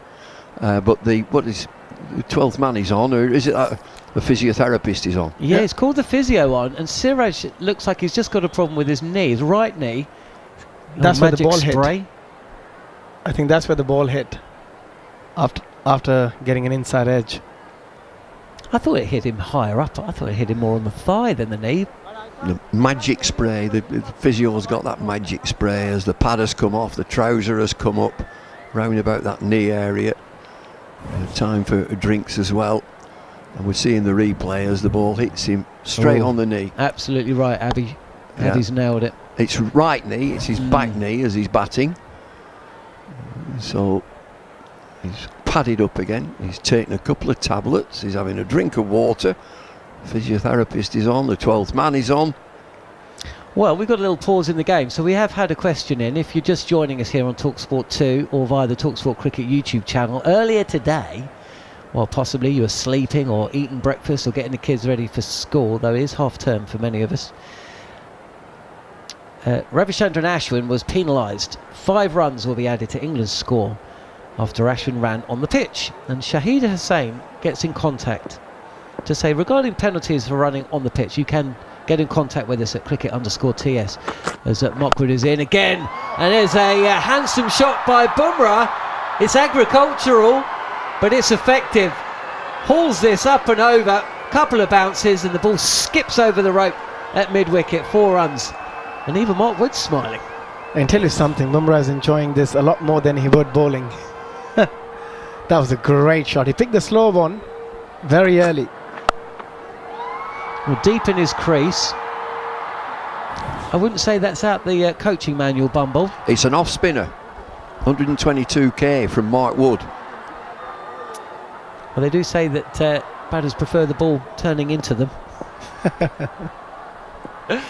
Some would also say, well, look, if Jasprit Bumrah can hit 23 at a run of ball, then England have got nothing to worry about. Pitched up, driven, and just for a moment it looked like it might be back-to-back 4s. A sprawling stop at mid-on, and Mohammad Siraj, I think that's Siraj, who has picked up a little bit of a problem with that on-field dismissal, the reverse sweep. He inside edged the ball onto the top of his right knee. We saw the medic come out at the end of the last over. The medic is racing out again, and in completing that run, Siraj is now hobbling somewhat dramatically towards the medic, who's on the field. And I suggest maybe India want to wrap this up quite quickly now, because Siraj looks in a little bit of trouble. Yeah, you want him more for his bowling than the batting prowess. I just felt that Jimmy Anderson went up to Siraj and said, come on mate, let's get on with it. He looks in some discomfort here. Well, he was called through for the second, right? And the ball had been fielded, and Siraj was running towards the danger end. Shy at the stumps. Siraj is home, but he's got a little bit of a problem with his knee. Well, it looked like a little bit of a problem in the last over. It now looks like a slightly more serious problem. Well, he's down on the floor now, and the pad's off again. Physio's on, doing all sorts of checks on his knee. He looks in a lot of pain. No, he doesn't look quite right here. And before it looked like it was an impact injury, the ball hitting the knee. All of a sudden, it doesn't quite look like it's an impact injury. It looks like the medic is actually just running a few repairs to the lower leg, and maybe the ligaments, maybe the tendons around it. England will be watching on. Well, it's hit him straight on the knee, the delivery from Hartley, and then he does the running and hobbling around. And so there's got to be some delay here as he gets strapped up. His pads are off again, and there's a strapping going on, one of these big elasticated strappings that will go round the knee, giving his knee support. So we've got... Go on, what was that question? Yeah, well, it has given us the opportunity. So Shahid Hussain has got in contact via @cricket_TS, and he says, regarding penalties for running on the pitch, if the bowler can be banned from bowling in that innings for consistently running on the pitch, why can't the batter be given out if they're consistently doing it or constantly doing it? It's the same crime, but the penalty is not the same. He's dead right. He's got it absolutely right. I mean, would you give it 2 warnings and you're out? I mean, would it be like a bowler?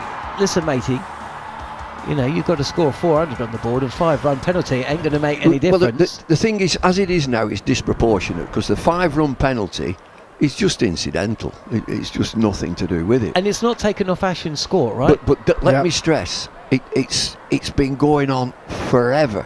Every team that I've ever played in or been involved in, of course it happens. We got that message from Philip Tufnell that's up there. What a good spinner Ashwin is. He's got his long studs on, running on the pitch. I tell you what, I'll let you continue this chat. There is a pause in play. Andrew McKenna's just about to come in. But yeah, it's a fascinating one. And of course, when England come out to bat, they'll be 5 without loss without facing the ball, I think. Yeah, but I don't think India is going to mind that, as long as they've done some damage to the pitch. That was the whole intention of coming out with those long studs and the full studs. And Ashwin was pretty good at it. Well, what is there's wear and tear on the pitch, and the players are helping it's on its way. Wood is in, Bumrah's coming forward and opening the face, guiding it down to Rayan Ahmed at third. And they will take a single, and Siraj has hobbled his way down to the non-striker's end. That's why number 11s don't play the reverse sweep. Hit them onto their own knees. So there you go. Lesson learned. I mean, he really does look uncomfortable. And there's a serious point to this, is that he's due to be opening the bowling, and well, from England's point of view, in 11 minutes' time, because hopefully the next ball gets him out. I think Yorker will be a good option now. With his knee, he's not going to be coming forward much. You wouldn't have thought so. Yeah. Well, Mark Wood is in his 28th over. The most he's ever bowled in a test match is 28. Wood goes in. Oh, that's full, that's straight, there's on the pad. England want that one. Umpire Dharmasena is saying nothing. Mark Wood is wandering down to slip and keeper, the first part of the Brains Trust. Now Ben Stokes wanders. Folks is saying, well, that kept low. The timer is at 10 seconds. Surely it's worth having a look. England have got 2 reviews left. And I think, yes, the signal has been made. England will review this. I've checked both feet. It's fair delivery. I think it's very close. Right, so the first part is it's not a no ball. Where does it pitch? Oh, leg side-ish. Can we get Aldridge to confirm that, please? I don't fancy this. Well, they're checking that there's not an under edge. Just go back a frame. Sorry, I was... Yep, fine. Flat line as it goes past the bat. Thank you. So no bat involved. We can go to ball tracking when it's ready. Okay, so Rod Tucker's established no bat involved in it, so it's now about the pitching. But we've seen the replay. You can see off stump. Impact in line and missing the wickets. Kumar, stay with your original decision. I'll let you know when you're on screen. Stay with your original, not out. You're on screen now. Kumar Dharmasena gets that right, and it means that England's reviews in this series is at a staggeringly low level of success. Wood in once again. That one's hit on the pad. Is that slightly straighter? Yes, it is. Finger goes up. Bumrah is given out LBW. He is going to review it because it's the last wicket. But that one looked better with the naked eye. Yeah, and we just saw a glimpse of Rohit Sharma, who's put his finger up, and he thinks it's out. It looks straight, does this? It's hitting very, very low. This could be the end of India's efforts, and they've been great efforts. Coming up. Off spinner, oh, it's slow an delivery. Now, where does it hit? Flush on the knee roll, and he's on his tiptoes. Please. Could height be an issue? I think at best it's going to go with the umpire decision. Yeah, Contract's remember, coming up. umpire's call will Clear stay gap with the between bat out and ball call. as it goes past the bat. So we'll go to ball tracking when it's ready. So again, no bat. Ball tracking coming up. Kumar, impact is in line and hitting the wickets. You'll stay with your original decision of out. I'll let you know when you're on screen. Well, that's a wonderful effort from India. Innings ends. Mark Wood picks up another wicket. He's finished with 4 for 114. It's been hard toil into his 28th over. But India winning the toss, batting first. I think they've played really well. 445 all out. Yeah, given they were 33 for 3, from there to get to 445 is a brilliant effort. And some really good innings from Rohit Sharma, Jadeja. The two debutants batted really, really well. And then Jasprit Bumrah, that's 25 run can be very crucial from Jasprit Bumrah as well. And now they've got a job in hand with the ball. But England, they'll have to play really, really well to get anywhere close to this target of 445. So England have an option of a roller here, and we've just seen on the screen that Ben Stokes has opted for the small roller. He wants a little roller.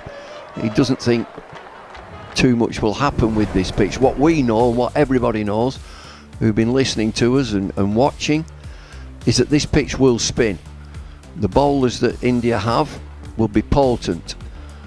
131 for Rohit Sharma, 112 for Jadeja, and the tail has wagged big time. 46, 37, 26. Yeah, absolutely. Let's take you quickly down the scorecard. Of course, all started yesterday. India winning the toss and batting. Jaiswal 10, Rohit 131, Shubman Gill a 9-ball duck, Patidar 5, Jadeja 112, Sarfraz 62 before he got barbecued by his mate run out. Kuldeep 4, Jurel 46, Ashwin 37, Bumrah 26, Siraj 3 not out. James Anderson finished with 1 for 61 from his 25 overs. Mark Wood 4 for 114 from 27.5. Hartley 1 for 109 from 40. Joe Root 16 overs, 1 for 70. And Rayan Ahmed 2 for 85 from 22. So 4-4-5 all out from 1 ball short of 131 overs. From where they were winning the toss yesterday morning, we were all thinking, look, you've got to be batting with a 4 and talking about 450. Well, they're as near as damn it at 450, aren't they? Yeah, they've got what they wanted, India, winning the toss, batting first, get your runs in that first innings, premier batters scoring centuries, and so all has gone to plan there, but resilience as well from 33 for 3. They do have a long batting lineup, and that the tail there, I think they've played splendidly. To just stick around and frustrate England. 131 overs in the field, and now as an opening batter, the two, Crawley and Duckett, just to get the batting head on. You know, an uncomfortable little time, get through the new ball. And that's not going to be easy against the class of bowling. I just wonder, with that Siraj injury that we've seen, is there an option to open with a spinner, Bumrah and a spinner? I think there are plenty of options. Well, yeah, I was just thinking Ashwin to open the bowling, 1 wicket away from 500. I mean, it's kind of all written for him there, isn't it, to set it up? Yeah, so Bumrah will definitely take one end. Of course, he took, 9 for 90 odd in the second test, taking the Player of the Match award. Other options, well, you wouldn't have thought Kuldeep, but... So yeah, I suppose Jadeja might be an option, but Ashwin's probably the one that stands out. I think Ashwin is the one who's going to start if they start with a spinner, given that there's Ben Duckett left-hander, and already we have seen a lot of balls jumping, few balls just staying low, and with R. Ashwin with the new ball, he can be very potent. So we are in the meat of the day, just 8:05 this Friday morning in the UK. Means it is just after 1:30 in the afternoon in Rajkot, and it's a hot one. I mentioned earlier on today, due to be about 31 degrees in the hottest part of the day, there is literally not a cloud in the sky, and we can see for quite a few miles.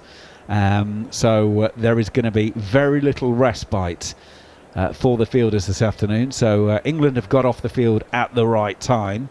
but they have a big score in front of them. 1-1, as we said yesterday morning as we started this broadcast for you. 1-1 in the series going into the third, therefore going 2-1 up with only 2 to play is a big moment in this series. Well, for the 2 opening batsmen, they've been in the field for all that time. You come off the field now, you've got to prepare, get your preparation, you'll have got your kit ready, that's all there. I just wonder whether you want to change your clothing, whether you have a shower, whether you freshen up, and it's so important that you get that batting head on and you trust each other as partners.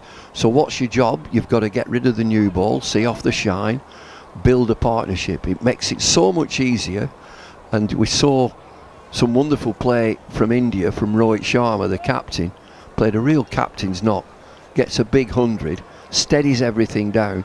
If you look at that second test match, England had a couple of pretty 50s, plenty of 20s and 30s, no big shot, no big innings, and that's what they need right now. Well, Zach Crawley made his highest score against India in the first innings in Vizag. He's got 2 70s in the game. 76 was the first innings, 73 was the second innings. Ben Duckett didn't really get going properly. He got into the 20s a couple of times, 21 and 28. Duckett's yet to make a 50, his highest score in the series so far, 47 in the second innings in that remarkable England second innings in Hyderabad. So 45 and 47 there, 21 and 28 in Vizag. Crawley had a quiet match actually in Hyderabad, relatively speaking, 20 and 31. So he was probably the man who is going to be probably feeling more in form. And the other batter, the premier batter, has been quiet, Joe Root. And we all keep saying it, he can't go through a 5-match series without making a big one. Not keeping quiet forever, but this is an opportune time, if he does get to the crease, that he just delivers. It's been a quiet time for him. And also these conditions suit Joe Root, the way he plays, the way he has played for so long. I think he should go back to his own way of playing. Yes, you can be attacking, but you just got to pick the right delivery. At times you have seen him over-attacking and paying a heavy price for it, but this is a pitch where you want Joe Root, classical Joe Root innings. Do you not think that Joe Root is just a natural scorer anyway? When he's at the crease, he'll just naturally score. He doesn't have to force it. Yeah. He doesn't have to push on. He will just score naturally. I mean, just looking at his numbers, so this is Joe's 138th test match. He's made just shy of 11,500 runs at 49.5. In India, 12 previous test matches, 1,004 runs at 43.7, 200s, the highest of 218, which is of course in the COVID series 3 years ago, 550s. So in other words, there's not a huge difference from his overall average to his average against India in India. So that backs up Bumble's point here. Actually, just let him do what he does. It works.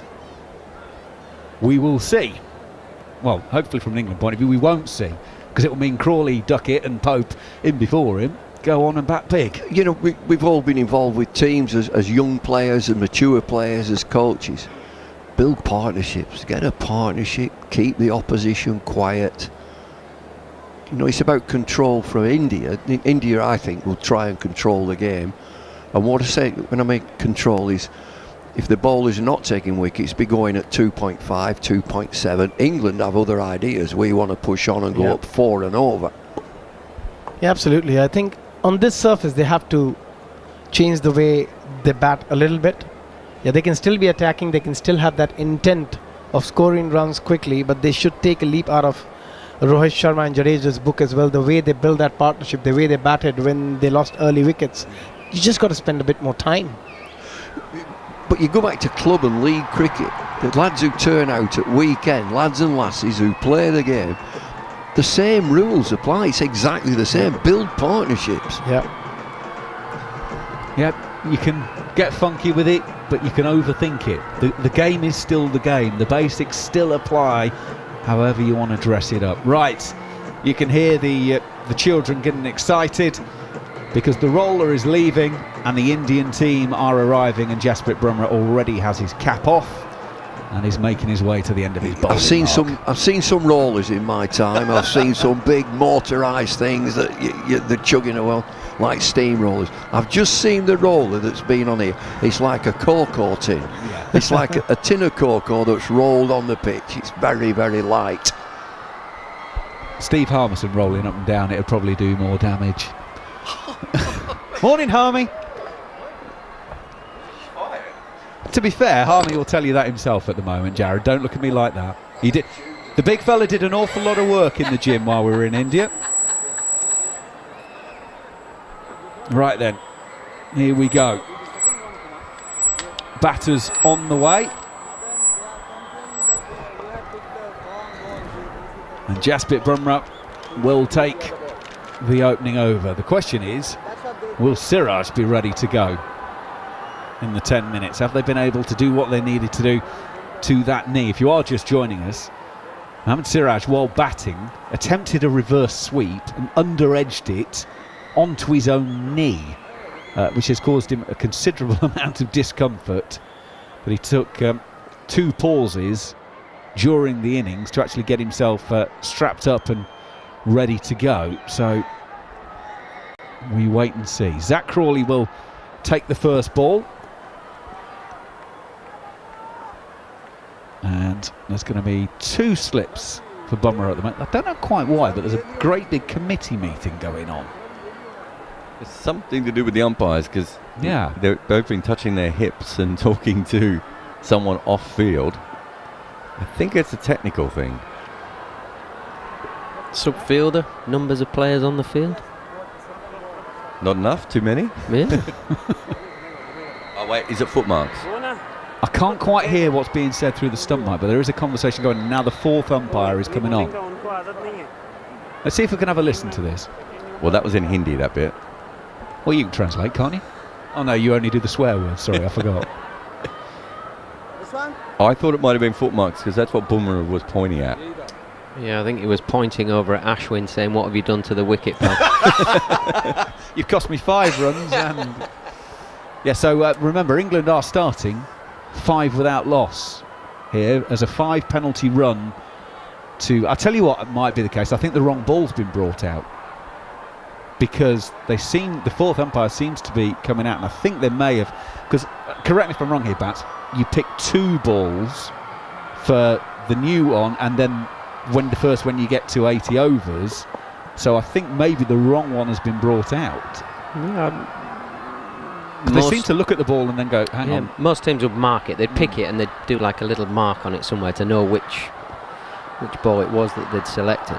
Well, anyway, whatever the reason, Bumrah is now on the way. 2 slips and a gully in place. Crawley is facing, and he leaves this through to Jarrod, the new wicket-keeper. Checking front foot.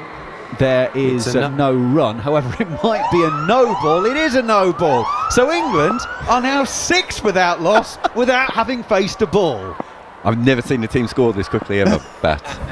What an infinity strike rate in a test match. This is Bazball in action. Oh my days! That is a hair's breadth as well. That's such a tough call. But England 6 without loss without having faced a legal delivery. They're knocking him off already. In goes Bumrah once again outside of off stump. It barely carries through to the keeper, and there's no run. One for you, Jarrod. Is there a stipulation on how wide the white lines can be on the crease lines? Because that looks massive to me. Is there a standard size of brush, shall we say, or width of line? Because that looked very wide to me. I'm not sure there is, because you've just got to have something behind it. So it could be a foot wide, but you've just got to have something behind it. I think it can be... Bumrah is in once again. Crawley gets bat on this one, pushing to mid-on, should I say, to Ashwin, no run. As long as the back of the crease line matches up for the right measurements, I don't think it matters how thick you would make that crease. Does that make sense? Yeah, it makes total sense, yeah. Because I have seen places... I've got a feeling Australia might have been, for one stage, had really thin lines compared to other parts in the world. So I don't think the line needs to be an exact measurement. I'll wait for a text from Gary. Yeah, Gary's currently got the law book open. I can guarantee it. You'll be looking at it. Bumrah is in. Zach Crawley coming forward, pushing into the covers. Shubman Gill will run after this one. They'll come back for a second. England are motoring along. 8 without loss after 3 deliveries. Which doesn't quite tell the tale, but let's not let the facts get in the way of a good story. Yeah, Crawley straight into his work there. Bit of an upright sort of push through the covers. Top of the bounce. Balance okay. Is he going to come very hard at the ball? He's just eased it through there. Opened the face through point. England replying to India's 445 all out. 8 without loss as Bumrah comes in over the wicket. Crawley plays from the crease. Turns on the onside. Kuldeep does the fielding. And there is no run. So England were out there 1 ball short of 131 overs. India posting 445, having won the toss. Abhishek Jhnujhnuwala has told us he reckons that tomorrow the pitch really starts to break up and starts to misbehave. So it's really important for England to bat well and bat big today. Jasprit Bumrah in for the 5th slip. That's a good leave. That's coming back in on the angle. It goes over the top of the stumps by quite a distance, it has to be said, and carries well through to Jarrod, the wicketkeeper. No run. Abhishek, obviously an expert on being dismissed by Ravi Jadeja on this ground. I think he's 2 of his 60 career wickets on this pitch. So he averages 100 or actually it would have come down a little bit, but let's say 130 plus change with the bat on this wicket, Jadeja, and he averages 19 with the ball. Why would you ever leave? Move in. Final ball of the over from the first over from Bumrah, and solidly forward is Zach Crawley. Is 1 over gone here on talkSPORT 2. England 8 without loss, replying to India's 445. We've had a tweet in to @cricket_TS from Cape Town Musings, which I don't think is Manners under a different name. But I don't think Manners has a burner account, if that's what you're asking. Well, let's just say Cape Town Musings. There might be a hint of sarcasm in this. Will the umpires allow England to run on the pitch for a day and a half before they sanction them like they did India? I suspect India will complain from ball 1. I think it wasn't really until Sarfaraz came in that we noticed it, so I would have assumed that it was probably later on after India got runs. It would be silly for India to have been running on the wicket early on when they were batting at that stage. You want to make sure you got some runs on the board before you start to it. I thought the umpires were pretty strict on it from the moment they first started seeing it, if we're being honest. I know that ruins the joke, but in this case I think that's probably fair. I thought the umpires handled it really well. Even when India tried to, Sarfaraz tried to pretend, I'm a young player, I'd never seen a pitch before. Right, well, Siraj is fit to bowl the second over. Of course, didn't play in Vizag, did play in Hyderabad, and went over in both innings. Didn't look that threatening, if we're honest. In he comes to the left-handed Duckett, just shaping back into Duckett. He ends up sort of push blocking it back down the pitch towards mid-off, and there is no run. Yeah, I think predominantly Siraj is going to try and bring the ball back into Duckett, which signs from the first ball are pretty good for Siraj. That's definitely a decent amount of swing back into Duckett, sort of trapping him with his weight distribution on the back foot and keeping his front leg out of the way, playing like a bit of a home block in the end. Siraj in once again. Play and miss from Duckett. Now he's playing well away from his body there with very minimal foot movement, and it goes past the outside edge through to the keeper. No run. Yeah, this is good length ball, because the previous ball has just swung back, and Duckett still just finding his balance, finding his feet, just fences a bit, almost just throws his hands a bit towards the ball, so throws them at fifth line off stump, fraught with danger. 2 slips, gully, point, extra cover mid-off is the offside field. Siraj is in. Duckett but he looked like he was playing towards mid-on, takes the outside portion of the bat, and he'll get a single to Rohit at mid-off. So Duckett's underway with a single. England 9 without loss. Just on Siraj, Gareth, it's the right knee And as a right-arm bowler, presumably the left knee does most of the work in the fact that that's the one that's braced. So other than being slightly discomforted, the right knee won't do that much work, so it wouldn't cause him that much trouble? I think the greater force obviously goes through your landing leg, so your front leg, so your left leg goes through that knee and that brace position, but you still accept a bit of force through your back leg. I don't think it's quite 2 and 3 times your body weight like it would be in your front leg.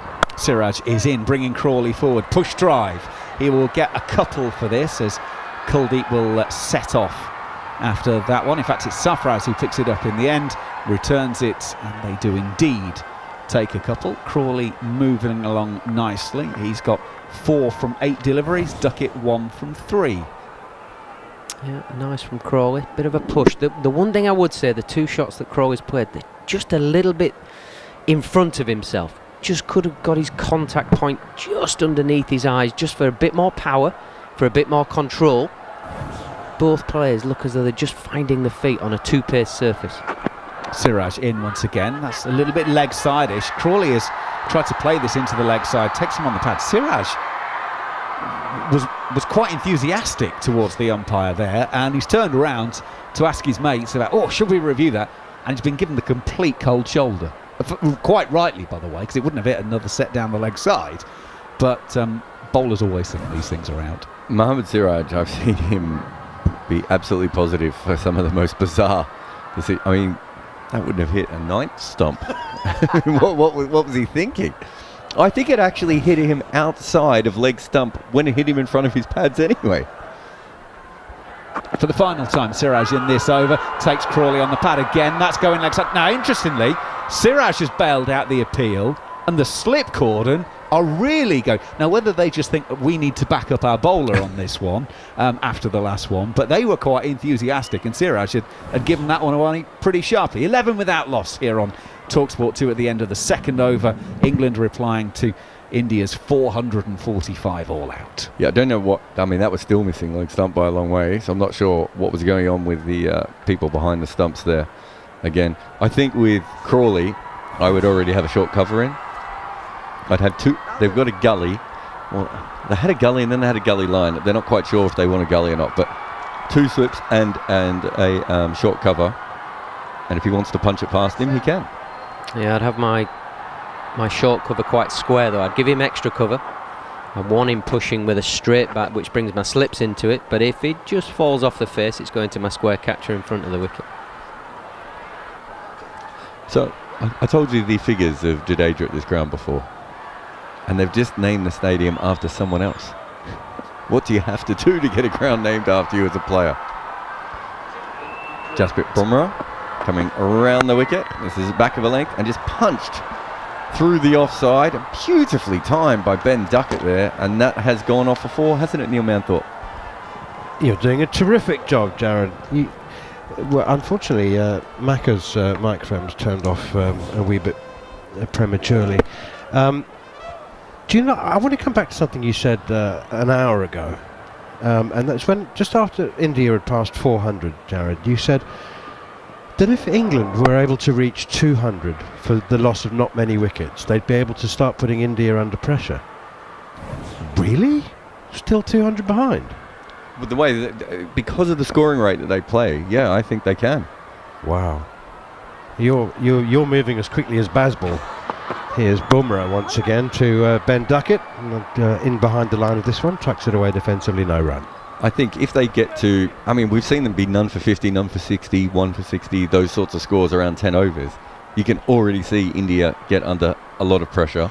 Well, Hyderabad was a great example because the deficit was 190, and Duckett and Crawley, they only put on 60, I think, for the first wicket, but suddenly England were 120 for 1, and that deficit of 190, which looked like a mountain, was still a significant hill, but you know, it had gone so quickly, it had been eaten away so quickly. Here's Bumrah once again, Duckett again behind the line of this one, tucks it out on the onside. There was no way I could see England winning that with a deficit of 190, that first test in Hyderabad, but there was just something about the speed of scoring. Suddenly the 190 didn't seem quite so intimidating. So, and I think, having spoken to teams, they are they are put off a little bit by that. You know, it's kind of like, even when you're in front, you know, that wave is coming for you, and I think that's the bit. So generally, if you were 200 behind in India at, you know, 3 wickets down, I think India would be pretty happy. But not generally, always. No, Every you're single right. time. Before then, 2 slips in the gully. Here's Bumrah around the wicket, bowls to Duckett, and that's exactly the line and length he wants to be bowling. Duckett there wasn't quite sure whether, well, he wasn't going to leave it, but he didn't have the room, the width, the cut to slash at it as he loves to do, and he's beaten by the extra bounce. Yeah, we've seen Anrik Nortje bowl this exact ball to Ben Duckett before, just slamming it back of a length outside off stump. We know it's Duckett's biggest weakness, although it's not something that always gets exploited on Asian wickets. But that is certainly, that's where most faster bowlers in the world are going to bowl to Ben Duckett. Absolutely perfect line and length from Jasprit Bumrah. Duckett, though, missed. He remains 5, Crawley 4, England 15 without loss. Forward comes Duckett, playing from the crease actually rather than forward. He came forward after he'd played that one defensively. Yeah, but you talk to some of the teams, even Australia. I talked to some of the Australian camp sort of, you know, during the Ashes and everything else, and they were constantly having to recalculate what cricket was, because England isn't playing it normally. And so India came into this, and out of the 2 teams, obviously, I think even England probably thought India were going to win this series, right? But England thought a lot more about this series than India did. Here is Bumrah once again, and this one is tucked away off his pads. Brilliant fielding from Kuldeep Yadav. Fabulous diving stop, full length to his left at square leg, and he did knock it on and allowed them to go through for a single, but it's a very good stop. Spinners have got better at fielding, like everyone else has. But so there's, I think England had an advantage there, but also I'm not sure India knew how to think about Bazball in India, whereas now they have more of an idea, which means that the positivity and the game-changing nature is now playing on their mind a little bit more. Whereas coming into that first test, you know, I think the feeling from within the Indian camp was this style won't stand up, and now they realise it will. I think they always thought they had a handbrake to put on, and I think the conditions would be the handbrake, you know, the slow, more turgid surface, being able to wear people down with spin, with defensive fields and get a wicket and then get 2 or 3 hasn't quite gone as they thought it would do in the series so far. That isn't to say it will at some point.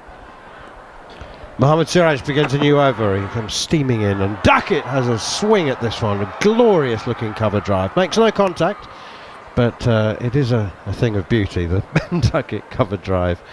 He holds nothing back. No such thing as the check drive with Ben Duckett. Yeah, I think it's the right shot. I just think he's trying to hit it in the wrong area of the ground. He's trying to hit it through extra cover mid-off, which brings the slips and the keeper into play. If he just waits for it a fraction longer and looks to hit the ball square as it's going past him, even if he nicks it, it goes to third man and not to the keeper and slip corner. Here's Siraj, and once again he plays the lavish cover drive, doesn't time it, bottom edge out towards cover, and there's no run. So it's you'd rather he played the slap drive rather than the slash drive. Yeah, I think keep slapping it is what we're saying, but try and hit it square as the ball's coming past, so your contact point isn't as, I suppose, dangerous. If you're going with a straight blade, trying to hit it more down the ground at extra cover, you bring in slips, etc. if you get the line wrong. Whereas if you're hitting it square, you're in a better contact point. Siraj to Duckett, straighter on a line of off stump, and he does defend it, pushing out towards cover, no run. Can I ask a question of your notebook? How many catches has Shubman Gill taken in the slips, do you think, in this series so far? Do you want to have a quick flick through, or do you know the answer? No. I assume he's been catching pretty well, hasn't he? That's one thing that he's been doing very, very well. And I say that because he's not in the slips. Sarfaraz has gone in at first, and that's Jaiswal at second. Here is Siraj again, beats the edge. That's a lovely delivery from Mohammad Siraj. More the angle than any movement off the pitch or through the air, but just starting on off, had to play it at Ben Duckett, and well beaten outside the off stump. He hurt his finger, Shubman Gill, didn't he? And I think that's the reason in the second Test match he didn't field in the second innings because of a sore finger. So that I assume is the reason. He's a very good catcher normally. Yeah, and so they've got even more rotation within their core team. They've got essentially 2 slip fielders who probably wouldn't have been there at the start of the series. It would have been... Here is Siraj. Duckett comes forward, again plays defensively, and there's no run. They would have assumed it would have been probably Gill and Coley. I'm trying to think if Patatah was in the slips in the last game as well. No, he was more of a cover square leg man. So that's a seniority thing though, isn't it? There's a lot of rotation. Should everybody be able to field in the slips if required, Gareth, Batty? I think you want multi-talented players, don't you? But no, I think it's very specialist. So I would want to see the 4 or 5 lads that you would have as specialists. I'd want my best catcher at second slip because I think it's harder than first slip. Here's Siraj again. Duckett drives for the 3rd time in the over and misses for the 3rd time. This one slightly fuller from Siraj, and Duckett playing more of an off drive rather than that slap drive through the offside that he so enjoys. But 3 times Siraj has induced that's a very good over actually. If that's what he's trying to get Duckett playing, then he's doing a good job of it. Yeah, he's challenging that sort of 4th stump line with the odd one trying to bring it back in to almost get Duckett to play outside his eye line with his blade of his bat. So he's having to cover off his stumps and his pad, which he's played defensively very nicely in that over. Really good positions, but because it's not consistent swing, it's just the odd ball. He's managed to just get his hands away from his body, try and find that outside edge with the newer ball kissing through and slips and keeper being in play. But it's the it's the frustration that this Baz ball, Duckett Crawley opening partnership, whatever you want to call, offers the bowler, because he could have easily gone for 12 in that over and not all where he intended. He could have easily got the wicket as well, but it's what risk he's prepared to take as the bowler for the rewards. The popcorn seller is eating his own popcorn. Flicked away as a new over begins from Jasprit Bumrah. Zach Crawley takes a single down towards long leg. Your eye was distracted by the popcorn seller? So he's eating his own popcorn, but what I love about that is he just thinks he's sitting in the crowd and he hasn't looked up to notice that the camera's on him. He's sitting amongst the Barmy Army supporters. I think it was a seniors tour. A bunch of old fellas in matching shirts. Gloucester. Oh, Gloucester they're from, with the orange shirts on. And so the popcorn seller thought to himself, "No, I'll just hide here for a moment and take a little bit of the product. No one will ever see." He happened to be perfectly in the background. Rumbled. I'm just saying, he might get docked some pay now. Do you know how much one of those containers of popcorn is? 20 rupee? No. It's a good test match, remember. Here's Bumrah, and that one is chopped away behind square on the offside for 4. That's better. I think that's what Gareth Batty was suggesting Ben Duckett did. Delay the shot, play it later, and that's more of a, well, not the slash or the slap drive, more of a cut drive. Yeah, I think it's a very nice execution here from Duckett. He's let the ball travel, so you're almost hitting it off your back foot. So your back elbow and your knee are kind of in the same position when you make the strike, which is alongside yourself and underneath your eyes, and it's your best powerful position to execute the shot. And it's what he's so good at, Duckett. He's almost impossible to bowl to when he gets it right. Bumrah around the wicket to Duckett, who's on 10, Crawley 5, England 21 without loss. Duckett nicely behind the line of this, pushes it up towards mid-off. You are right outside of the test grounds, because the exact same container of popcorn was 25 rupees just outside the stadium, but inside the stadium you've got to pay concession extra, so they're on sale for 100, which is £1. I reckon I saw him eat about 40 rupees worth.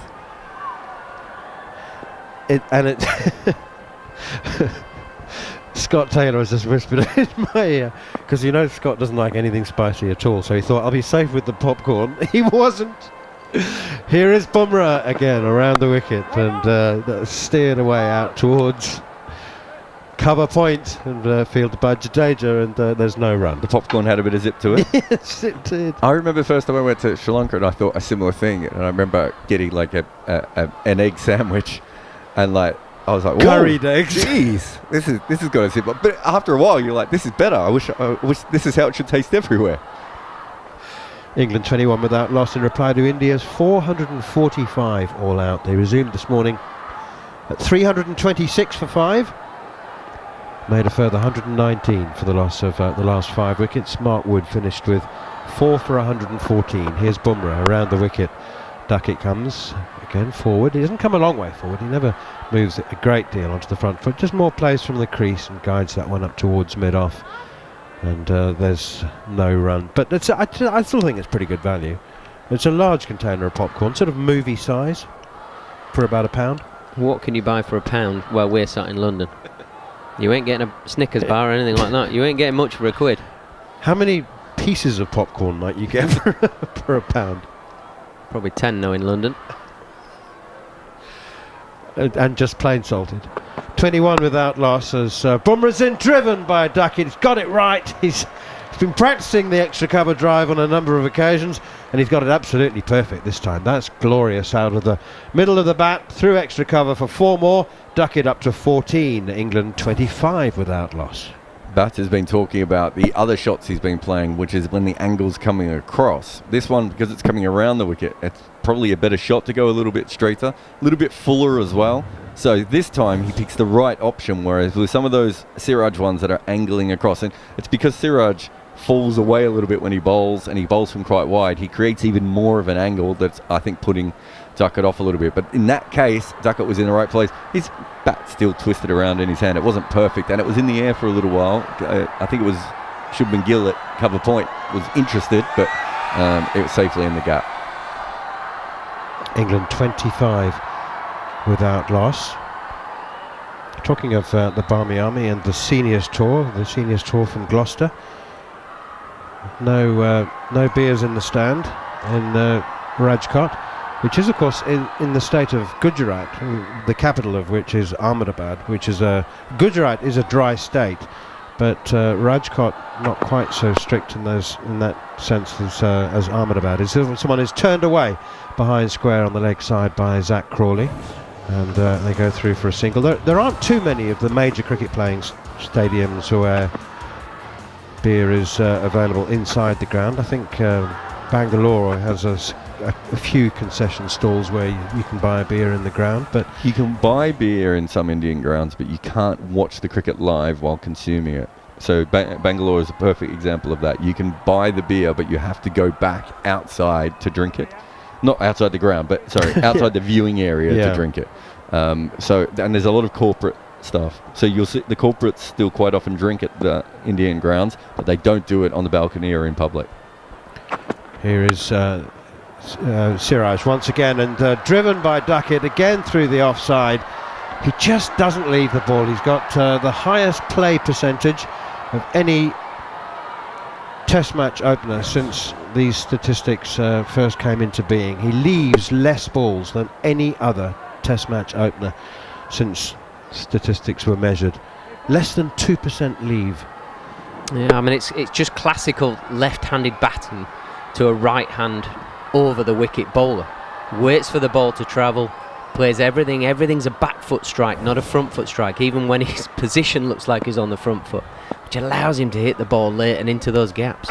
Duckett on to 18, England 30 without loss. This one is pushed square over the wicket on the offside, fielded by Jadeja, and they go through for a very quickly taken single. So anyway, yes, Ahmedabad, impossible to get a beer anywhere. Rajkot, you can in the designated 4- and 5-star tourist friendly hotels. You can get a beer when you're back at the ground.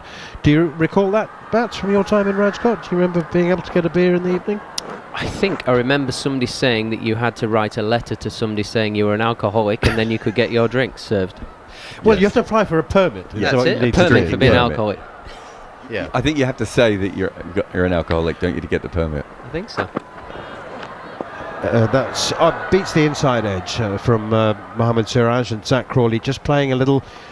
I don't know whether he's playing a little away from the body, whether that's relevant or not. It just maybe kept a bit low and did nip back in towards him. I think it's a good ball from Mohammad Siraj. Alcohol dependent, I think, is the phrase. Is that what it is? Appears on the certificate. Just from what I've heard. I've never heard anyone describe Western. It's alcohol dependent. You're a Western person. Sorry. England 31 without loss. Anyway, it's water only in the stadium. And some chai, if you're able to stand in the queue for half an hour. Here's Siraj once again to Zach Crawley, forward, playing defensively up on the offside. And there's no run. Crawley 6, Duckett 19. Outside of the popcorn, what other kinds of snacks? Samosas. In the first 2 tests, yeah? Yeah. How much is a samosa? 5 for 250 rupees. Okay. They weren't very, very big. Vegetable samosas? Yes. Yes, very much so. So that's £2.50 for 5 smallish samosas. There was some biryani, large, those huge, vast biryani pots pushed away by Crawley up on the onside towards mid-wicket. Like a big vat. Yeah, that's right. Yeah, no, like the size of 2 50-gallon drums, massive, and that was 300 for a portion of biryani. 31 without loss. Crawley on 6, Duckett on 19, and is that tea already? It is, isn't it? My goodness me, that session went very, very quickly indeed. India bowled out for 445, with Mark Wood taking 4 for 114 and 2 for Rian Ahmed, 2 for 85. There was a wicket as well for Joe Root and Jimmy Anderson and Tom Hartley. England in reply, 31 without loss. They've made an exciting start. I think it's probably a little too early, is it, to make any kind of judgment call, Bats, on the way the pitch is playing. I mean, Ben Duckett has played and missed half a dozen times. That's good seam bowling. Yeah, I actually think the one thing that's very obvious, Crawley and Duckett really complement each other, not because it's right and left hand. One is 6'4" and looks to play off the front foot, predominantly, and one is 5'7" and plays predominantly off the back foot, which on a slowish surface and a pitch that is offering something for the seamers. We've seen both edges beaten, outside and inside, but it's made it very difficult for them to hold a length, and I think the fact that the Indian bowlers haven't held that length has meant that England have got off to a relatively sprightly start, and they would be relatively happy going in at tea time and feeling like they've nullified the Indian momentum in that 6 overs. So it's tea time in Rajkot on the second day of the third Test match between India and England, with India 445 and England in reply 31 without loss. We'll take a short break, and when you come back, John Norman and Jarrod Kimber will be answering your questions and your feedback. Exclusive ball-by-ball commentary of the third Test match, live from Rajkot. Past the umpire now, he's straight. See you later. Only on talkSPORT 2.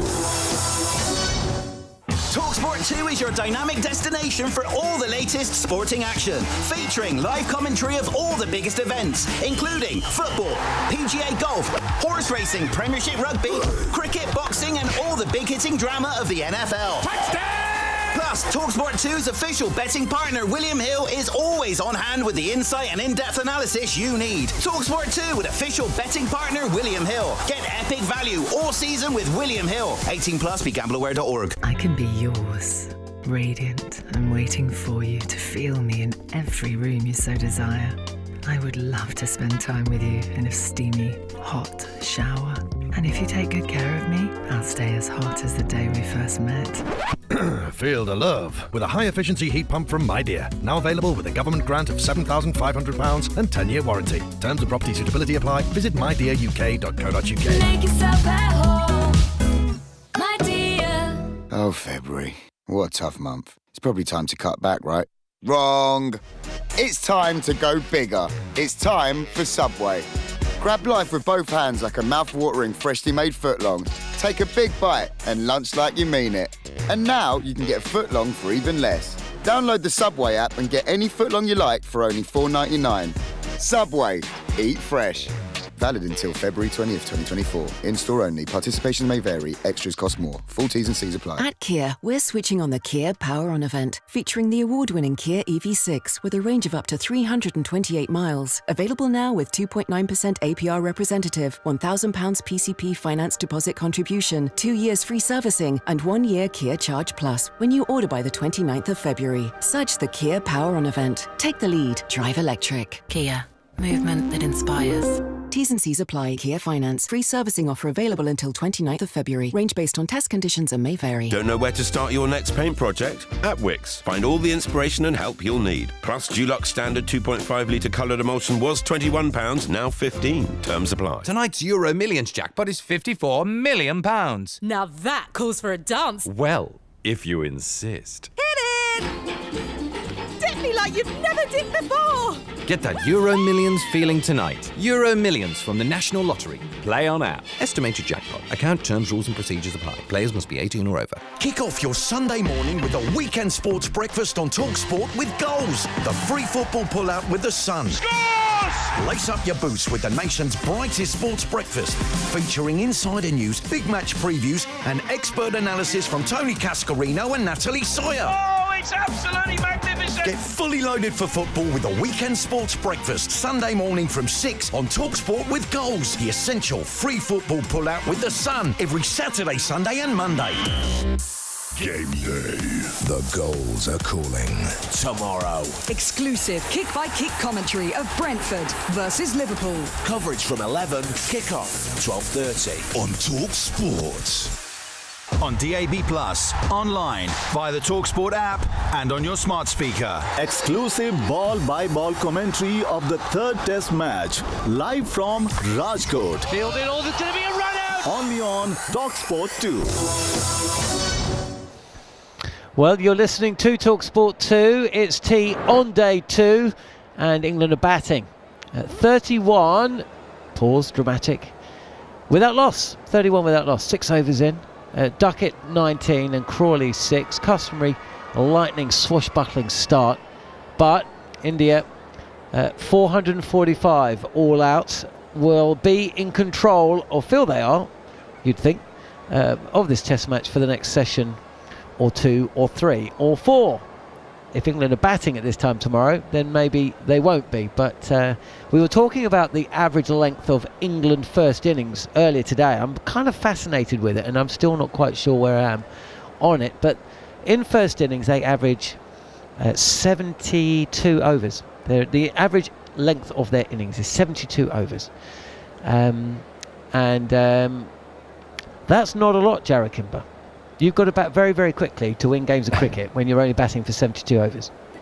I think it's quite kind of weird, right? Because they've decided to play more a one-day style, and they're better in one-day cricket when they chase, and they seem to be better when they chase and bat second also in Test cricket. So you watch them in first innings, and they look a little muddled, right? And I haven't done a thorough comparison of this, but you know, when I do my YouTube shows, it's a question that comes up quite a bit of, if England are batting so well, why are they not batting well in the first innings? And I can only assume it's got something to do with the one-day method and everything they're going about with. But it is interesting that it hasn't worked as well as it has when they've come in the second. So, you know, when they were chasing, what were they chasing the last game? 399. They looked more confident chasing 399 than they kind of did in the first innings. A lot of what this England team have done has really forced us to reassess how cricket is played. And one of the aspects of this is something that we spoke about last year on occasion, and that is by taking so much time out of the game, of course it means that if they are chasing, they're not chasing on day 5, they're chasing on day 4. But then you bring into the equation the fact that they're not batting as many overs, so therefore the bowlers aren't getting as much rest. They bat Bazball, they don't bowl Bazball. So the opposing team are still batting for 100 overs. I'm just having a look. On average, England bat for 72 overs under in the Bazball era, and the opposition bat for 89. So England never see the second new ball, which in itself actually makes me think, and I haven't thought of this before, but they're very successful against the new ball. They get off to such a good start. Surely they'd want to bat against the second new ball. Well, I don't think their plan is to be bowled out in 70-odd overs, is it? It's just that they're not batting particularly well. Yeah, but essentially, it may not be the plan to be bowled out in 78 overs. You never plan to get bowled out at all. But doesn't that come into their thinking? They're thinking, well, hang on a second, we're very successful against the first new ball. Why don't we try and bat against the second new ball? I mean, I think if you were looking at Bazball critically, you would probably say that the biggest problem is at the moment is they haven't worked out how to crack their first innings batting. So I don't really think it's a case of them not getting to the second new ball because of over-attacking. It's not getting to the second new ball because they're not making enough runs in general. So I see where you're coming from, but I just think it's more failing to execute. Well, maybe they just don't have a solid plan for the second inning, for the first innings as they seem to for the second. Whenever I watch Ben Duckett play, I think to myself, I'd love to see Ben Duckett bat for 3 or 4 hours. And more often than not, I don't. And he got a lot of credit for the way that England got off to that start at Hyderabad. And he's got off to starts in each game, and then he's got out. I'd love to know. I might have to check. I don't know if Gary can get this or CrickViz. I'd love to know what Ben Duckett's strike rate is in every innings. His average strike rate for every innings in Test cricket in the McCullum era, for every innings that he's batted for more than 20 deliveries. I wonder where that is in relation to every other batter, because it must be up there. Surely, if you 20 ball minimum over the course of all of his innings. Anyway, you are listening to talkSPORT 2. We're kind of going down a little bit of a rabbit hole here. Myself, John Norman, Jarrod Kimber, as is our want. We do this when we're off air as well as on. If you're watching us on YouTube, we are on the talkSPORT Cricket YouTube channel. So welcome. We've had a few questions in. One of the questions in from YouTube was to you, Jarrod, but I found out the answer. And it was Jarrod. It was from Edward Rosenay. He says, Jarrod, what's England's highest first wicket partnership in India? Not intending to be a kiss of death, just curious. And I can tell you that Crawley and Duckett are some way off as things stand. The 359 that was put on by Len Hutton and Cyril Washbrook. Oh no, that's the record wicket partnership of all time. Okay, so maybe not in India then. Maybe we can find that out. No, in India. In India. I wonder what it was. We'll find out. No, I've got it right here, I think. Wait a minute. I still feel they're probably some way adrift. Is Cook and Hamid at Rajkot. Yeah, but is that... that might just be in this stadium, or at this stadium. No, that's not. England's highest ever opening partnership in India. So what is it, 180? 180, yeah.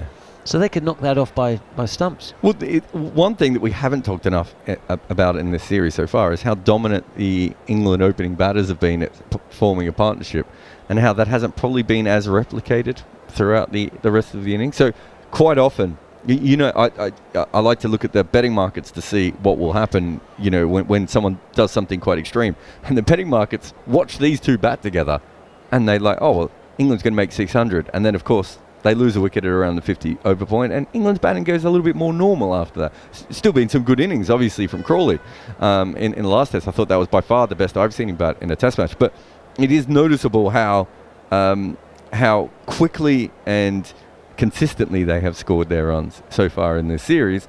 The rest of the team haven't been able to score at that kind of pace all the way through. So some of that is Asian batting because of the new ball, and some of that is just because when the spinners come on, England are not as good at rotating the strike, so they can hit the reverse sweeps or their slog sweeps or come down the wicket, whatever their shot is, but they're not it's not as easy just to punch one through the covers or use the pace of the ball, which is obviously what they're more used to. But it has been noticeable that pattern all the way through this series so far, and we're seeing it exactly again today, even if they're not scoring maybe quite as quick as they have at other times. How have you assessed day two? It was India's day on day one.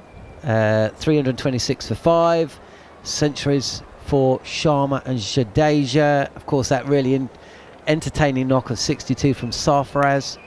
And hitting back as well, 33 for 3. They were 50 for 4 when Sharma was given out LBW. He overturned that. Bit of excitement early doors today, 2 quick wickets, but I mean, even on a field, you look through the scorecard, there was runs pretty much everywhere, but India were playing a different form of cricket to what we've seen from England. Apart from when Rohit Sharma started to open up a little bit yesterday, they've been batting time as much as anything. Crease occupation, knowing it's going to be easier to bat today and yesterday than it will be at any other stage of the match.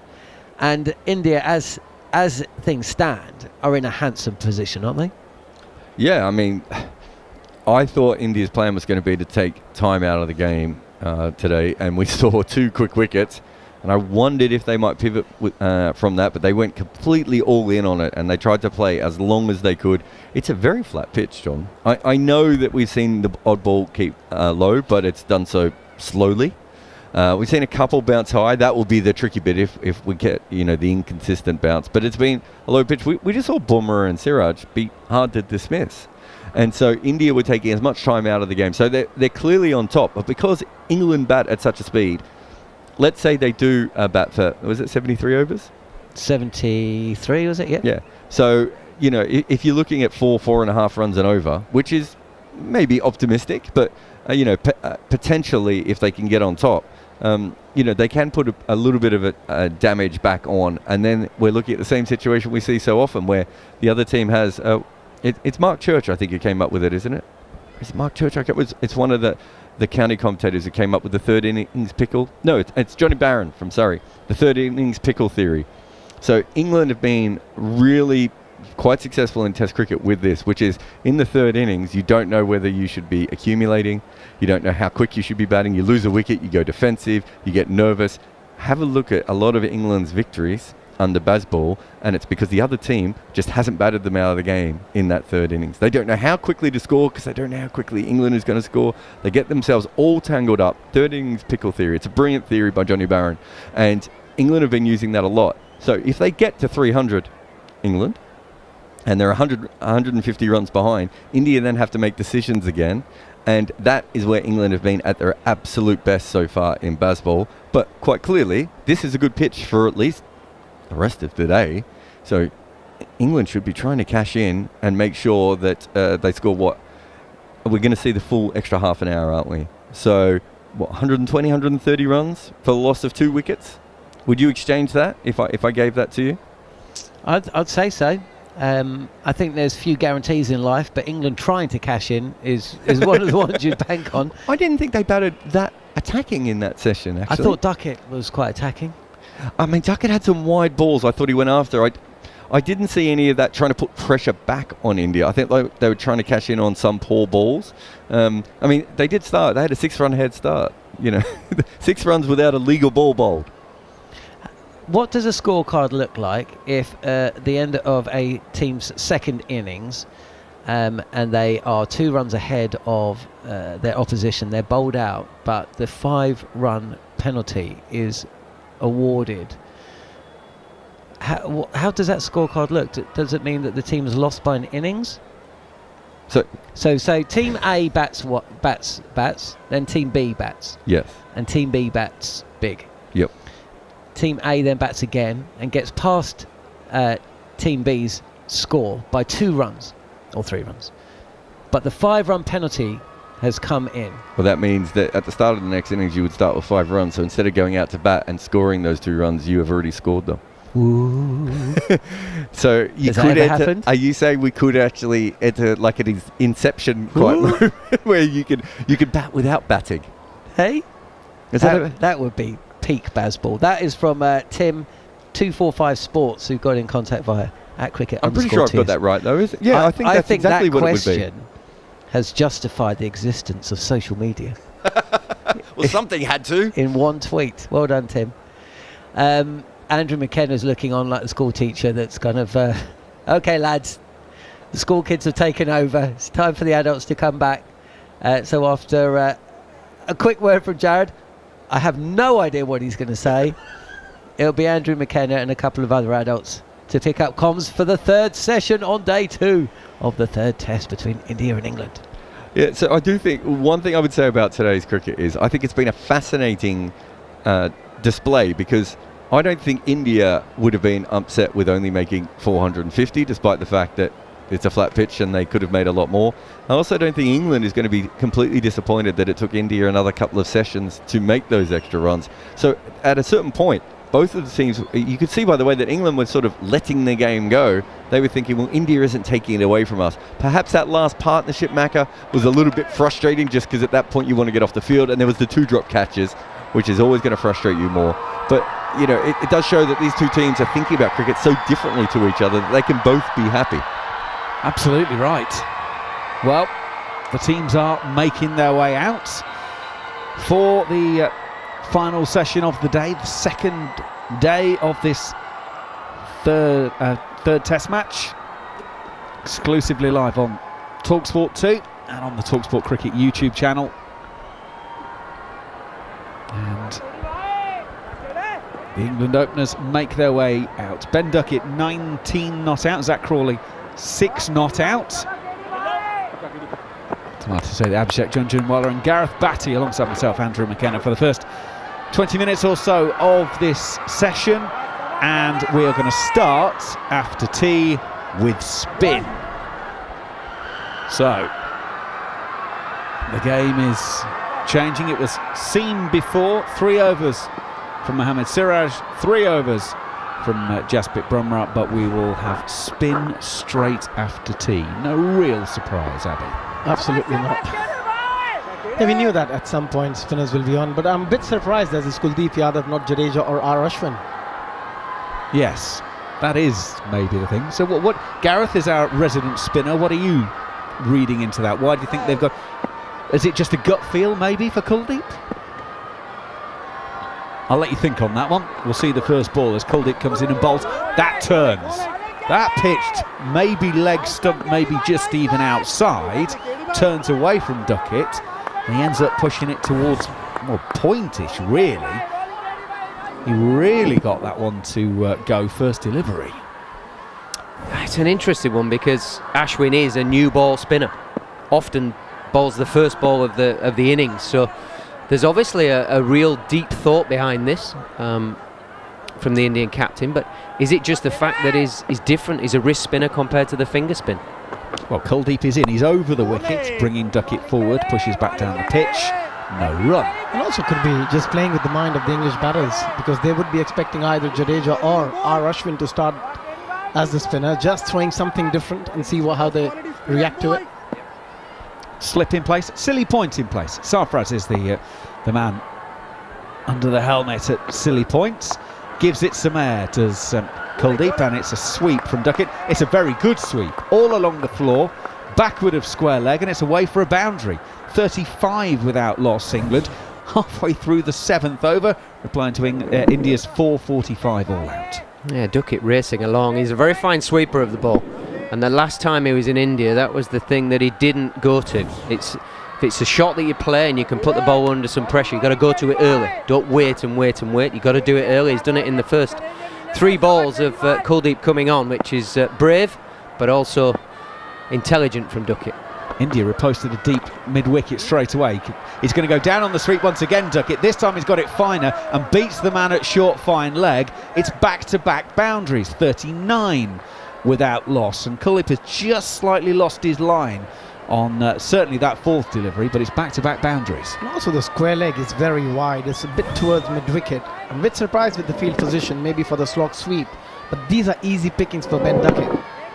He's reached a long way forward and got very low, and actually taken the ball that's pitched outside of leg stump. So how will Kuldeep combat that? He goes in once again, outside of off stump. Duckett weight on the back foot, punches to the cover sweeper. Patidar is the man who does the fielding. Single taken, 40 without loss, England. Yeah, brilliant batting. Duckett giving Kuldeep Yadav no length. So he's full of ball, almost his best ball. He's lapping him and sweeping him for 4. And then a ball that's fraction, just top of the stumps. He's leaning back and he's squeezing in through point for a single. It's really productive, really positive batting. Crawley on strike. He's got 6 from the 15 balls that he's faced. He's going to go against Kuldeep. Left arm over, bringing it back into the right-hander. Just opens the blade, pushes to backward point, no run. And also Kuldeep mentioned it in his interview recently that he's finding it a bit difficult. Also, it's an opportunity for him to pick up wickets, but also he's never had a team which has come so hard straight away in Test cricket against him. So he also had to adapt to this style of play. And I think, so far England has done exceptionally well. Yeah, the one thing about Kuldeep is often he'll go up out of the hand, and I think to duck it, that gives him too many cues to pick up length quickly. I think it's a different story for Crawley. I think he could have been brought on to get Crawley and hit him on the shin. Just pushing it across and then the spin bringing it back into the stumps is a theory I would possibly be looking at with Crawley, but I don't think it works the same for Duckett. Very good morning to listeners on talkSPORT. Joining us here on talkSPORT 2, England have got off to a rattling start. 40 without loss after only 7 overs, replying to India's 445 all out. Ben Duckett has got the vast majority of them. He's 28 not out from 27 balls, and he's now facing Siraj. He's got 4 more to add to the total. Siraj has over-pitched, and he's been driven back past himself for the boundary. It's 4 more to England, 44 without loss. Abhishek Jhnujhnuwala and Gareth Batty alongside me. Yeah, at the moment it feels like Ben Duckett just having a net session. He's just watching the ball and hitting the ball. There's hardly any movement of the pitch. And it's also the best time to bat on the surface after tee. Yeah, the ball is coming out of the surface. It's not sort of lost its hardness of the ball, that little bit of lacquer. It just makes it skip into the blade a little bit easier. 7th boundary for Ben Duckett already in the innings. Siraj goes in. Duckett's taken this. He's bowling right arm over to the left-hander, trying to go across him. He's taking it from about off stump, trying to work it onto the leg side. Can't find the gap, and there is no run. So England, I say, they've replied to 445 all out. They're 44 without loss already, just playing this England brand of cricket. I mean, Duckett's played a few very big shots in the before tee that he didn't get hold of. After tee, he's actually middled pretty much everything. Sometimes you've got to take some early risk to put some pressure back on the opposition. Siraj in, bowls right arm over, it's a short ball. Duckett on the pull, clears the man at mid-wicket. 4 more to Ben Duckett. He's got 36 now from 30 balls faced. He's going at more than a run a ball in a test match. England 48 without loss. And also I think it's a very good ploy as well, because the ball is new, is coming onto the bat quite nicely, it's hard. You have an opportunity to score runs quickly, and the more you score now, it'll be easier as the ball gets old. It'll be harder to score runs then, so you might as well go hard at the start. Well, England really are making a great start. They've now made it to 40 for the opening partnership in every innings of this series so far. In fact, 3 previous times they've gone past 50 as well, so they're 2 runs away from making that 4 times out of 5. In goes Siraj. Duckett just plays into the offside to Shubman Gill. No run on this occasion. Siraj did have a problem when he was batting earlier on. He tried to play a reverse sweep and under-edged it onto his own knee, which caused him all sorts of problems while batting. But he's got the bowling boots on after India were all out, and he doesn't seem to be having too much of a problem, at least in the regard of the knee. Ben Duckett's given him a slight headache in a slightly different way. Yeah, certainly his run up and his follow through, all the points when the pressure would be going through your body, is not showing any signs of the injury. And he comes once again, right arm over. Duckett just sort of, it looked like he bailed out on the shot he was originally playing and ends up just sort of dropping it into the leg side. No run. And we approach the end of the 8th over. Yeah, I think this is where Siraj has to be a bit patient with Duckett. He's got to hold that line where he's pitching about leg stump, just going across him. Some will straighten and maybe just cannon into leg stump. But he can't be off stump and outside. It's width on this benign pitch to Duckett, and he's playing so well. He's moving, economy of movement, so that when he's actually coming in and has to. Siraj is in. Duckett is playing onside, gets a bit of a leading edge that won't carry through to Rohit Sharma at mid-off. It bounces a metre or 2 in front of him, and there's no run. 48 without loss at the end of the over. As talkSPORT listeners prepare to leave us, if you do want to stay with us, then on your DAB radio, just flip it along to talkSPORT 2, or of course just swipe if you've got the app, go between talkSPORT and talkSPORT 2, or go on the website or your smart speaker and just fire up talkSPORT 2, and we're going to be here probably for the next couple of hours or so till we finish day 3. Gareth, sorry, carry on. No, I feel like that last ball is kind of what we're talking about. He's almost got to move more to address the ball that's down the tram lines of the stumps at middle and leg. as opposed to the ball that's off stump and outside. He's limiting his movement there.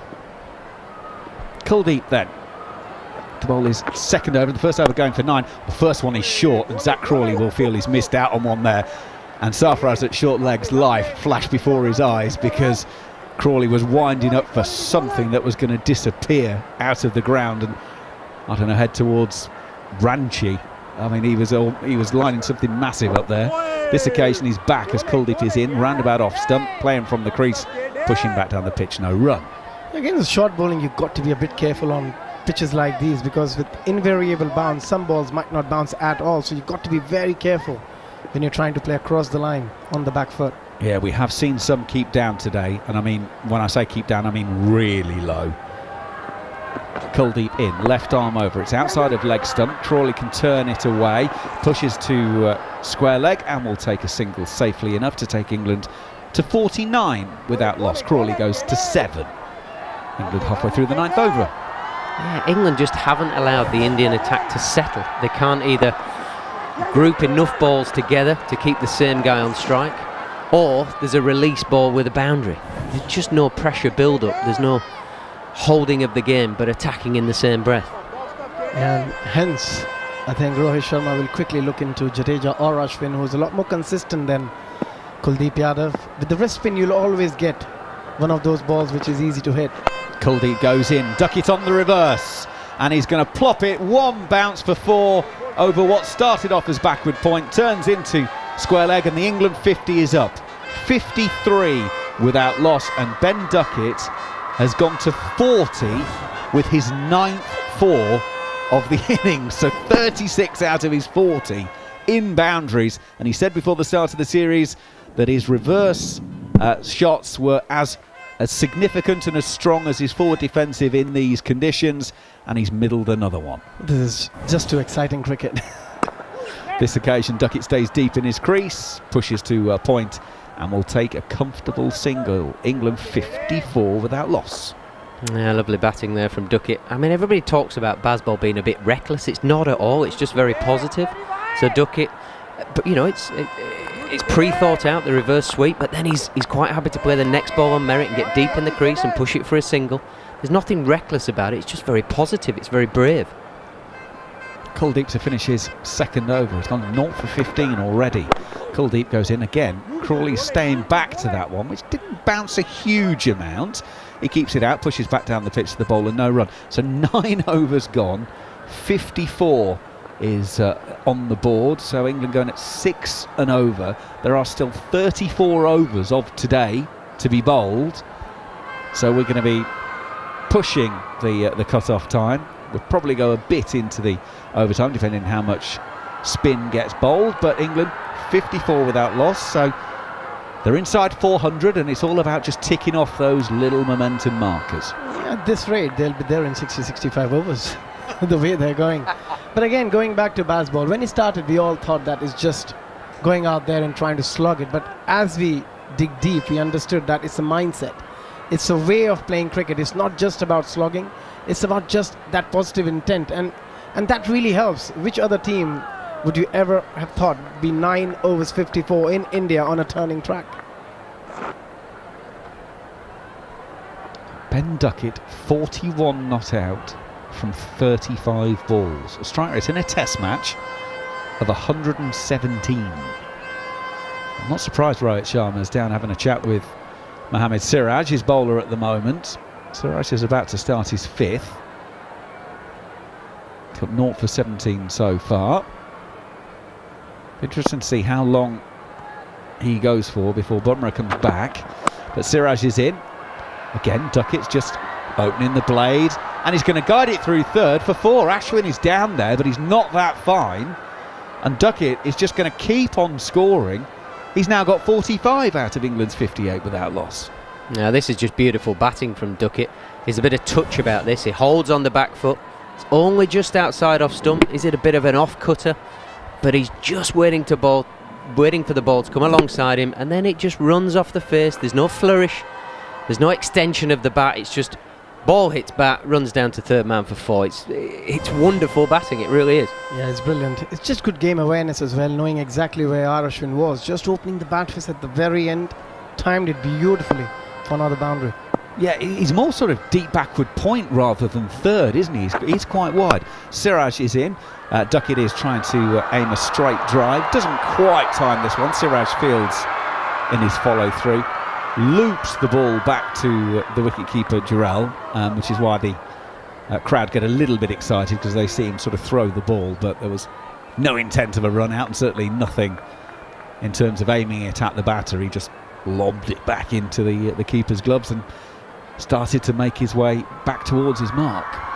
Yeah, he's that bustly type bowler, isn't he, Siraj? He wants something to be happening.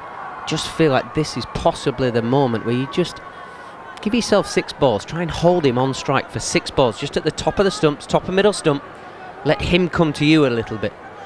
You've got a relatively defensive field, so you shouldn't get hurt too much, but just have a bit of patience. Duckett, 45 not out, is square driving this one. That's going to be 4 more. And we've just said that Ashwin is a sort of backward foot. He may have just edged a little bit towards the third side, and that one's gone the other way. So Siraj goes 4-0-4 at the start of this over. England 62 without loss, and Ben Duckett 49 not out from 38 balls. He's a run away from his 8th Test match 50. Just magnificent. Again, keeping it very simple, just rocking on the back foot and punching it in the gap and just playing with the field a little bit. This time he just goes in front of point, and the earlier one he just opened the bat and just played it behind point. Ben Duckett's Test match strike rate is 85.9. He's going to bring up his 50 with a square cut to Ashwin down on the deep point boundary, and Duckett goes to 50 from just 39 deliveries. That is a strike rate of 128 in a Test match. As I say, it's his 8th Test match 50, his 6th away from home, and the first time that he's got to 50 in India or against India. Yeah, I mean, even now, if he's out for 50, it's been a wonderful innings. He's just changed the shift of momentum in the game towards England, which is a bizarre thing to say when India got 445. It just feels like England are in the ascendancy here because of just playing in such a free and positive way, but with incredible skill and thought process. It's not just randomness, he's just played beautifully. Well, Crawley's the man on strike, who's 7 at the other end. He gets the ball from Siraj. It's bringing him forward, just covering up on off stump, and plays it out quietly, no run. Yeah, it looks very easy and seems very easy to do, but it takes a lot of skill. He's played some unbelievable shots and just the game awareness, just playing the situation. And it proves, looking at Jack Crawley, who's again a very attacking player, he's just on 7 of 21 deliveries. So it just shows how well he has batted Ben Duckett. The other thing is Crawley hasn't got caught up in it. That's the great thing. So, okay, look, you're off and doing your thing. I'm not going to try and cramp your style. I'm not going to try and copy it. On another day, it'll be my day, and you'll do the same. Crawley's not got caught up in it. In goes Siraj. That's a nice looking shot. It beats mid-off from Crawley. That'll be 4. That'll take him into double figures. He was waiting on that ball, and he got it. A drive ball, full from Siraj. And he's hit it through straight mid-off for 3 boundaries in the over from Siraj. He's bowled 5 overs that have gone for 30 after 10 overs here on talkSPORT 2. England 67 without loss. Yeah, and this is Zach Crawley at his best. He's hit the ball on the up, but he's waited for his contact point, so it's underneath his eyes. He's a big, tall man, that's his advantage. But he just pierces the gap, doesn't try to overhit. It really is execution of the highest level from Crawley to find that gap at extra cover. I mean, this is an incredible partnership. 67 for none after 10. I mean, wow, I can't believe I'm watching it. He's hardly broken a sweat. I'm not taking any risk. It's just pure good cricketing shots. Well, you start to wonder what's going through Rohit's mind at the moment. What's his options? Well, his options are quite obviously Ashwin and Jadeja, because those are 2 world-class operators. Stay with Kuldeep. It's Duckett going on the reverse. Now it loops up to, let's see, what starts off as sort of a gully position, ends up as short, fine leg. Now, did it roll up the pad and take anything in terms of glove? I don't Oh, it wasn't pad, it was glove all the way. He basically punched it, and Rohit wasn't able to get around. So that was a chance. Yeah, very, very lucky. It was a difficult chance, a bit away from Rohit Sharma, but he's been batting like that for a while. Duckett gets a ball leg side this time from Kuldeep, and there's no one out deep on the leg side, and Duckett has another boundary. 54 from 41, 71 without loss, England, and as Simon the Barmy Army trumpeter pipes up, it is 4 more to the England. Yeah, this is unbelievable. This is so entertaining. This is so good to watch from Ben Duckett and from England, and putting so much pressure on Kuldeep Yadav. Kuldeep Yadav spoke about it a couple of days ago, that how difficult he is finding bowling against England batters, especially the openers. Well, he's coming in again to Duckett, outside of off stump. Duckett stays deep in his crease on this occasion, chops it into the covers where Shubman Gill will field, and they take a single, 72 without loss. You've got to remember that Kuldeep is 29, but it's only his 10th test match, so he's played a lot of cricket, but actually in terms of test match and dealings with this kind of thing as a test match, actually he doesn't have that much in the bank to fall back on. Yeah, he doesn't, and he was out of the team for a couple of years where his form dipped. He was dropped from the IPL side as well. Then he went back to the drawing board, worked a lot on his action and came back strongly. He's in once again, left arm over, bringing Zach Crawley forward outside of off stump, pushing back down the pitch, no run. So he used to be a lot slower, now he's bowling a lot quicker, he's got more variety, but as you said, yeah, still new to test cricket, just 10 games, so doesn't have that much experience. So I wouldn't be surprised in the next over if we see Jadeja or Ashwin from the other end. Kuldeep in. Oh, Crawley doesn't move his feet there. That was pure hand-eye coordination inside half of the bat. It goes to short leg and there's no run. I'll tell you what, I think we've just had a little window into the mentality of India at the moment, because on the TV coverage they've just put up the graphic. This is the 3rd highest score made against England in the McCullum and Stokes captaincy era, but the previous 2 matches were both won by England. Crawley is going to play a nice looking shot from Kuldeep, straight back over his head. 4 more to England, 15 now to Crawley, and England go to 76 without loss. So yeah, so India's 445 all out is the 3rd biggest score conceded by a Ben Stokes captained England side, but the 2 occasions they've conceded more, England have both won those games. So maybe the Indian TV are getting a little bit twitchy on that one already. Gentlemen, I'll let you consider some more on that as Neil Manthorp comes in for the commentary. Zach Crawley there punishing Yadav. He just got a fraction full. It went up out of the hand, which gives him all the time he needs just to replace that initial movement that he has, that little press, and then extends and hits him straight back over his head. And I think if you dissect the partnership now, you've got Crawley who wants to be expansive down the ground, and you've got Duckett who wants to hit square of the wicket very hard. It's complementing each other. They both know each other's games. You can see them talking in between overs, in between shots almost. It's a partnership that is blossoming and only growing from an England point of view. And also the clarity. Both know what shot they want to play against the spinners, and they've worked their game plan out against each individual, each Indian bowlers, and they're doing it brilliantly so far. Ravichandran Ashwin into the attack, and Duckett drives at this one, doesn't time it at all, stands very still in the crease, didn't move forward or back, and, didn't time it. Ashwin does the fielding himself. Not too often in the Duckett-Crawley partnership that Crawley's played quite such a spectating role. Ashwin in again once more. Duckett just looking to get after Ashwin, trying to force him through the offside. Doesn't time it, Ashwin fields. Yeah, I think Ashwin will be quite smart here. I think he'll try and almost run the ball into Duckett a little bit, get him hitting the ball, and then look for a bit more side spin. Here's Ashwin again. Duckett drives quite high on the bat, in the air for a little while, beats extra cover, chase on for Shubman Gill. Gill gets there well before it reaches the extra cover boundary. They've run through for 2.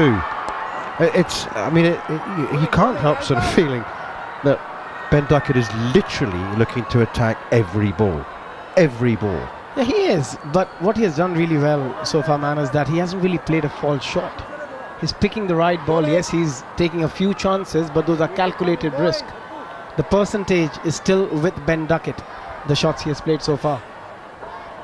he played in 4 cover drives, extra cover drives early on against Siraj, didn't he? Here's Ashwin again, bowls, Duckett on the back foot, punches it out towards cover. Sarfaraz Khan is under the helmet at silly point or short cover, gets a hand to it, tips it over the bar and then has to chase after it. He looks even chunkier with his protective kit on, does Sarfaraz Khan, with the helmet on. I think he's got pretty much he's got pads on under his trousers and obviously a box as well. Beetled off after that one, and it's another single. Duckett moves on to 58 from 46. So I suppose technically they were false shots, playing and missing, but they weren't the wrong shots. So that's what you mean. Here comes Ashwin again, reverse sweep. Up goes no, it doesn't. Oh, he's hit it. Oh, I tell you what, umpire Joel Wilson was very twitchy there. I think instinct immediate was that that's going on to hit, but there was a bit of bottom edge, was there? Reverse sweep from Zach Crawley. Bottom edge? Yeah, good amount of bottom edge, yeah. That's it. If you're bowling to somebody like Jack Crawley, I'll come back to that after this game. Here's Ashwin around the wicket and loses his run up there. What went wrong there? Into the delivery stride and then pulled out. He does it a lot of times. Just wanted to see whether Crawley was shaping for another reverse sweep, maybe.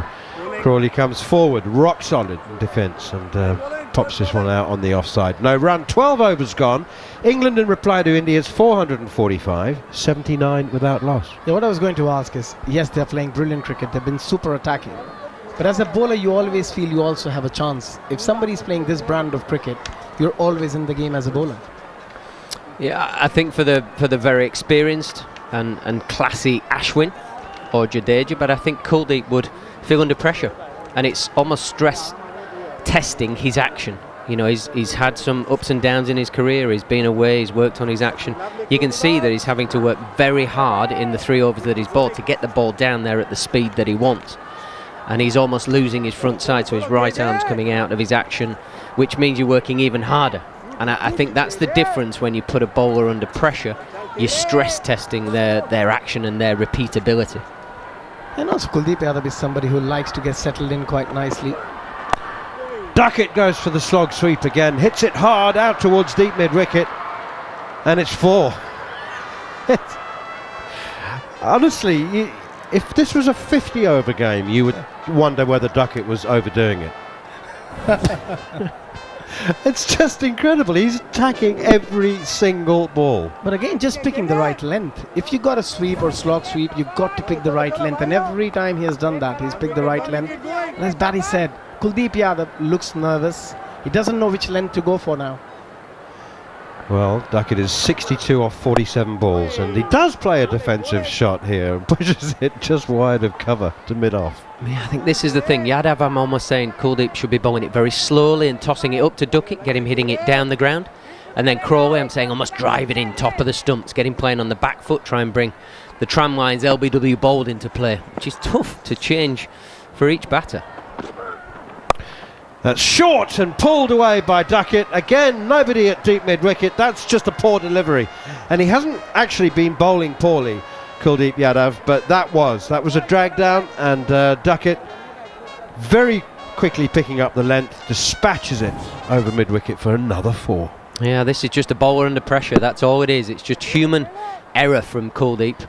His right arm, is coming out of his action very early. That's why he's dragged the ball down. He's under pressure. The stress test of his action isn't standing up right now because Duckett's really got him. He's got him on the negative thought process in his head.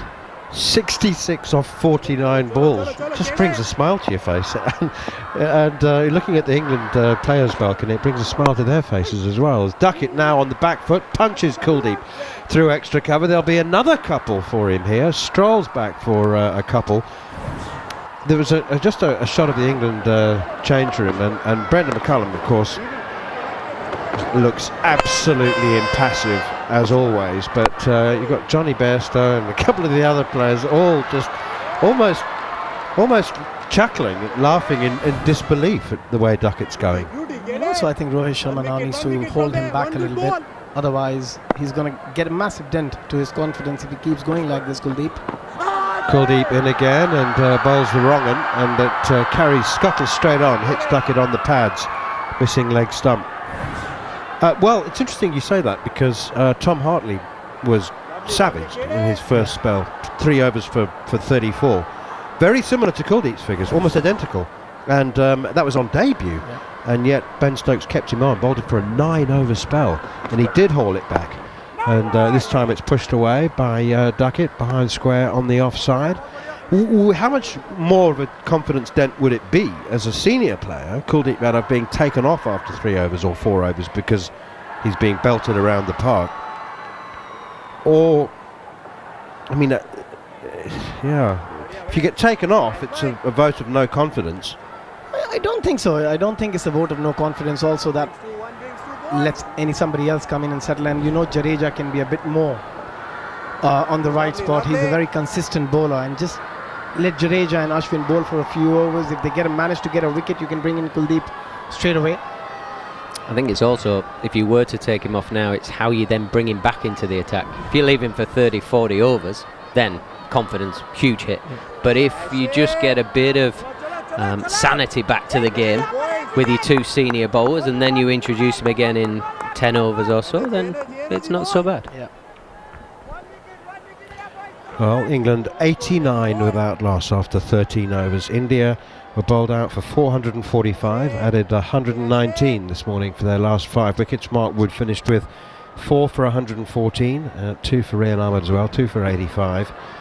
Here's Ashwin around the wicket, out leg side, top edge sweep, out, caught! Ratchapadita takes the catch, and Ravichandran Ashwin has his 500th Test wicket. Just the 9th cricketer to reach that remarkable milestone, and the victim is Zach Crawley, top edging a sweep. Rajat Padita takes the catch, straightforward in the end, but R. Ashwin knows how much work over how many years has gone into that. He has been over the years for India and thoroughly deserves that 500 wicket. Great to be in that elite club for R. Ashwin. What a cricketer. Yeah, 500 wickets for a spinner. I don't know how many spinners have actually got over. Is it 4, I believe? Is it 4? Kumble, well, Murli and Warner top, and Anil Kumble. Yeah. So, and Nathan Lyon, which so is the 5th spinner. Phenomenal. So, I mean, he's had an incredibly long and distinguished career. And in the later years of his career, the milestones are kind of nice, because it's leaving a bit of a legacy for the man that has given so much to the game. 500 wickets is not something that will, apart from players that are closing in on it now, it's not going to happen again, I don't think. I don't think people will have the longevity, and that is the true test of greatness and wonderful sporting prowess, the longevity that you can stay near the top for so long. So, you know, he's eyeing up the 100 Test match as well, and so on and so forth. All the things are coming at the twilight of his career, and very well done. Just to touch on the Crawley, he had no need to play at that ball. It's pitching outside leg stump, an off spinner spinning it from the rough. I'm not sure what he was trying to do. You'd be better off having a massive, it's almost your free hit. You try and smack it out the ground and have a big slog at it. I'll just leave it alone. It's a wide, it's negative. Yeah, it was a bit too close to sweep. Yeah, just a strange one. And they played so well. I'm not criticising, it's just one of those things. It's just one of those moments in India. If your concentration just lapses for 1 second, all of a sudden, bang, you're back in the pavilion, which is so difficult. Just to run through that list for you, Matthias Muratharan top, of course. He'll never be caught, he said confidently, with 800 Test wickets. Ashwin in to Ollie Pope, the new batsman, pushes it out towards mid-wicket. Do we agree? Just a nod will do. 800 will never be overtaken. It'll be very difficult for somebody to get to 800. I think they'll have to play for 25 years. Yeah. And it would have to be for one of the big 3. Here's Ashwin again, short to Ollie Pope, outside the off stump, punched off the back foot, and they go through for a single. Ollie Pope is off the mark. Shane Warne in second place with 708. Jimmy Anderson 695. Anil Kumble 619. Stuart Broad 604. Glenn McGrath 563. Courtney Walsh 519. Nathan Lyon is just above R. Ashwin. 17 wickets better off with 517. R. Ashwin now the 9th player to reach 500, and And an emotional moment. We thought he was going to get there in Visakhapatnam 10 days ago. And so did he, actually. I think he was a little disappointed to be taken off with England 8 down. And surprised. But he's had to wait. And, well, it's a very, very special moment. And all of his teammates gathered around him. And there was lots of hugging and congratulating as Duckett comes forward. Plays defensively, no run, 90 for 1. Yeah, 90 for 1 seems a very good score, but this could change very quickly in India. India's got an opening which they were looking for, and now we'll have to wait and see how things pan out. Just ridiculous thing. Only 13.4 overs gone. 90 for 1. Duckett tucks this one off his thigh pad behind square on the leg side, sets off for a single, and then looks aghast at Ollie Pope and holds his arms out as if to say, what's wrong with you? It's your call. It's behind square on the leg side. Come on. And Ollie Pope said no. At least I assume he did. He didn't move. And Duckett had to turn round after about 4 or 5 paces up the wicket and reclaim his ground. A brilliant average as well for Ashwin. Those 500 wickets have come at less than 24 apiece. Oh, that one keeps low to Ben Duckett. Kept very low, and he played back to it as well. So some excitement amongst the fielders close in around the bat. Duckett 68. Pope has 1, and England are 91 for 1. Yeah, this is the challenge now for Duckett. Can he keep that positive intent? He's played so well up to this point. And I think I'm right in saying that the English mantra is you keep playing your way. Don't change how you're playing because of some numbers that are on a scoreboard over there. You've got the game. You've got the bowlers by the scruff of the neck. Keep on top of them, because it will only make Ollie Pope's job easier if he can continue in that sort of vein. Ben Duckett 68 not out from 55 balls. Ollie Pope has 1. Zach Crawley's gone. Top edging a sweep to backward square leg. England, I think I said 91 for 1. I meant 90 for 1 after 14 overs. And this is in reply to India's 445 all out. Kuldeep Yadav is going to continue, and he's bowling to Ollie Pope now, who drives in orthodox fashion straight out towards extra cover. And there's no run. It'll be interesting. I mean, I don't suppose Ollie Pope will begin sweeping and reverse sweeping immediately, but it won't be long. I wouldn't be surprised. Because that's the way they've been playing. Pope has just a single at the moment, 90 for 1. Here's Kuldeep again, over pitches and driven, not timed, up to mid-on, fielded by Bumrah, no run. I reckon you'd be trying to do it in your first 12 balls, because the longer you leave it, that little parrot, pigeon, whatever you want to say on your shoulder just says don't do it now, and then you get in worse positions. You've got to do it early sometimes to take the risk. Here's Kuldeep, there he is, reverse sweep, bang on cue, and it's gone straight to the fielder at what becomes backward square leg. Started off as backward point, Mohammad Siraj. The thing about Ollie Pope's incredible 196 in Hyderabad is that he mostly reverse swept when the field demanded it. There is a fielder there now, but very often, I mean, Rohit Sharma was quite stubborn and refused to change the field, so Pope kept reverse sweeping while Rohit was saying he'll make a mistake soon, and he didn't. Here's Kuldeep again, bowls to Ollie Pope, goes back and tucks this one off his pads out towards square leg. So on this occasion, I mean, you don't want to be playing that shot just because you can, do you? Yeah. I'm saying you've got to do it earlier, or else you're not going to play it. You've got to get it, whatever we want to call it, on that shoulder. You've got to get it off early, or else you're not going to do it. The little devil. Yeah, because you question yourself. So you play a game within yourself rather than just play the game. Play the game in front of you. Here's Kuldeep once again from the media centre end. Oh, goodness me, that's a wrong one. And it's gone fizzing past the outside edge. There's an appeal for a stumping. Jarrod had the bails off in a flash. Well, nothing wrong with his glove work on this particular occasion, but I just wondered whether there was an edge. I think this is close, you know. I think he's groped at the ball. He's reached forward as he knows it's done him on the outside edge, Ollie Pope. I think he's just dragged a fraction. I mean, let's hope he keeps something TV behind the umpire, line. But to director, we have an umpire review for a stumping. I've checked both feet. It's fair delivery. Can we go to side on, please? Now then, the review is for the stumping. Okay, so in other words, if he hasn't edged it, and bails are removed. Just keep rolling through there for me. I think that's a fairly simple the one bails for you, are Mr. Tucker. removed. Yep, Rod Tucker's the thank you. third umpire. I've made my decision. Oh, that's good. I do like that. You know what? You see, one replay decision made. What are you frowning at? I think we know why it was referred. I think the umpire was stood in the wrong position. He was stood on the stump line, not the popping crease line. He was out of... Oh, good spot. Yeah, miles out of line. Reverse sweep again from Ollie Pope. Doesn't make the contact that he wanted. Little bottom edge, squeezes it into the ground. 15 overs gone. Now we're in a logistical situation now because Jarrod Kimber and David Lloyd have been loitering and they're late. They're both due on now. They're 10 minutes late.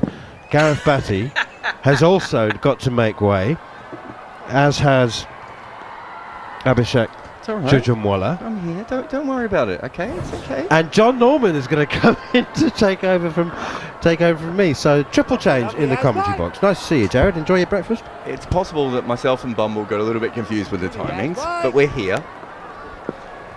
In some ways, we're ready to pounce now. We're at 10 minutes extra rest. Sort of extra rest that the England batters don't get. Ashwin around the wicket. It's back of a length. Punch to short cover. Duckett thinks about the run, but there's no run there. 90 for 1 here on talkSPORT 2 with David Bumble Lloyd and Jonathan Norman. Hello, mate. Shall we just continue the conversation we were having outside? What, the one where you were like, you guys were supposed to be on 10 minutes ago? That's the one. Ashwin again on off stump, and Duckett, what a start again. 68 from 56 as he pushes this to point, comes through for a single. This England team used to have maybe one batter in it, maybe two. You can both correct me, that would clear the bars. You know, Botham's batting, KP's batting. Now it seems like you've got to be there at the start, right? You've got to be watching Crawley, you've got to be watching Duckett. And then, of course, you've got Pope coming in, and he's the frenetic one. Bairstow, Root, Stokes, blimey. Back and defended by Pope. 1 from 8, Duckett 69, Bumble. Square leg umpire for the stumping. He stood not on that popping crease because of the camera. He can't get in way of the camera. Here is Ashwin. He's picked up wicket number 500, but pressure has been put back on India as Pope will take a single to square leg. He moves to 2, Duckett 69. Yeah, there's a bit of confusion last. There was a shout for a stumping.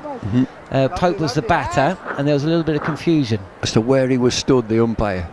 He can't stand on that line because he'd be in way of the camera.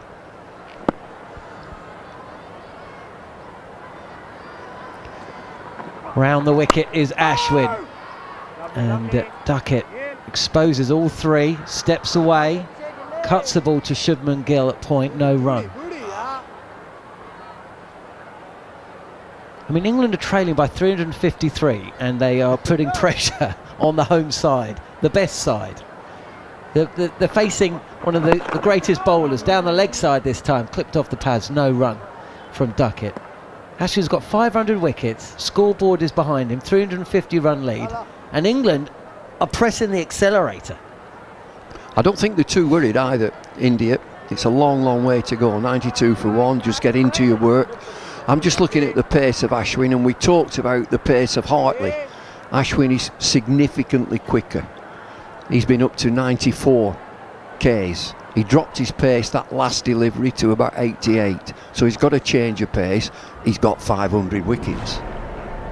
What about the line? Difference in line? Yeah, I mean, as the off spinner towards Hartley as a left arm spinner, but he's got a great pedigree, Ashwin, and he'll demand respect. And so they'll get into the game. They'll not be too worried that England have kicked on. Thing is though, right, you say demand respect, but Crawley inside edges a sweep shot early on in the piece against Ashwin. He then gets out on the sweep. I mean, is that respect? On off stump this time from Kuldeep Yadav. We've got finger spin and wrist spin. Left arm and right arm. And Pope, who scored that generational knock in the first test match at Hyderabad.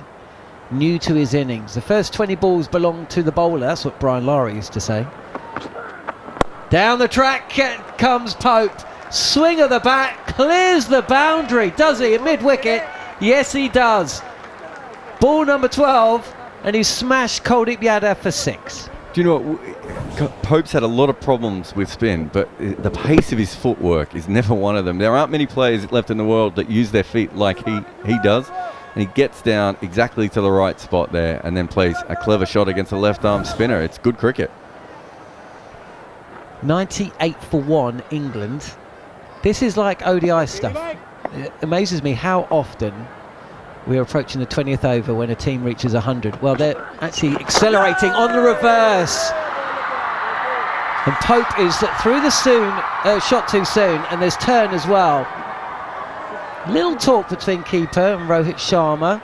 Not a million miles away from an underedge through to the new keeper, Jarrod, who batted well earlier today.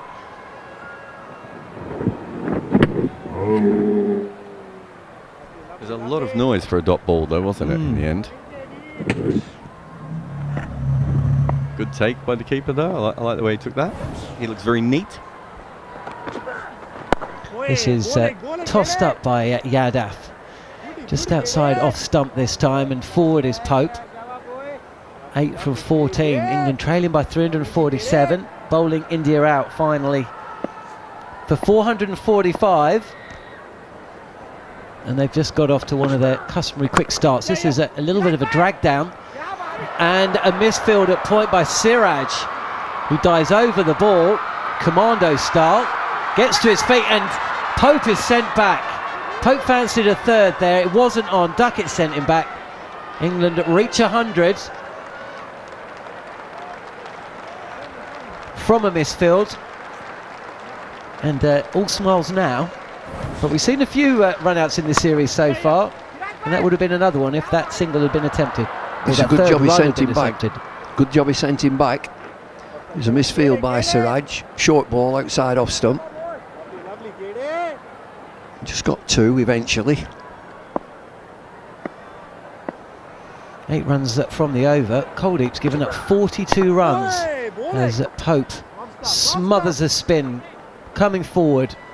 And that's the end of the over. Wow, this is brilliant. I mean, this is what it's about. And this is the kind of cricket that attracts new followers to the game. I cannot express how many people have spoken to me over the last year or two who have... I quite like white ball cricket, but now they like red ball cricket, and it's because of this. Well, it's in competition to white ball cricket, and Kuldeep's going at 7 and over. And tactically, England are just saying, we're not going to let this wrist spinner settle. Don't let him settle. Push the field back. Don't have fielders around the bat. But he'll keep him going. Rohit Sharma will look at this at 100 for 1. Okay, I'm going to keep him going. Do you want to carry on playing your shots, your reverse sweeps, you fancy this, you fancy that? They might make a change to Jadeja just to spin the ball away. But other than that, yeah, I think you're right. They will keep Kuldeep on, but it might just be that they want to see something slightly different with Jadeja. Well, they're going to be asking the question, aren't they? They're going to ask Sharma, are you going to keep attacking, or are you going to hold back? Tossed up by Ashwin, and smashed it to cover. No run. You say tossed up, that's 94 Ks. Jadeja was the bowler that Abhishek has been saying is going to be the point of difference, potentially, in this innings. We shall see. On the reverse is Duckett. I tell you what, Ashwin's bowled, 20 balls, and he's raised his hands above his head 18 times. That was 10 kilometres slower, that delivery. Yeah, a lot of people bowl quicker when someone starts to sweep, but it's usually better to go a little bit slower. Duckett in position. Sweeps again. And he sweeps, well, through mid-wicket, all along the grounds. He's a short man, but he got a big step forward there. Purposeful and effective. Moves into the 70s, does Duckett. 73, 104 for 1. It's thrilling stuff. It's a shot a ball.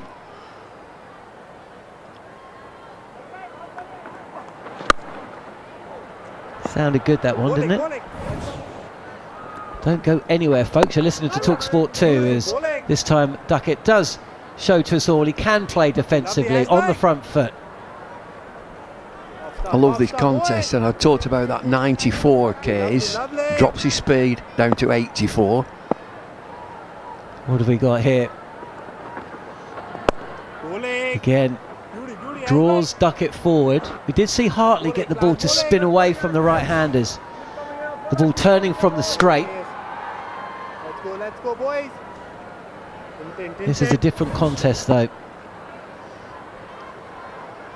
Approach the end of the 18th over as Ashwin is in, and it's Safraz fielding close to the wicket on the offside, and speed drops again, Bumble. Yeah, I like that, and it's 500 Test match wickets for, a brilliant cricketer and a wonderful bowler. But when you analyse that over, he's up to 94 Ks, dropped his speed down to 82, 84, 86, just that variation. And he's probing away at the batters. The batters are looking to play shots, extravagant shots. And I think he won't mind that. The bowler, you keep playing shots at me, I'm still in the game. Do all bowlers feel like that? And it does look like there's going to be a change. I think they do when you've got 500 Test match wickets. If you're a young bowler, you might get disturbed by it all. But he's seen it all before. And again, talk to the great Shane Warne. He'd love it when they come at me. You keep coming, come on. And he's in a game within a game. And that's what it's happening here. He won't mind this Ashwin with his 500 Test match wickets. But how often would he have had this? Because he doesn't play a lot overseas. He has played a fair whack of Test cricket overseas. But this couldn't have happened to him often. No, but you've got to rise to the challenge, haven't you? And you, as a bowler, just in your mind, I don't mind if you're playing shots. He does bowl in the IPL, doesn't he? So he's used to, limited overs cricket. I know it's slightly a different situation, but Jasprit Bumrah, whose 3 overs have gone for 17. We're approaching the 20 over stage. He gets more and more effective. Full delivery, and Ollie Pope meets this with the full face of the bat. Just steers it past mid-on and away to the boundary for another 4. Is that Ashwin at mid-on? He's just flagged that through. The old style. Talk about fielders diving all over the place on the boundary. I think that's our Ashwin at mid-on. It's a lovely shot through mid-on, full-length ball. It was. He's just after you, Claude. I tell you what, we were talking off air, weren't we, Bumble, about the old school. Jim Laker, 19 wickets, and they celebrate by having a good sit down. Sit down and pull your pants up. Well, there we go. He was born maybe 40 or 50 years too late. Ashwin, as Pope readies himself, full again, drives again, this time. Thick outside edge, the ball squirts to point. And the other thing, John, is that there's so much advertising on the cricketers now. You can see the clothing. Going back in the day, years and years ago, early 1900s, every cricketer wore a belt. I'm telling all these managers of cricketers now, get them a belt, put your advertising on it, you'll clean up. Well, I think I think cricketers miss a trick with the helmets. Look at Formula One. Look at all the sponsors on the helmet, the close-ups. Are they not a bit different? Are they allowed to do that? Well, no, they're not. That's what I mean. Look, you had Martin Crowe growing up, Jarrod. I had Alex Stewart with the old white helmets, shorter, touch shorter from Bumrah, and defended by Ollie Pope. 14 from 19 deliveries. I still remember the first text message I got from a friend of mine who said the West Indian captain has advertising on his face. Do you remember? Chandrapal. Yeah, Chandrapal used to have those. I think that what the NFL players have, the reflectors under their eyes. I do remember. But my friend thought he had advertising on his face, which I thought was brilliant. That's one way to do it. Players used to have buttons as well. You would have started with shirts with buttons, wouldn't you? Of course. Yeah. Bring the button back. Bring the button back. Here is Bumrah, left alone this time from Pope. I mentioned this yesterday briefly. Jarrod, you wrote a piece this week about Bumrah, and one of the many things that came from it was his success rate as the ball gets older, essentially. So if you break an 80 over, if you break the ball up into 80 overs and you put it into 4 sections, overs 1 to 20, 21 to 40, 41 to 16, you get the drift. And Bumrah's average is at its highest in the first 20 overs. And then it dips, and I think he's at his most successful between overs 40 and 60, is it? Or is it 60 and 80? 60 and 80, I think. Yeah, right at the end. I mean, you look at this series so far, and he's got an economy of 3.5 runs against the openers and an economy of 2.34 against everyone else. Brilliant bowler. As Ollie Pope steers this, one bounce to Gully. He stays on 14. Didn't they do that with James Anderson when he first started, as to when he takes his wickets? With the new ball doesn't do anything, and then from overs 18 onwards in the game he comes into his own. You see that a lot with English bowlers because of the Duke's ball, because it's that 15 to, especially if you're a swing bowler, 15 to 30 over mark when it swings a little bit further.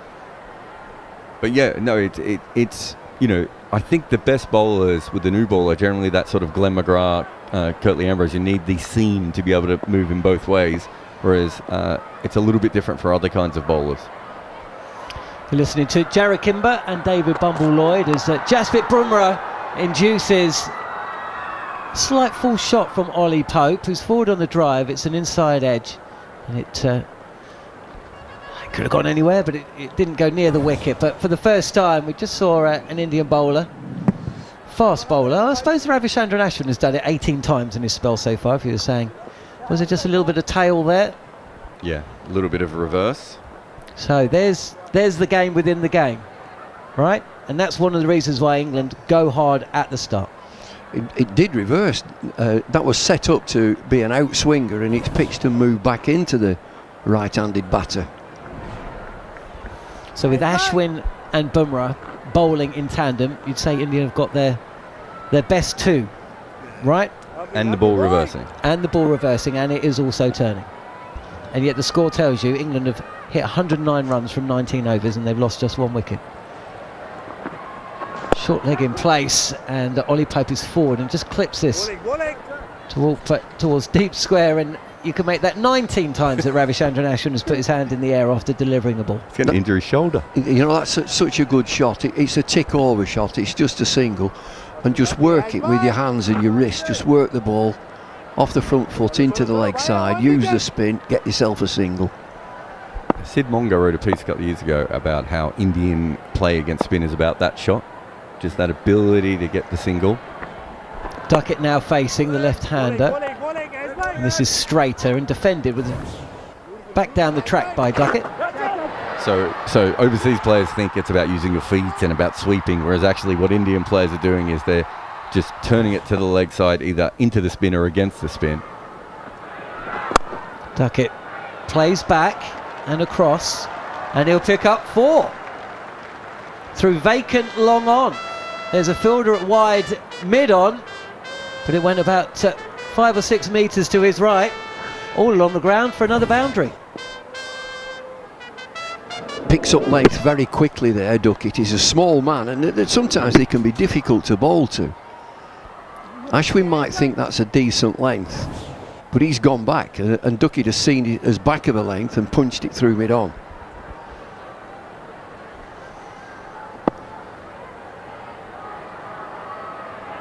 Duckett, 77 not out, and it's those wrists. Played a lot of hockey growing up, Goffey was saying. He's known Duckett for a long time, and he's just wristily played that through point for a single. Well, that's a good point, because we've just been talking about Asian players, Indian players, Sri Lankan players, wristy. We talk about them being wristy players, whereas English players, they tend to be quite stiff wrist. Pope, 16, loves to use his feet, but he's back on this occasion and is watchful. Lovely bowling. The Indian fielders liked it. I struggle to think of a batter that I can compare Duckett with. Opener, English. I'm not sure. Might set that one. You have a little think. Macca's about to come in. Last ball of Ashwin's over. Slightly leggy, and Pope will feel like he's missed out. He's just clipped that straight to Sarfraz, who fields it short leg, and that's the end of over number 20. We are in the evening session on day 2 at Rajkot, the 3rd test, the series 1 apiece.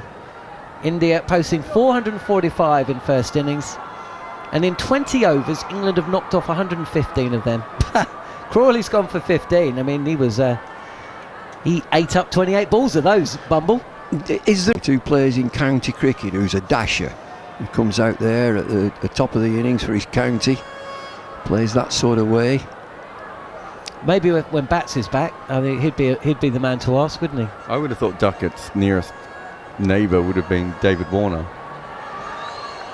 Similar height, slashing square of the wicket. They're not quite identical. They do play a little bit differently where they like to hit the ball, but they both like to go square. I'll let you continue this. Macca's in. Michael Slater just going a little bit backward, playing that sort of vein, take the game to the bowler, be more attacking. But I'm thinking I suppose he still went square, didn't he, Slater? But he liked going down the ground as well. Here we go then for Bumrah. Around the wicket, Duckett tucks it to Kuldeep at mid-wicket, and there is no run. What an innings we've seen from Ben Duckett. I mean, blimey, we've seen some things in international sport down the years, but England replying to 445 have just gone in and blazed away. Well, Duckett has, but with not really taking chances. And can someone explain to me, why is Jadeja not bowled yet? Well, I was thinking that. Yep. They've kept Kuldeep going at 7 and over. I mean, not that England are complaining, but I don't quite get that. Bumrah around the wicket, and Duckett plays a defensive shot. Mark that one down in the diary. You don't get many of those for the pound. 78 from 70 he remains. I think Jadeja would have come on for these overs, but they prepared the ball for reverse. Now, why Kuldeep bowled the extra couple was probably because they thought that there was still a chance of getting a wicket while he was going for runs. But I think Jadeja normally would have come on for this over, but they probably looked at the ball and went, it's ready. It's either that or it's an injury, I would assume. I can't imagine there's any other reason. Have we seen him out there? Is he definitely out there? He's definitely out there. Okay. Yeah, yep, he is definitely out there. Well, he's watching Bumrah. Those stuttering steps, and now accelerates in, comes around the wicket inside half of Duckett's bat. He's playing an attacking shot. It ends up down at fine leg, and Bumrah is standing in the middle of the pitch, his hands completely covering his face, because he can't believe that Duckett's got the inside half of the bat on that. It's gone for a single. It's 116 for 1. Well, the ball's working. There's a little bit of reverse swing both ways, and he's a good exponent. And Duckett knows as he gets a single, he squeezes one out from a very, very full length. You see Jasprit Bumrah's action, I mean, unbelievable. You just say to this bloke, and he's an athlete, I'm not going to give you a cricket ball, just run. He would run nothing like that. Yeah. Give him a cricket ball, totally different. Absolutely. You wouldn't coach it, but by God it works. In he comes around over the wicket to the right-handed Pope. Pope plays to mid-on, no run. As an experiment, and you do it with lots of youngsters, quick bowlers, right? Just run. You're going to run an approach. I'm not going to give you a cricket ball. Just run. Now give them a cricket ball. Totally different. Totally different. Because they've got something in their hand, and Bumrah is the number one example. He would never ever set off running for a bus or whatever like that. By the time he gets up to pace, he's only doing about 5 or 6 paces in the end. In he comes, bowls right arm over. It's the one that comes into Ollie Pope, pushes to Ashwin at mid-on, and will take a single. Pope goes to 17, 117 for 1. The Australian bowlers used to practice jogging, didn't they, with the ball in their hand? So I think Ray Linwell was the first one, or was it Alan Davidson? It was one of the bowlers just after the war, and then I think Dennis Lillee and Mitchell Johnson used to do it as well, partly because, but for that very reason, that if you could get used to just jogging on the street with the ball in your hand, it meant your running was a little bit more natural. It's interesting to do that, just take the whole psychology of it being something different away. Bumrah for the final time this over is around the wicket. It's fallen straight. It takes Duckett on the foot. He goes up for LBW. Kumar Dharmasena says no. He's got to have got a touch on that one. Surely that's the only thing that saves him. If he hasn't, he's in trouble. The DRS timer is counting down. Rohit is asking Jarrod, is there a touch on that? He makes the T sign. It's very full. He's gone for the Yorker in the same way that Ollie Pope got the Yorker in Vizag. We have a player review Batty for says he's hit it. Original decision is not out. There was more than one I've noise, checked wasn't both there? feet. It's fair delivery. Can we go to front on, please? Well, Rod Tucker, our third umpire, is going to get a look at this Front one. on We get the coming up first now, replay. Kimber. Oh yeah. Okay, it's gone very close to the bat, so it lands have you got almost any on other the angles on that? Can we get a crease split line. screen with ultra Does edge? it? That might be good there. It's my guesses will be it actually hits the toe end, the chalk end of the bat obviously and the gets ball's on squeezed. the bat hitting the There's going ground to be and so many noises on Ultra Edge as this all happens. it appears It's a there's great point deflection actually, there. how to determine what's bat, what's ball, and what's bat hitting floor. He's going to want to hope he got a lot of bat on it. Oh, Just go He's back hit it, hasn't he? one He frame. squeezed it. we just you can heard hear that in it. the headphones, You yeah. can hear it there. He Let's go to squeezed ultra it as edge. the If- ball unless you've got a pitches. split screen It hits on the that. We'll go to bottom of the ultra edge to bat. get a split screen first, yeah. There was so much noise when we heard it live as well, wasn't there? Yeah, okay. Just go back to that frame, freeze it on that frame where the Slow ball it down, is on lads. the bat. goodness That one there, sake, playing at One more 5 there, speed. yeah. Okay, I've got ball on bat. Well, it's also on the So ground. I'll be going back on field. Kumar, I've got bat involved, so you'll be staying with your original decision of not out. I don't know. I'll let you know when you're on screen now. I think he did hit it, but we just saw 4 different waveforms in about 4 frames then. So good on him for deciding he was very sure of that. I wasn't as sure, but I do think he hit it. Well, just to take things away from that, he's bowling very, very well. He's got movement in the air, and he's good enough to get his Yorker in at great pace. 5 overs, none for 24, Bumrah. Well, we said he'd got to have got something on that. He did have something on it. Now, Kumar Dharmasena is just walking around at square leg as well. I think just having a conversation with the fielder about that decision process. But we carry on. David Bumble, Lloyd and Jarrod Kimber move out as Gareth, Batty and Abhishek Jhnujhnuwala step in. That was a good job he got something on that, wasn't it? Because that was going to be a world of trouble. Yeah, too many ifs and buts, and there's so many things happen at the same time, it's very hard to tell. But it did look like there was a deviation of the bat onto the pads. I don't think the technology really helped Rod Tucker when they ran it in at about 5 speed at one point. I mean, how he was supposed to differentiate what was what. But anyway, it's going to be Ashwin to continue. England 117 for 1 after 21 overs. Here on talkSPORT 2 and the talkSPORT Cricket YouTube channel. Ben Duckett, 79 from 72 not out. It'll be Ollie Pope on strike though, 17 from 27. And actually, Ollie Pope might well have played the best 27 balls, first 27 balls he's played so far this series. Ashwin's going to start to him. Pope turns to Shubman Gill and it's turned towards mid-on. Pope in the previous couple of innings, even when he got the double 100, was a little bit frantic at times. This he seemed calmer, more at peace with himself. Ashwin goes in, and as soon as I say that, Ollie Pope gets down on one knee and plays the big sweep. Gets a little under edge onto the pad, which is why the stifled appeal. So even though he's looking more composed, he still knows the way it needs to play. He felt that that was on for the sweep shot. He actually got a big piece of it onto his own pad. Ashwin comes in, Pope pushes to mid-off and will take a single. Bumrah can't prevent that.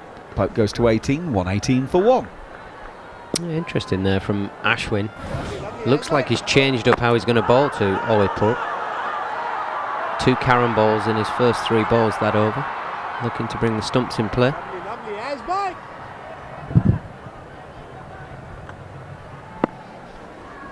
Ashwin has the 500th wicket to his name. He goes in and Duckett slog sweeps him all the way over mid-wicket for 6. Nearly takes out 2 policemen who were nodding off over the boundary edge. And it's 6 more to Ben Duckett in England. He goes to 85 from 73 balls. England 124 for 1 in the 22nd over. Yeah, this is just unbelievable hitting. And unbelievable batting as well from Ben Duckett. Probably one of the most exciting innings so far in this series. he gets down so low and he's still playing that with a horizontal bat. It's a phenomenal shot. He's using his reach to get there. He's not the tallest, of course. In goes Ashwin, that's slightly shorter, and Duckett has flogged this one into the onside. Oh, there's no fielder out there, so it's 4 more.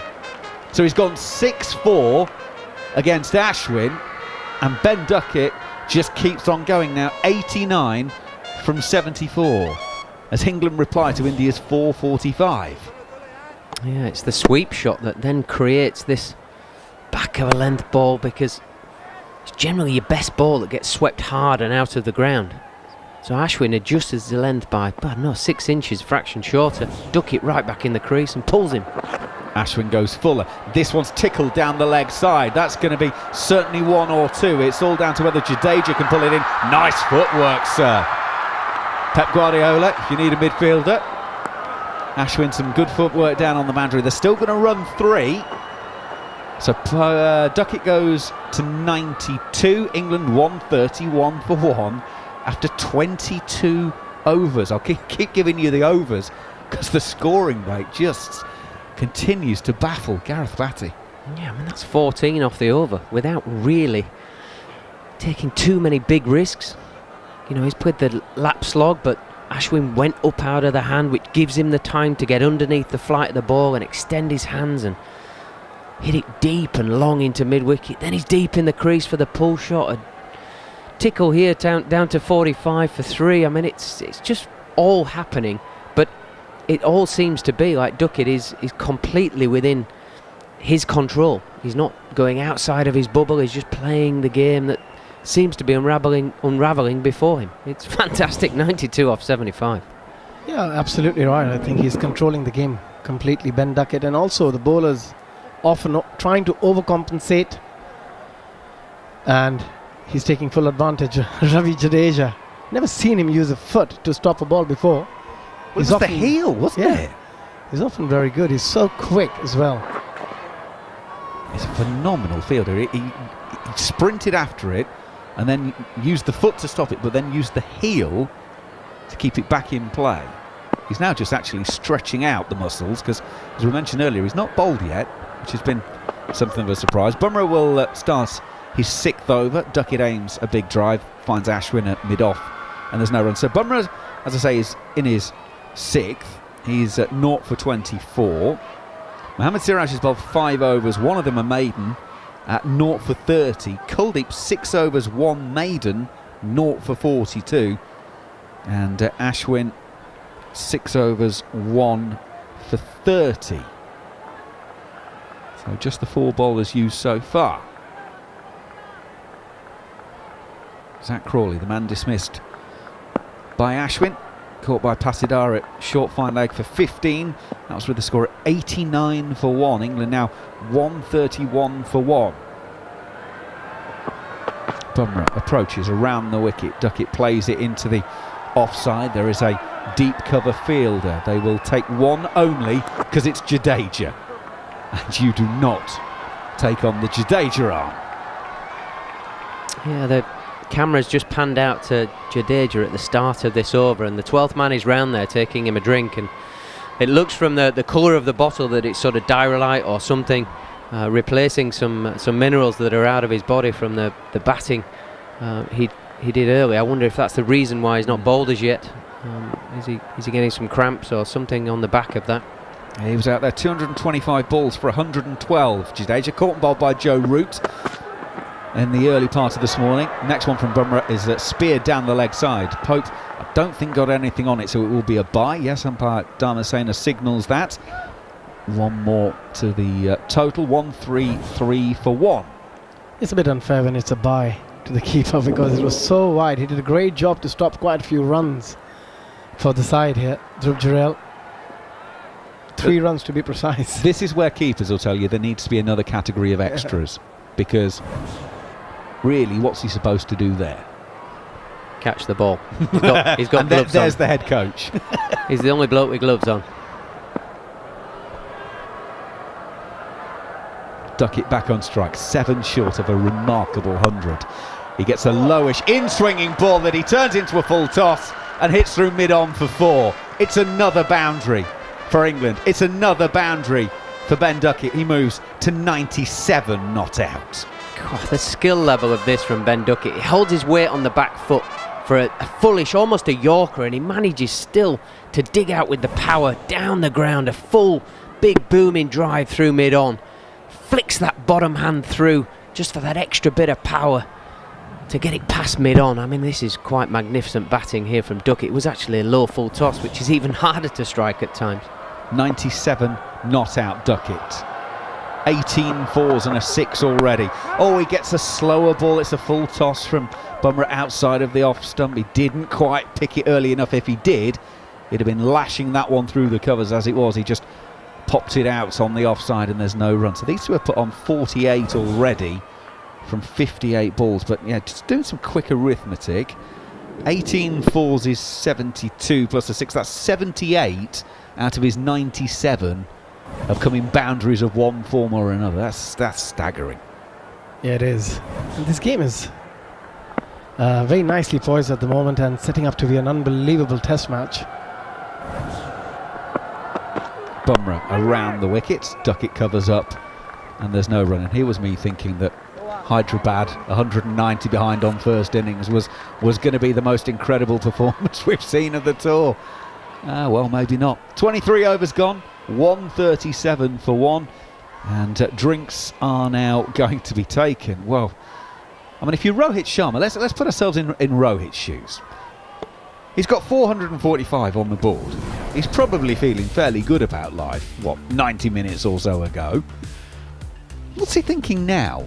137 for 1, because the Duckett innings is such a remarkable innings that can he think to himself, oh, this is just one guy having an incredible day because no one else has got away from us? I mean, what's the captain thinking here? I think he's already shown us. Every time the camera pans to him, he's scratching his head. An angry face is possibly a bit OTT from my side, but he's certainly a concerned face. I don't think he has anything in his mind where he's thinking I can restrict what's going on here. So he's got to take a wicket from somewhere. Has to get a wicket, and that's why Bumrah's come back on now to complement his sort of leading spinner in Ashwin. But I think this is possibly a point, and you go through all different sports.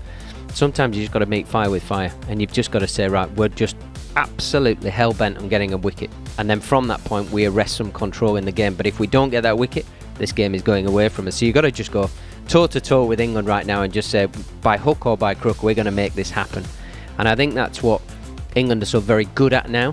They almost play the moments in the game. They're playing that sort of, I suppose, mental side of the game where you can read into situations like we are talking about it now. I think you've just got to throw caution to the wind and say, we're going to get back on the front foot by taking a wicket.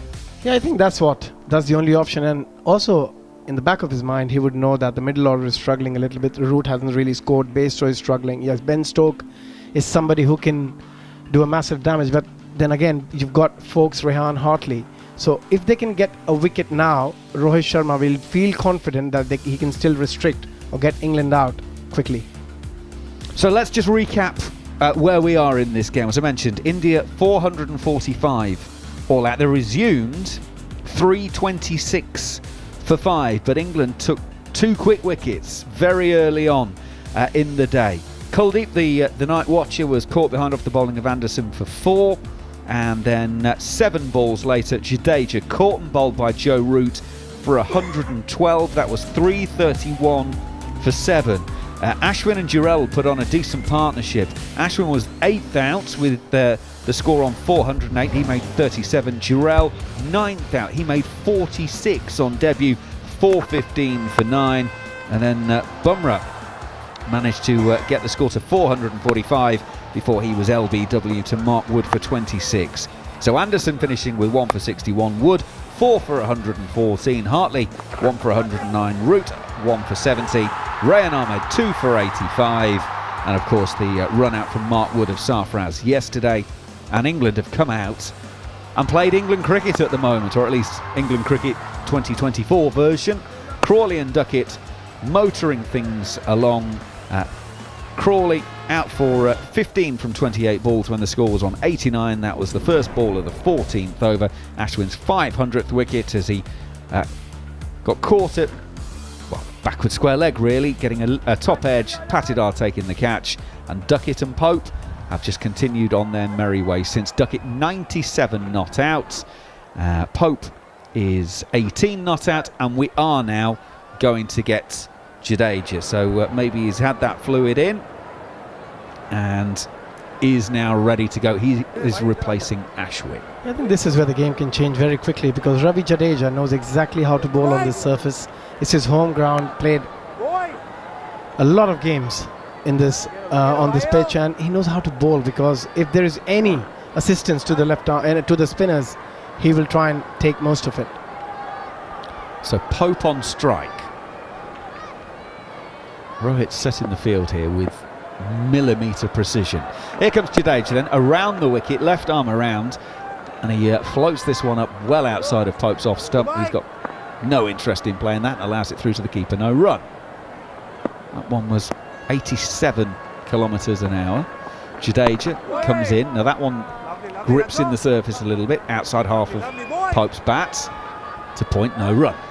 Yeah, I think this is also the telling point of how India move forward from here, because Jadeja's trajectory is very different to Ashwin.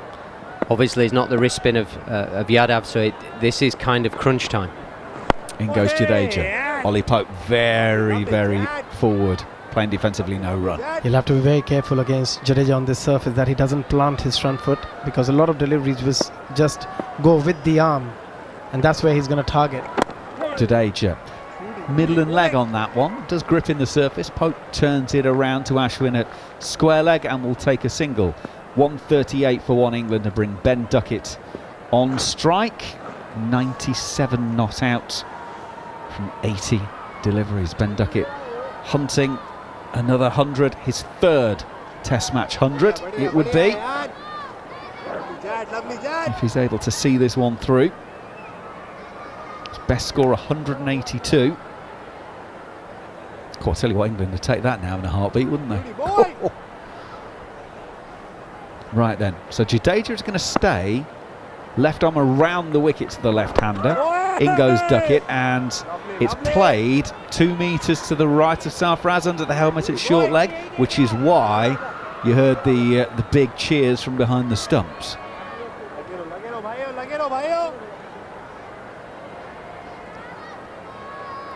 Now short leg is going to go back to just behind square at square leg, and the short fine leg is going to go 10 metres or so deeper, presumably for the top edge sweep. I like that field, stopped him from sweeping.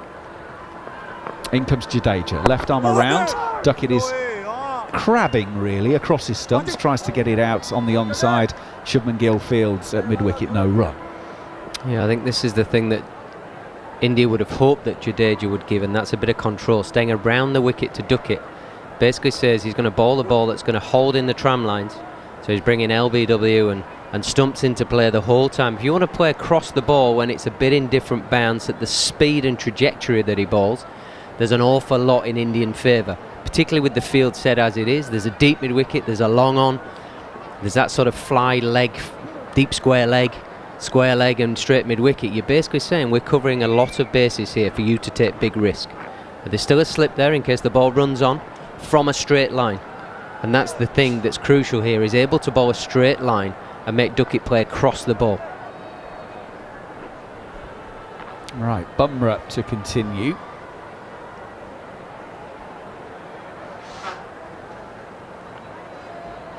Once everyone is in position, Ollie Pope just does the right thing, just steps away from the crease till everyone's finally finished moving, and then he will get into his position. He had a lot of problems in Hyderabad with spider cam. It's supposed to be stationary and then the bowler starts his run, but then we had a few occasions that it was still moving around and the umpires were getting very tetchy. I can tell you that, they were getting very tetchy.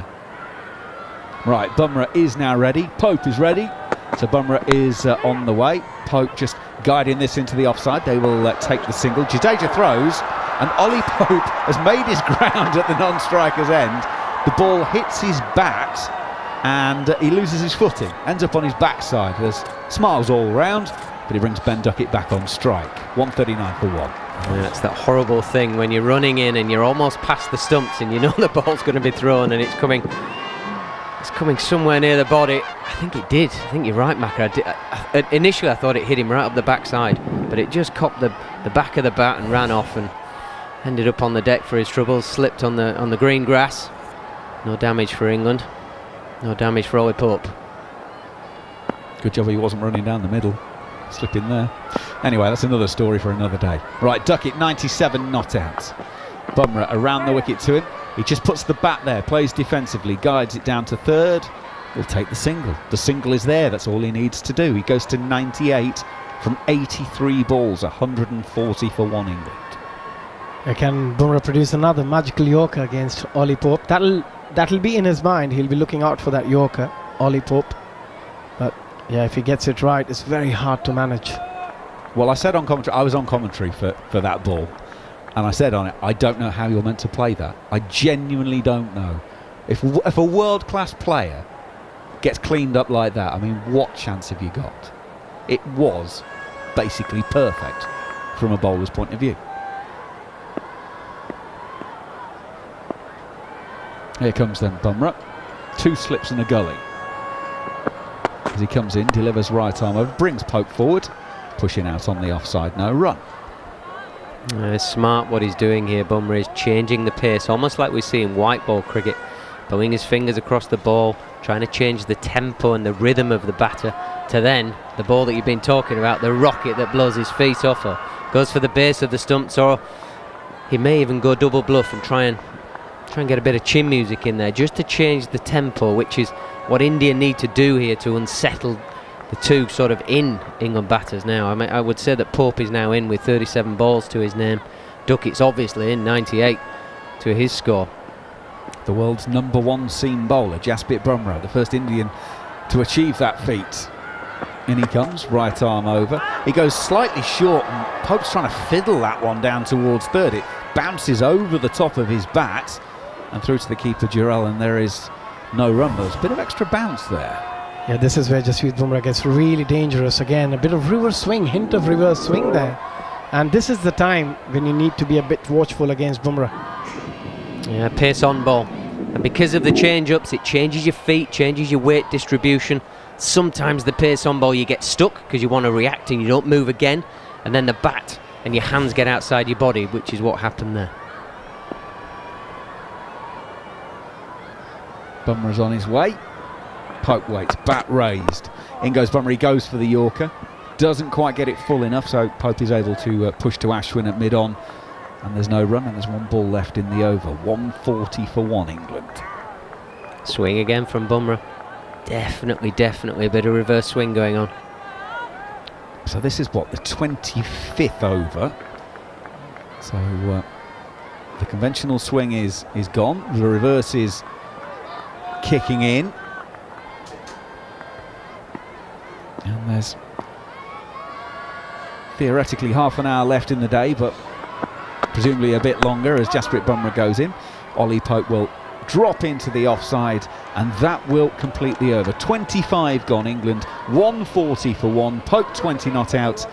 Duckett will take over 98 not out. Some thoughts from Gareth Batty, and then Neil Manthorp will take over the ball by ball.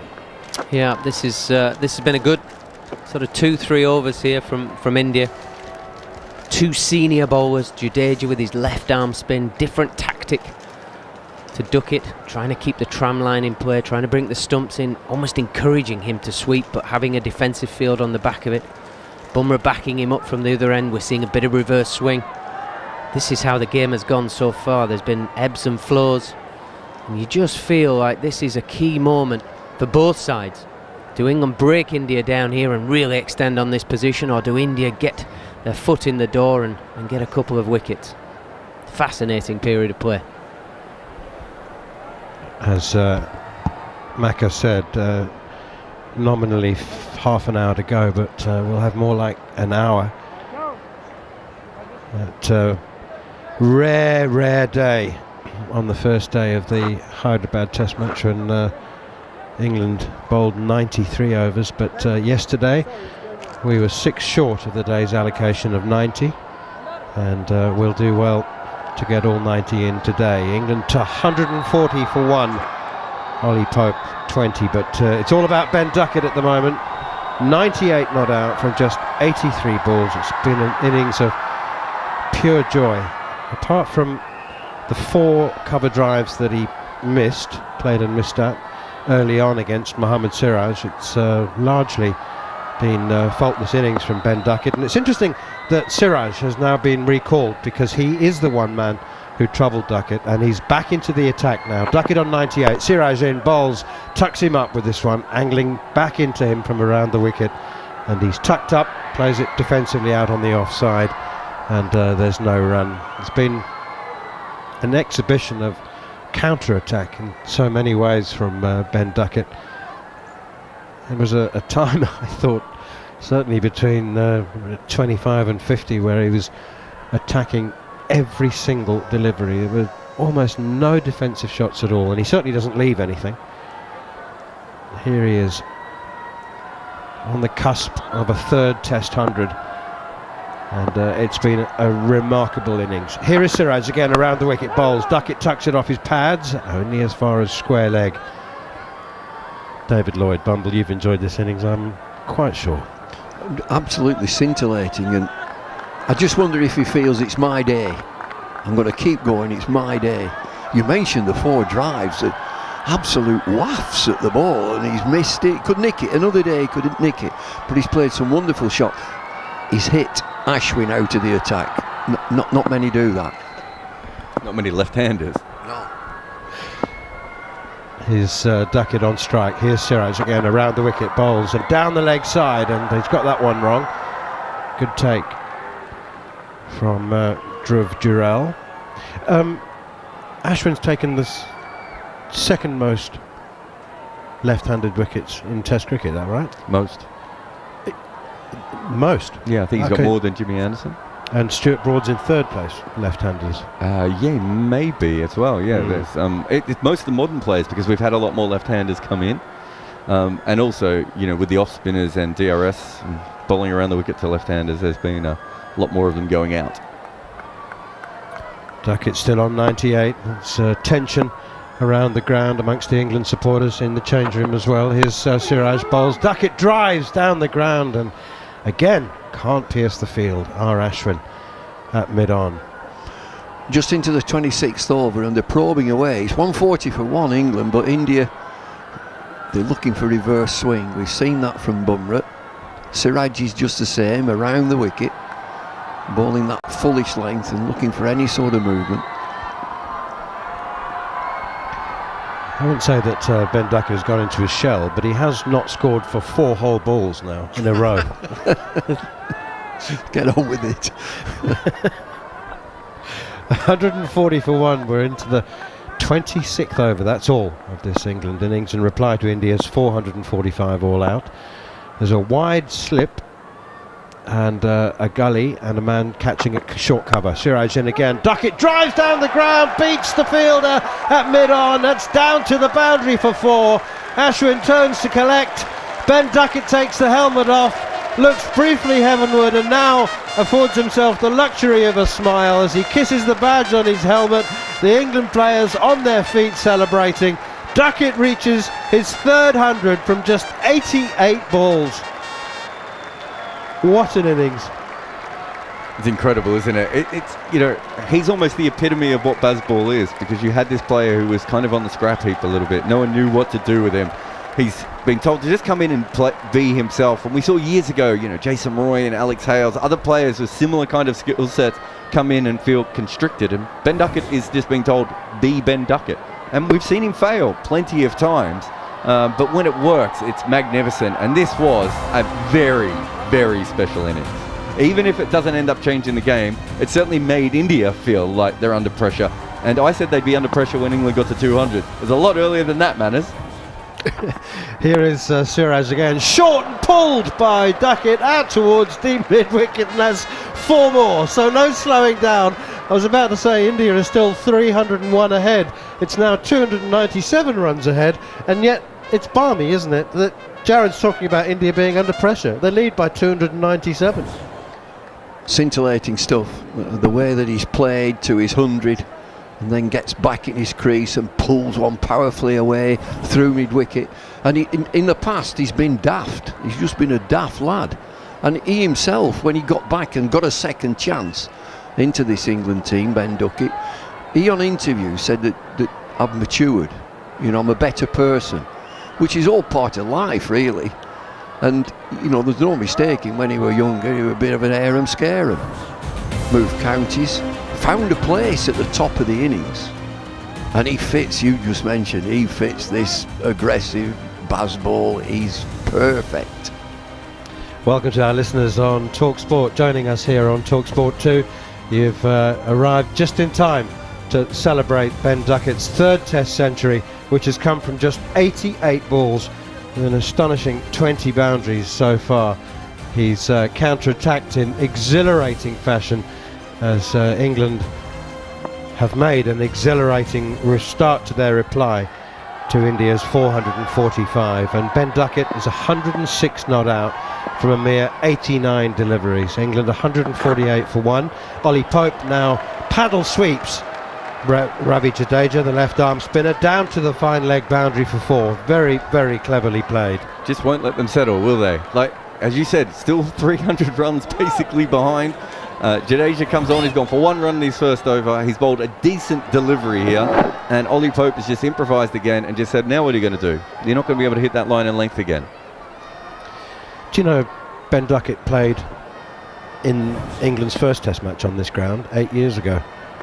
Here is Jadeja again. Forward comes Ollie Pope, stretching, leaning forward, nudging it out towards mid-wicket. And he was a talented loose cannon that England didn't really know what to do with. And he batted at 4 and was told, oh, that's a quicker one from Jadeja. It turns and bounces, and Pope is slightly troubled momentarily before managing to deflect it out onto the offside. But he reflects himself and remembers being told, don't do this, don't do that, don't do this, a lot more than he was told, do this, do that. And now it's just be yourself, do whatever you like. And he's at the top of the order, and he has played an innings that I don't think many of us who've had the good fortune to watch will forget in a hurry. As Jarrod Kimber says, it doesn't necessarily matter what whether it affects the game or not. Little reverse paddle here from Ollie Pope. A reverse scoop, actually, almost, against Jadeja. He has literally gone down on one knee and tried to reverse flick that over the keeper's head and has succeeded. This is ridiculous. He's into his second over. He's a dangerous bowler, Jadeja. And he's got into... He's like a contortionist as he plays this shot. His head is down, not looking at the ball, no way, and he shovels it. He's not looking at the ball. He's nearly pinned the wicket keeper. He's nearly worn this. Jadeja in again. Big appeal for leg before wicket. Not even sliding down. Not out, says umpire Kumar Damasina, and it did look like it was sliding towards, if not past, leg stump. Don't review it. I wouldn't review it. The thinking about it, it is leg side. I can tell you now, and I'm miles away. That was just a remarkable reverse scoop from Ollie Pope, and at the moment that he played the shot, his head was looking straight at the ground. Just played it on instinct. Just remarkable.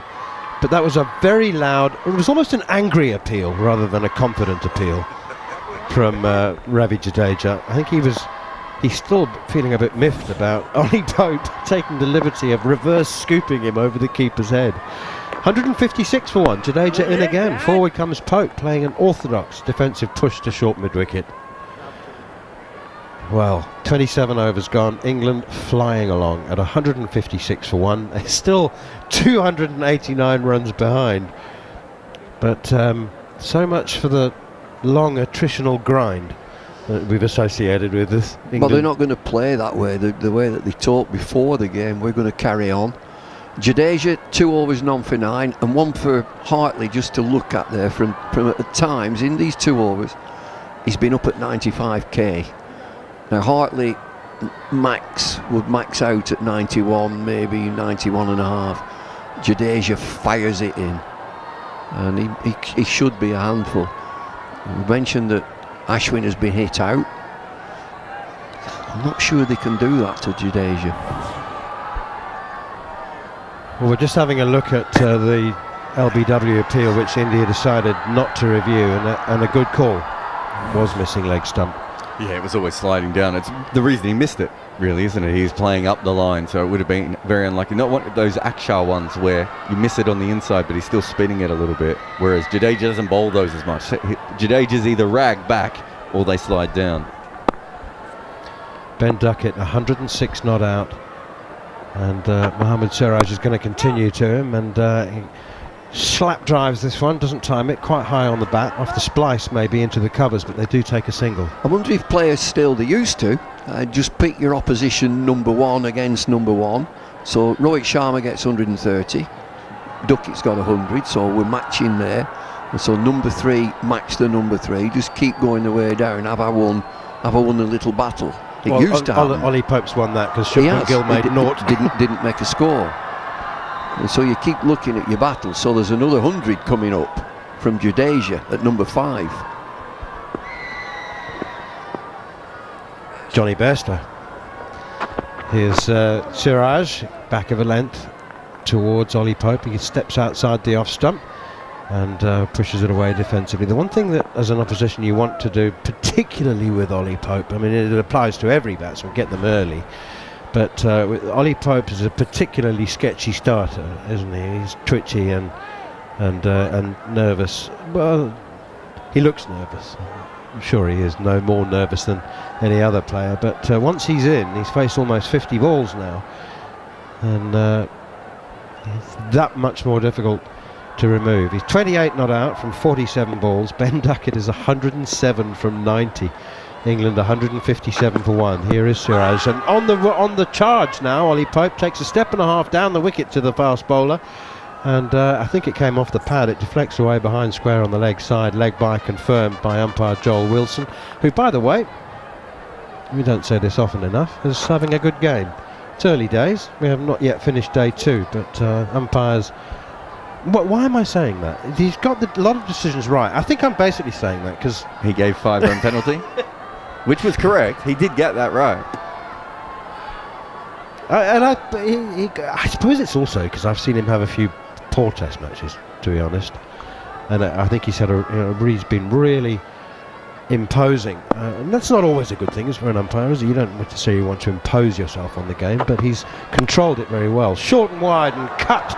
Slap drive from Duckett, only as far as Rohit, the captain, at short cover. I used to be on the panel that chose the international umpires with ICC, and the figures that you got with the naked eye, I can't remember the figures, but roundabout, with the naked eye, the elite umpires would be 89% correct.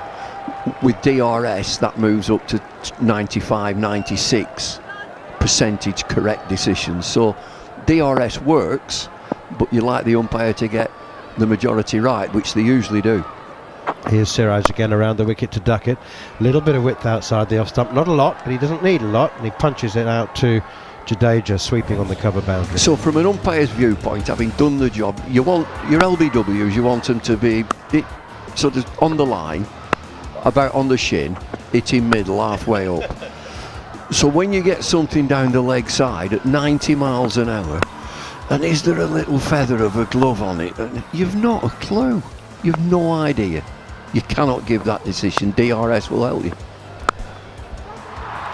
I think DRS has helped umpires get a lot more decisions right, even without the actual. Correct. Yeah, it's just trained umpires to know what balls are doing a lot more. Here is Siraj again, and that's flicked away behind square on the leg side. Very fine. It's gone very fine. Very nicely played by Ollie Pope, and it's too fine for the fielder to cut it off, Jasprit Bumrah, and so the result is 4 runs. Jadeja's actually the fielder down there, beg your pardon. Normally you associate him with sweeping on either side or at backward point, but the umpires aren't sure whether that was leg buys or not, and it's clearly hit the boundary triangles. I don't know what the confusion is there. It's because Jadeja couldn't see it, right? Yeah, but he knows it's hit the boundary. No, because Jadeja got his foot on it and then he closed his eyes as he jumped the rope. If you have a look, so he never looked back. Someone else, one of the many other people around, should have just said that hit the rope, or that padded triangle. What do we? It's not a triangle, is it? Cushion? Is it prism? Boundary cushions. Yeah, I call them boundary Toblerone? triangles. Are you allowed to say Toblerone, or do I have to? Other chocolates are available. Because I don't eat chocolate, so I don't even understand. I understand the shape. Do you remember in the early days of DRS, some of the umpires were very dismissive of it? Alim Dyer used to shake his head in disapproval when he was overruled, wasn't he? Yeah, it took time. It did take time. They were upset that they were seen to get something wrong. Felt undermined. It isn't the easiest job, let me tell you. There's a faint glove down the leg side. Those ones, I think, are almost impossible. And you can tell the players anything. I've done it. Just tell them anything. They've not a clue about the laws of the game. No idea. You're not going to mention the shoes thing again, are you? That's the shoes. You take your shoes off running on the pitch. Is that right? Yeah. When did that come in this year? Here's Jadeja continuing to Ben Duckett, who's just punching this one down towards long on. Interesting that India do have long on now for Ben Duckett. Is that a little victory for the batsman, when, particularly with Jadeja having a long on? I just think in modern cricket it's almost normal. You almost want them to chip the ball down rather than a free swing. Reverse sweep from Ollie Pope for 4. He's hit that beautifully, and Rajkot Padikar had a lot of ground to cover. He put the dive in. It looked good, but it was never going to be effective. That's as good a reverse sweep.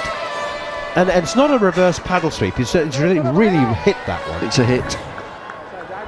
And he's comfortable playing it as well. Yeah, I had the player out there and he still beat him. That's the, maybe a little bit of an edge. Jadeja in, and Ollie Pope forward now. Chips that one in the air momentarily, but falls a long way short. Jasprit Bumrah is halfway back to the boundary at mid-on. Pope moves to 37. He's picking up the tempo now. Ben Duckett has 109. England 169 for 1. Absolutely exhilarating. You just can't take your eyes off the action. I hope you can't take your ears off the action as well. Duckett now down on one knee, and he too has swept Jadeja for 4 more over square leg. So watching the big screen here, he's played that shot and I think, oh, that's a single.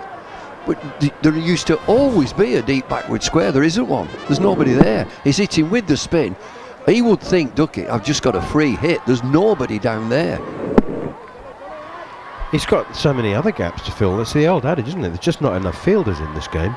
So there was a deep backward square leg, but he was very square, wasn't he? Yeah, I think he's on square. The square leg is, whereas usually, it used to be that it'd be quite fine. Especially because that's the way he's spinning the ball. And at that pace. Here's Jadeja again. Bowls Duckett! Oh, he's got an inside edge just over the top of his off stump. It's running down towards the boundary. But that is a real moment of good fortune for Ben Duckett. He's earned himself a bit of luck, it has to be said. But that is a very, very fine delivery. It's quick, it's turning in, it's hit the inside edge, and Duckett has a wry smile on his face, because as he's edged that, I think he's thought, I'm gone. He's waiting for the death rattle, isn't he? And he's played across the line. It's a spinning ball. He's got plenty of revs on that. Jadeja in again, and another reverse sweep from Duckett this time. Out towards deep backward square, and they go through for another single. Duckett moves to 116, but I'm absolutely convinced that as he's edged that, he's thought, I'm gone. That horrible feeling when you know you've been beaten and you're just waiting for the noise of the death stumps. rattle, they call it, don't they? I'm waiting for the death rattle.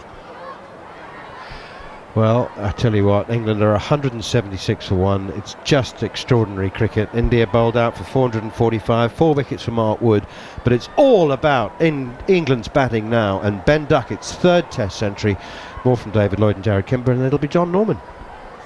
Well, back to umpiring, and I'm going back to when I used to do a bit of it for 3.5 years. there'd be a bit big appeal, and I'd nod out, and then I'd wander off to square leg, and a fielder would come. They'd always come and stand next to you. All right, yeah. How you doing? All right. What about that last one? Is it? What do you think? Oh, good appeal. Yeah, big appeal. Might have been hitting, might have been missing. I'd have to start guessing if I'm giving then. I'll tell you what I'll do. When you're batting, I'll start guessing. All right, yeah. Listen to talkSPORT 2.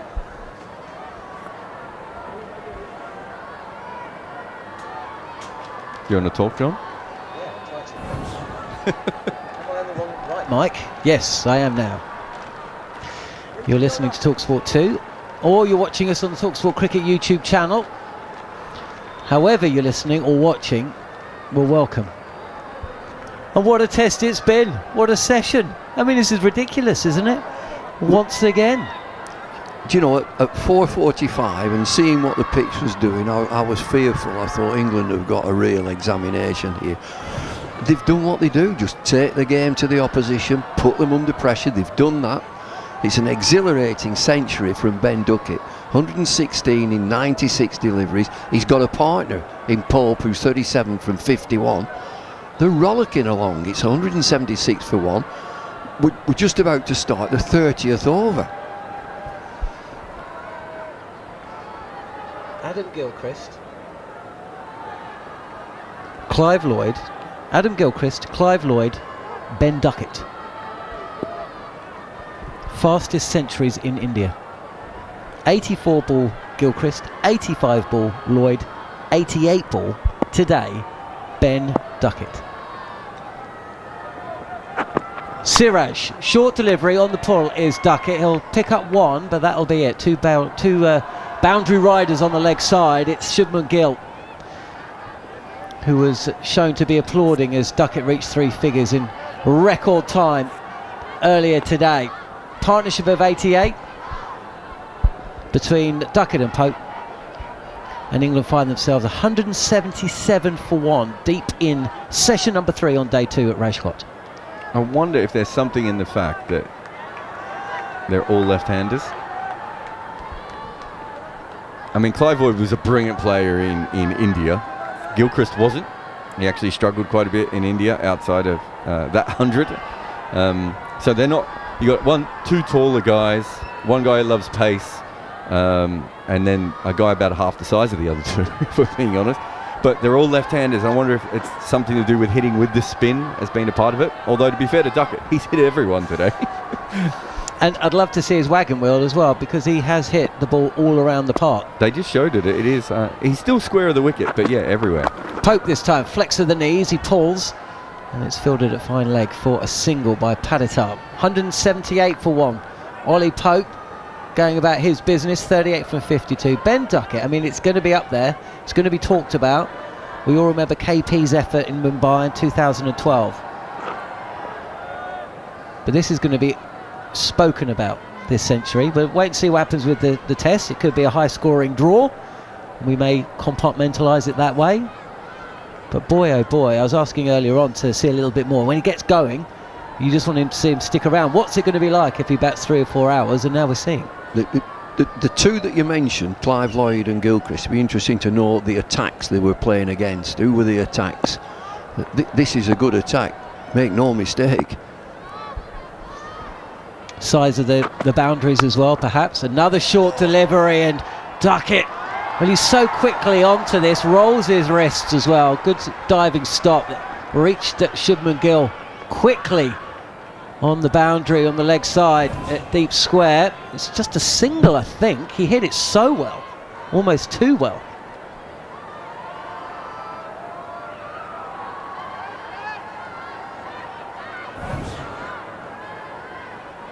The other thing that I suppose we should mention, of course, it's not just about the bowling attacks that Gilchrist and Lloyd came up against. It's the teams that they played within. The greatest Australian side, the greatest West Indian side. By the time they came to the crease, maybe the damage had been done. I don't know what the score was. I don't know where the state of the game was. But England were up against it. Short again, and now Ollie Pope is too soon onto that, and it's hit him in the grill, so we might have to have the medic come out for the old concussion protocol. Yeah, there'll be a delay here. He's got to change his helmet. The medics will come on, ask him who he is, and tell him he's Ben Duckett. Clive Lloyd would be Batty, Prasanna, Chandrasekhar, Venkat. Yeah, so it's not Batty. He's the only one not playing there. But the scores were basically level coming into the second innings. He comes into the crease at, where are we here? 75 for 3, and he smashes 163 from 149 balls, and they end up going okay in that test match. But yeah, it was Chandrasekhar, Prasanna and Venkat that he went up against. And just looking at this, looks like so the leggy looks like he got, so again spinning into the left-hander. I'll have a look at Gilchrist as well, but yeah, certainly it was an important time. That wasn't a, and against a good attack. Absolutely. Well, that answers that question. I wonder about Gilchrist. Gilchrist skipped Australia to a series win, didn't he? So Cumbly, Harbhajan. I know Harbhajan tormented them in that series. Here we go. Gary Morgan's injured. just got to us. Srinath, Agarkar, Harbhajan, Tendulkar, Shanghai. Javagal Srinath, wonderful bowler. So Kumble didn't play in that one? That's what Gary Morgan, our statistician, is telling us. Fastest 100 by a right-hander against India in India. Ross Taylor at Bangalore in 2012. 99 balls.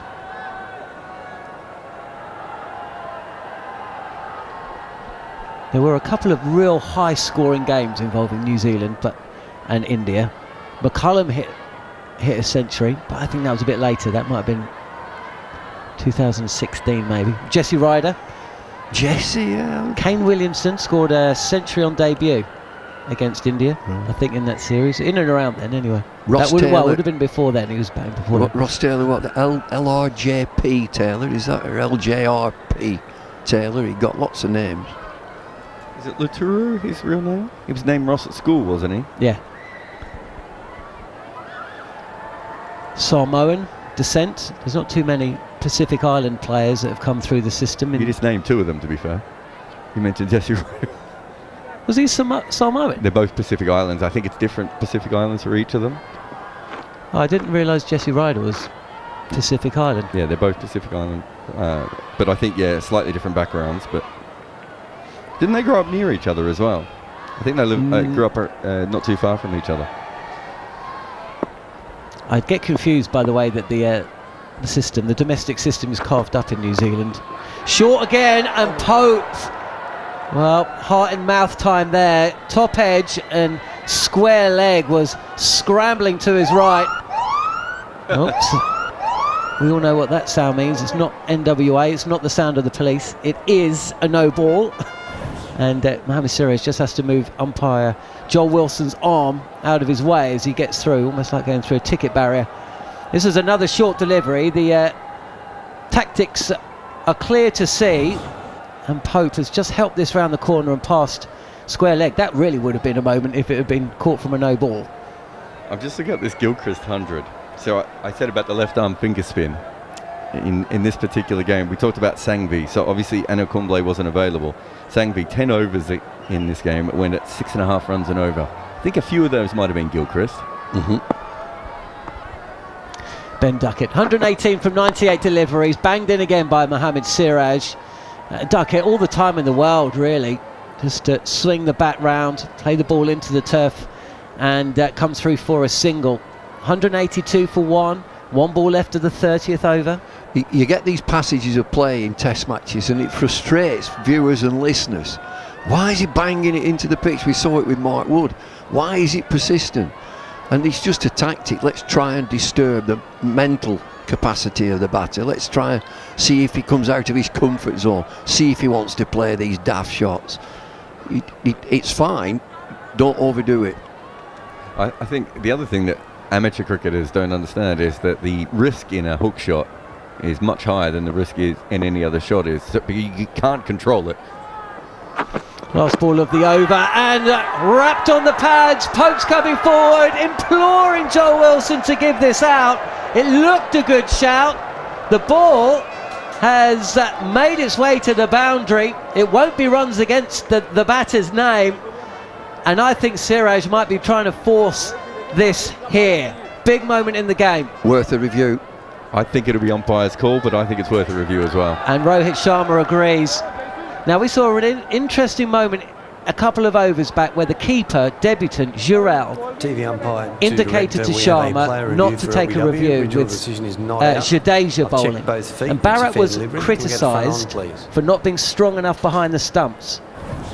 Jurel has insisted or asked for the review here, so we shall see. It's high. But okay, it looks like it's missed the bat. I'll just get it. Certainly missed the bat. It's moved back. It's pitched and moved back, jagged back. It's hit him high, way above the knee roll. Half forward. He's not fully forward. He's half forward. Edge coming up. Yeah, clearly has missed the bat. So we can get a ball tracking. Looks like the only thing that it will be not out for me. I've got this just missing the stumps. I think umpire's call. We're about to find out. Impact in line and hitting the wickets. Joel, I'll get you to overturn your decision to out. I'll let you know when you're on screen. You're on screen now. The bowler wanted it. Signal now. The keeper wanted it. And once he heard that, that was enough for Rohit Sharma. It was worth the risk. Pope, we saw what he was capable of in the first test. It looked a close shout. It looked a good shout. And India have struck. Given not out on the field, they've overturned the leg before decision. Siraj has pitched the ball up after going short.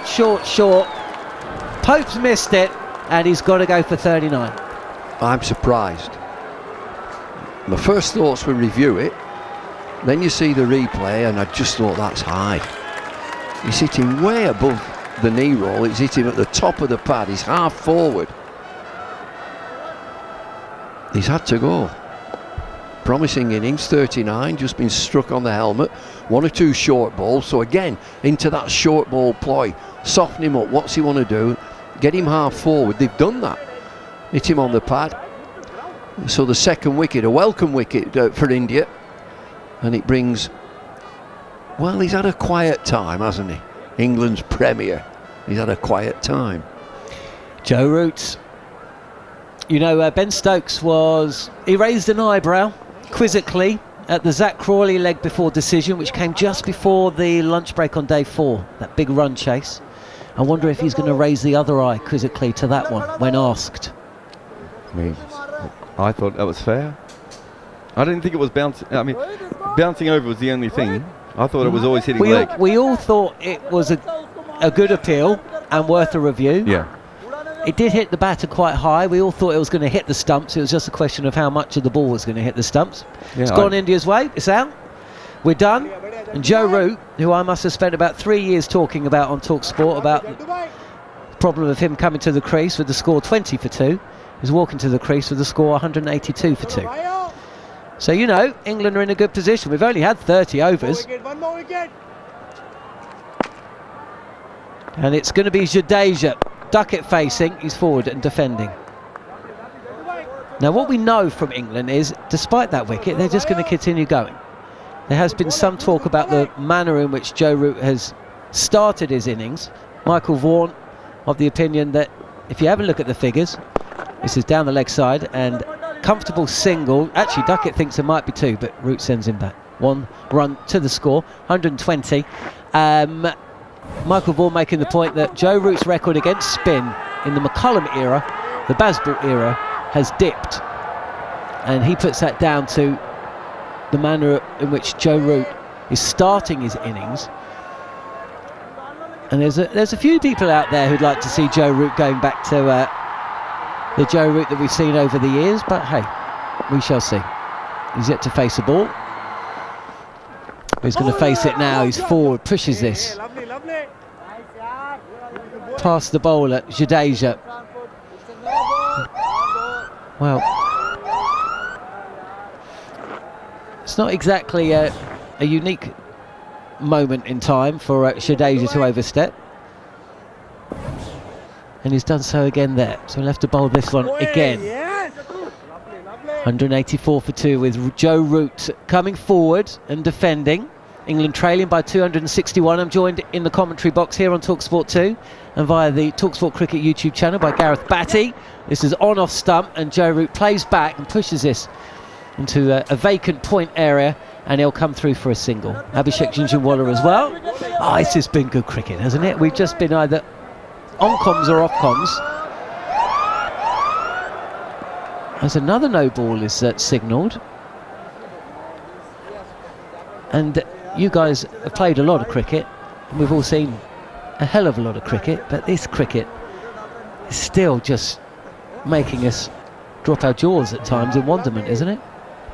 I think over the years I've never seen anything this exciting, especially in Test cricket, the brand of cricket England is playing. You never watched bats bowl. Tossed up inside edge. This pops out. There's no short leg, and in truth it would have gone maybe a couple of yards to the right if there had been a fielder station there, but possibly pause for thought for Rohit Sharma, the skipper. That first slip on the reverse is Duckett, and he has absolutely nailed this delivery from Jadeja. He's brought a smile to the face of Rohit Sharma of all people, and he's deposited it over the boundary for 6. It just sounded good off the bat, didn't it? He got into position early, and with a flash, reverse sweeping it. It's gone in front of square as well. It's almost like it's gone over cover, I think, and it's gone a good 10 rows back. Oh, he got a good piece of that. Wow, he's playing well. He hit a 6 off Ashwin earlier on today, which was extraordinary. It sounded so pure. That one dragged down by Jadeja, and he quickly onto the sweep is Duckett, and he'll take another single. See what I mean? They've just lost a wicket, and he's just reverse swept Jadeja for 6 over cover. Sometimes you just don't have enough words to describe what Ben Duckett is doing. It brought a smile, a massive smile to Rohit Sharma's face as well, because he's standing there just admiring what he's watching in front of him, even though it's an opponent who's doing it. But it's just, you got to admire.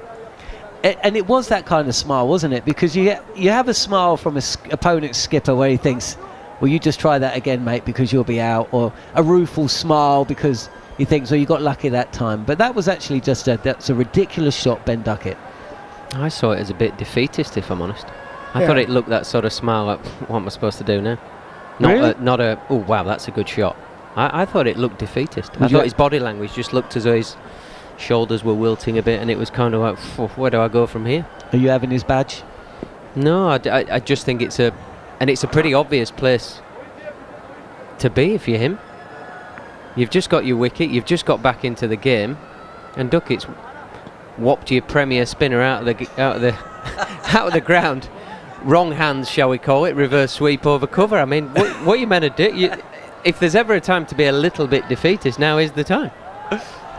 I mean, they do still lead by 252 on a track that Abhishek feels is going to turn pretty much as of, I don't know, an hour into tomorrow. I mean, England are behind the game, right? No? Or am I a legacy cricket journalist? As Duckett runs this into the ground, backward of square, on the offside, no run. He'll probably feel like he's missed out there. The fielder is inside. It's close to the bat. 193 for 2. Got 20 minutes left on day...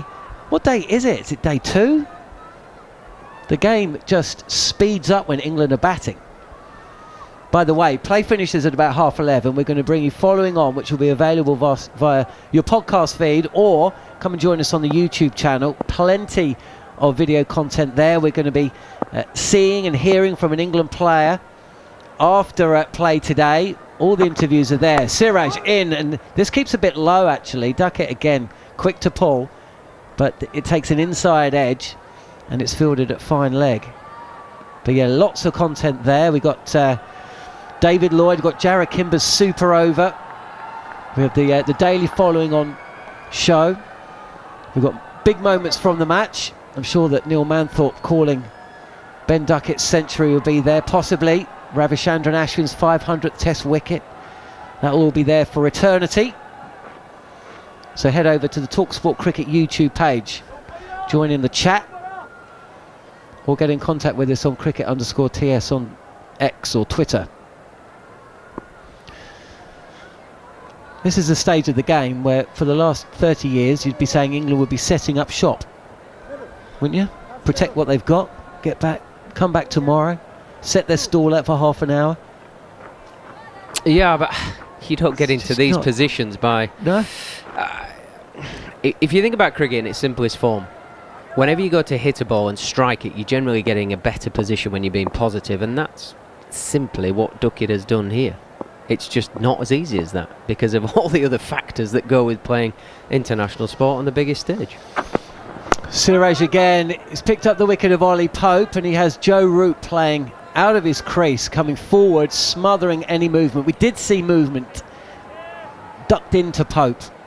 He butted him up a little bit with some short stuff, hit him on the helmet, and then pitched the ball up. And there was movement, Pope missing the ball, and despite the on-field not-out call, he was sent on his way. Since then, Ben Duckett has reverse swept Jadeja for 6 over cover.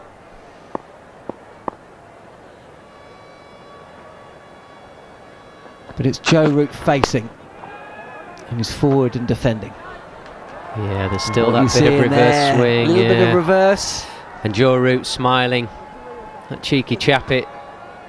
It's a bit older than the young man that burst onto the scene with that cheeky chappy sort of reputation, but he sort of recognised that Siraj has got the ball going a little bit laterally.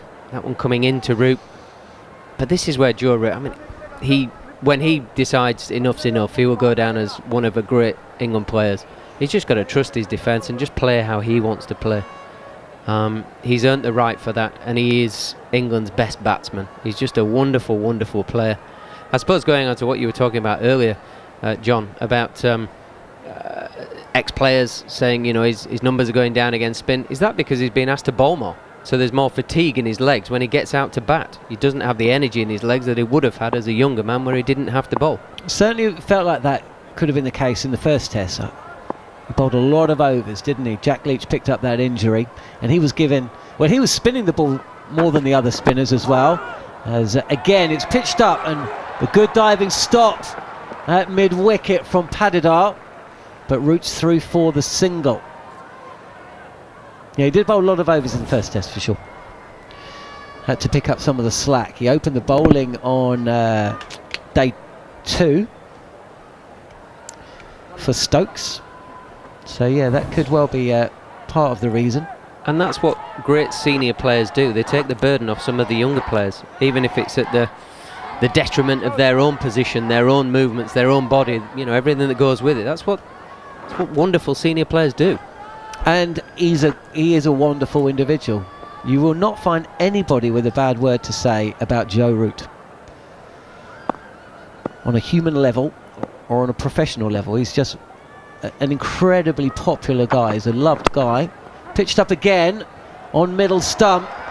And those fast hands from Ben Duckett come round, clips the ball past Shubman Gill, dives and tries to stop the ball at square leg. Doesn't quite manage to do so. So another run in the scorebook.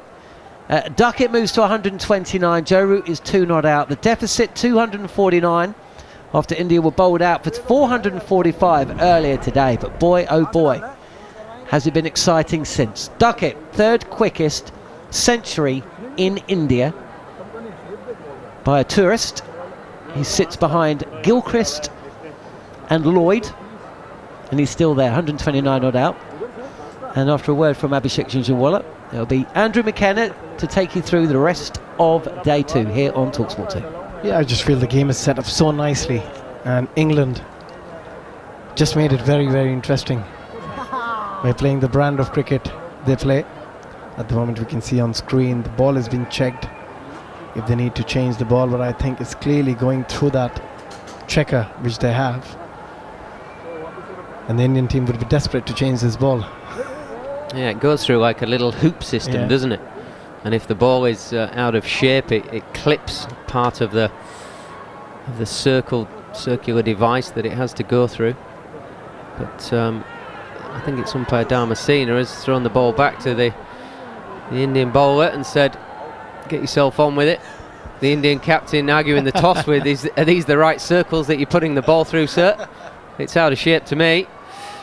But that kind of just shows where India are at. They need something to go their way. They want to change the ball, change the look, see if they can get it reversing more, see if they can get a harder ball.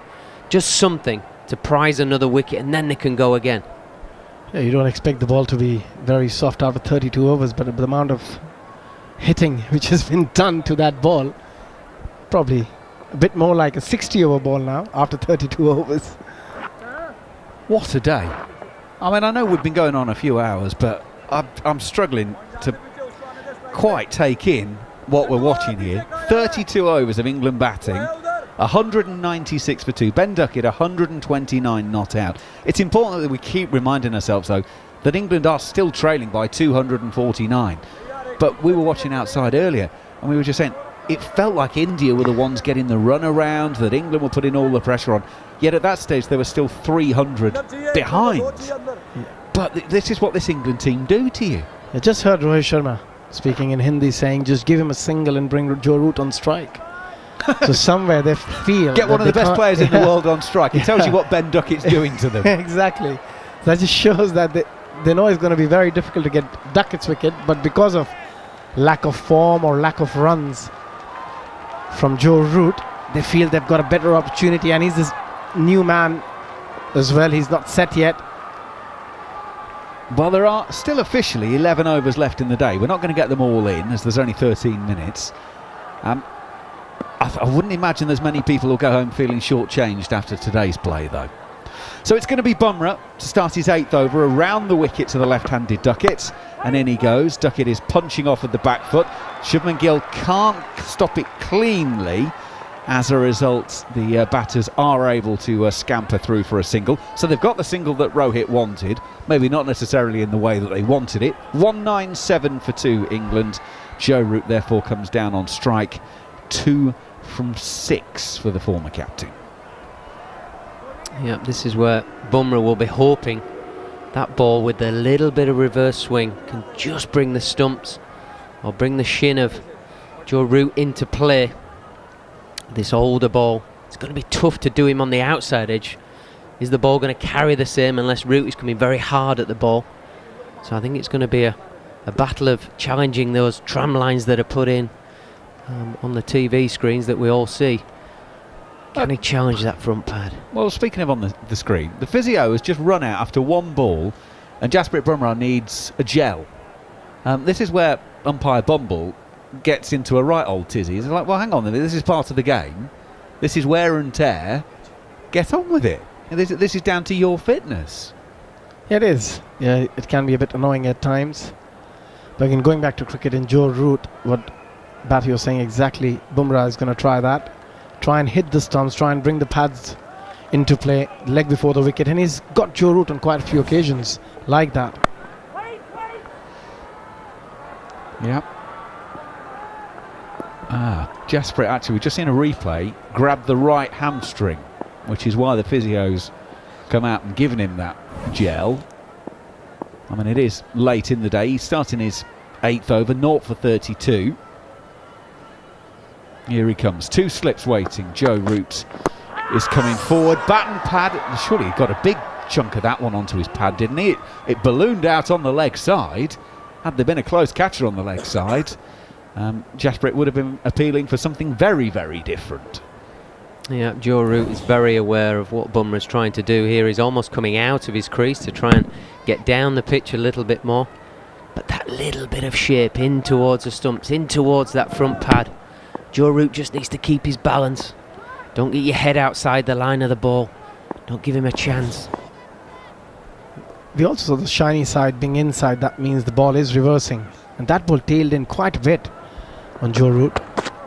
Bumrah goes in. That's too short to swing back in. So Root will play the line and just play it out defensively. And there is no run.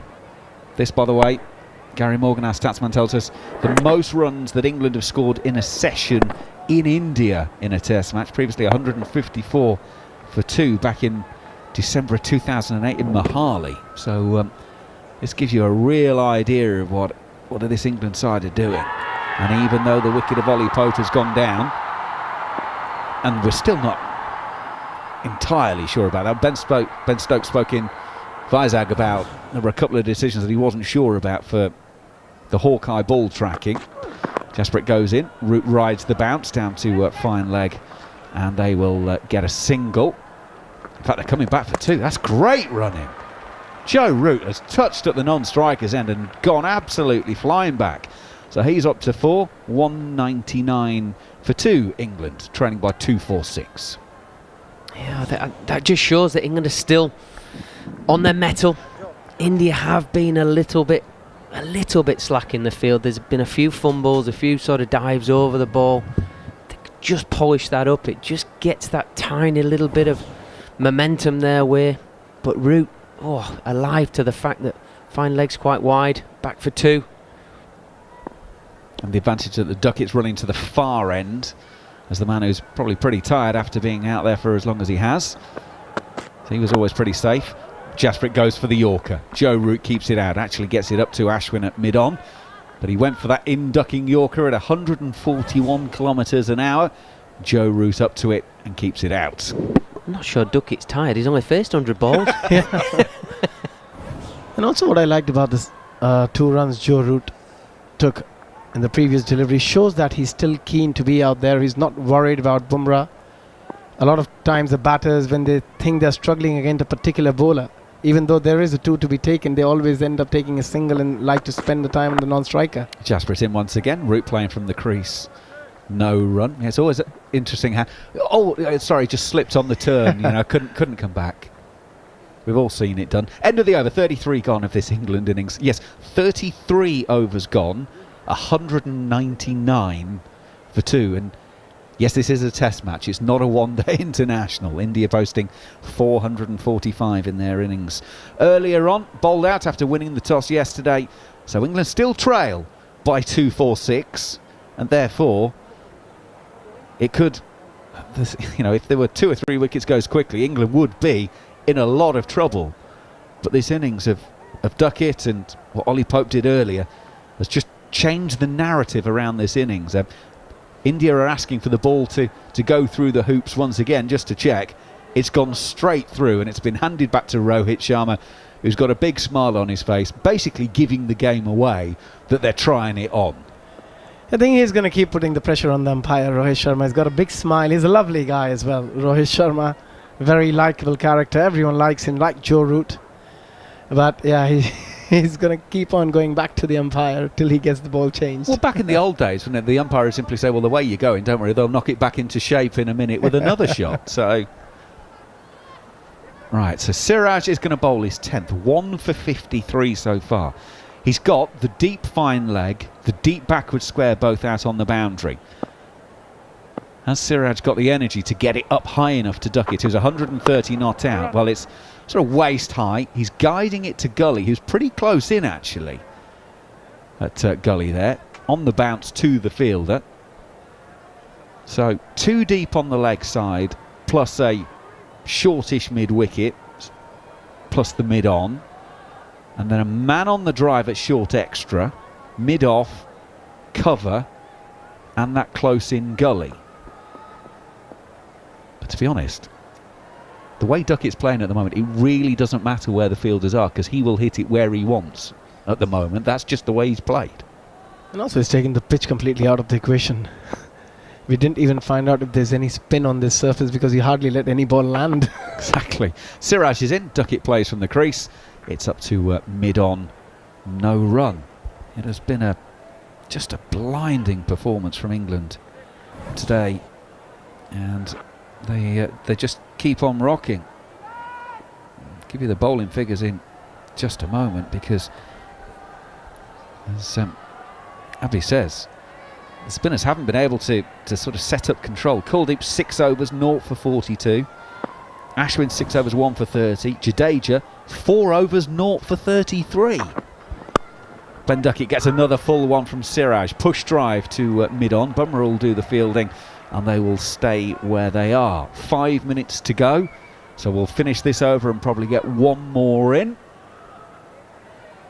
And England 199 for 2 here on talkSPORT 2. I do feel like that's the difference between the two teams in the field. Never at any point did you see England not sort of chasing around and picking up the ball. Any chance of a run out, they were right all over the. I just feel like India have just allowed England a little bit more ease in the field. Siraj goes in, it's full, straight, hits Duckett on the pads, but it's going down the leg side. Duckett trying to work that leg side and wasn't able to catch up with it. And there is no run. The shadow's starting to lengthen as the day goes on. Going up to 5 o'clock local time, of course, on the west coast now. So in Vizag, the light went really quickly as we're on the east coast. But being on the west coast, it'll hang around a bit longer. No need for the floodlights to come on, even just in case.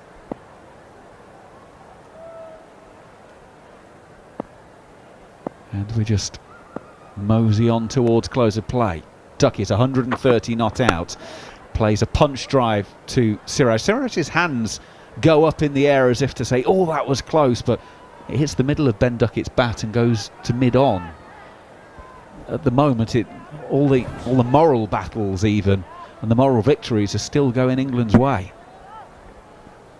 Yeah, just checked his shot a little bit, Duckett, just getting a bit out in front of himself, but had the presence of mind to hold himself in, rein himself in, and not push through the ball too much.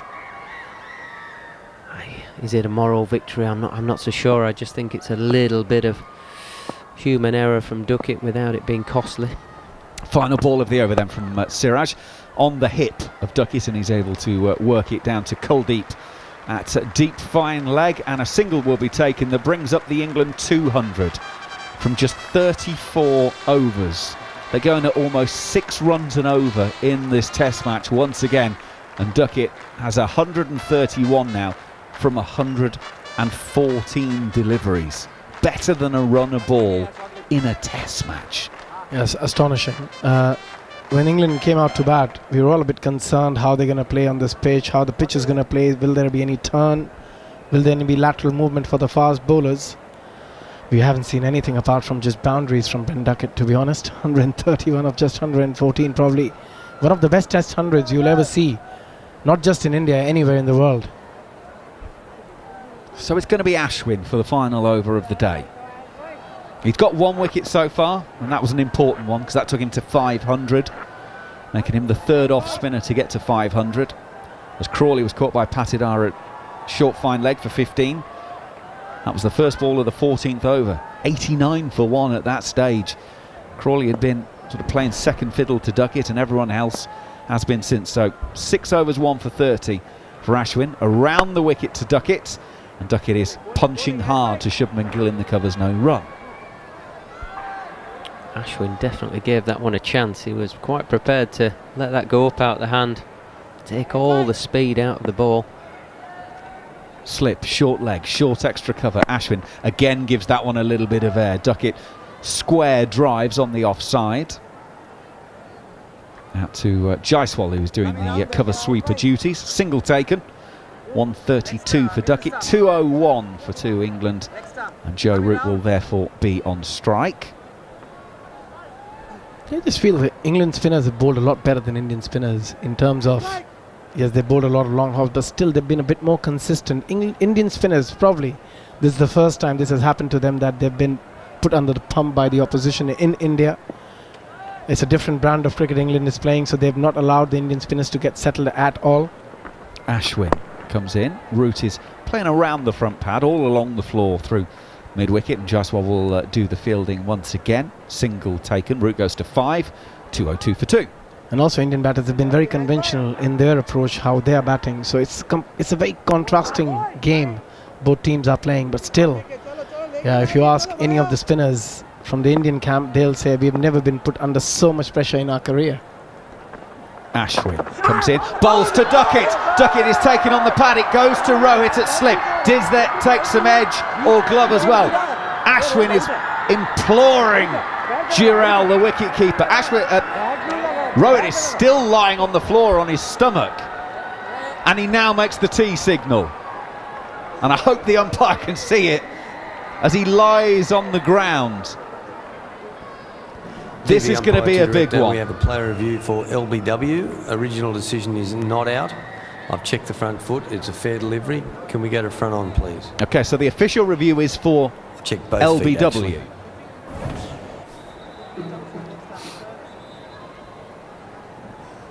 Ball comes down. It rips. And off. It appears to miss the bat. We'll confirm that with Ultra Edge, please. It's close to the outside edge and then rips and hits Duckett on the back leg.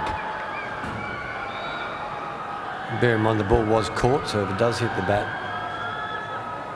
it would be out. Thank you, Rod Tucker, for reminding us of that. So if Hotspot reveals that there is an edge. Flat line, one more frame, yep, so it's missed the bat. There's daylight between bat and ball, so we can go to ball tracking when it's ready. So the catch is now out of the window. It is now all about where the ball's going on to. And Ball here it is. Coming up, impact is outside leg stump. Kimber, you'll be staying with your not out decision. More than 50% of the ball is outside of leg stump. Signal now. So Kumar Dharmasena stands by his original decision. Now, in about a ball's time, we'll actually then get the ball tracking to see where that ball was going on to, and that is going to be as interesting because it pitched outside leg and absolutely ripped off of the seam. And we're just seeing a shot of Ashwin, who's watching the replay, going, really?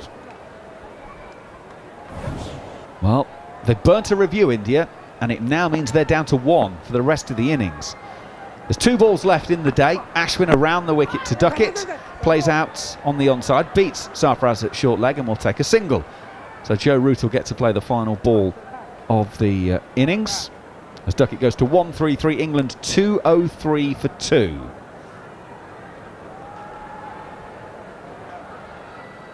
Well, what a day it's been. We started off with India 326 for 5.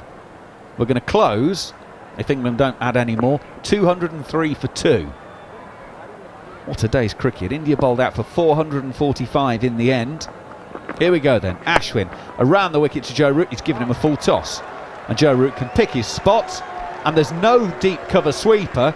And it's just going to roll and gently trundle into the advertising sponge. And the day finishes with a boundary, which is appropriate enough with the way that this day has gone. England are 207 for 2. Joe Root is 9 not out. He's walking off with his arm around Ben Duckett, presumably saying something to the effect of, that is one of the greatest innings I have ever seen. Ben Duckett has finished the day 133 not out from 118 deliveries. And Joe Root has played many a special innings, and he described Ollie Pope's double 100 as the best he's ever seen. Well, he's now stopped and he's waiting for Ben Duckett to walk off so he can get the applause on his own, as England have scored 176 runs in the final session of this incredible day's play. Ben Duckett walks off, acknowledges the crowd. He's got a huge smile on his face, and rightly so. And there are England fans by the steps that Ben Duckett is now going up to make his way to the dressing room. And there are photos being taken. There are huge smiles. Duckett now takes off the helmet and will make his way into the dressing room to a standing ovation. There are a few smiles, a few slaps on the back. I imagine once the dressing room door closes and the players are in the safety of the dressing rooms, they might get a bit more boisterous. But what a day's cricket we have brought you here on talkSPORT 2. Gareth, Batty, you've watched an awful lot of cricket down the years. Put that into context for me. Just how special is what Ben Duckett has done for the last few hours here on talkSPORT 2? I don't really have the words to describe how good an innings that is, if I'm brutally honest. It's I can't believe you'll ever play a better knock in your life. It is right up there. It goes top 1, 2 or 3 innings ever played by an English batsman. To take down the quality of bowling that he has done on a surface that I wouldn't say is easy, it's certainly not flat, and he's just done it with precision, skill and a heck of a lot of bravery. I mean, it's been a quite exceptional innings. For England to lose the wicket of Ollie Pope and then almost the next ball he faces off Jadeja to reverse sweep him over cover for 6, flat and hard, just kind of epitomised his skill sets today, and it dismantled one of the greatest spin attacks the world has ever seen. Yeah, it's just been a remarkable day of cricket, and there's not enough words to describe that innings. And as Batty said, probably one of the best spin attack India has ever had. You've got one of the best fast bowlers India has ever produced in Bumrah, and to do that with that much ease against that sort of a quality bowling attack, yeah, it takes somebody very, very special. Well, it would take an awful lot to take our Ashwin off the back pages of the Indian papers, because a good while ago he took a wicket to get him to 500. Imagine the editors in the Indian newspapers are having a bit of a dilemma at the moment. Maybe it's going to be a split back page. You can't take Ashwin off the back page, but you can't have a back page without Ben Duckett on tomorrow morning, can you? I think they'll probably put Ashwin on the front page and Duckett on the back page. Well, what a day. We're going to do it all again, boys, tomorrow. We're going to be back with you at 5 to 4 in the morning. It's going to be a huge day tomorrow. We say this all the time, but Abby has repeatedly told us what history tells us about this Rajkot wicket is, for the first 2 days, there's an opportunity to score and score big. On day 3, it starts to do a bit more, and the variation gets a little bit more. So the first hour, and we always say this, the first hour tomorrow is going to be really, really important. If Ben Duckett is still there after the first hour tomorrow morning, England will, well, they're not going to be in positive territory, but the negative's not going to be that big, Abby, is it? On DAB+, online, via the talkSPORT app and on your smart speaker. Exclusive ball-by-ball commentary of the third test match. Live from Rajkot. Fielding, oh, there's going to be a run out! Only on talkSPORT 2.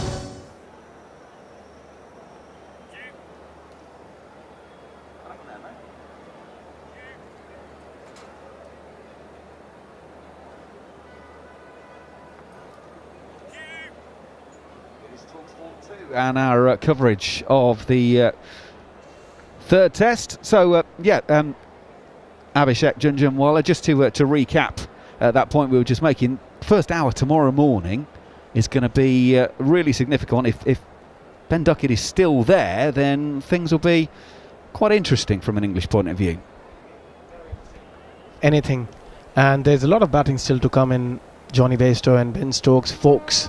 As I was saying, that England would try and get as close as possible to that total of 445 which India has put, because they have to bat last on this pitch, and we know that third day onwards the pitch might start deteriorating a bit more than it has in the first 2 days.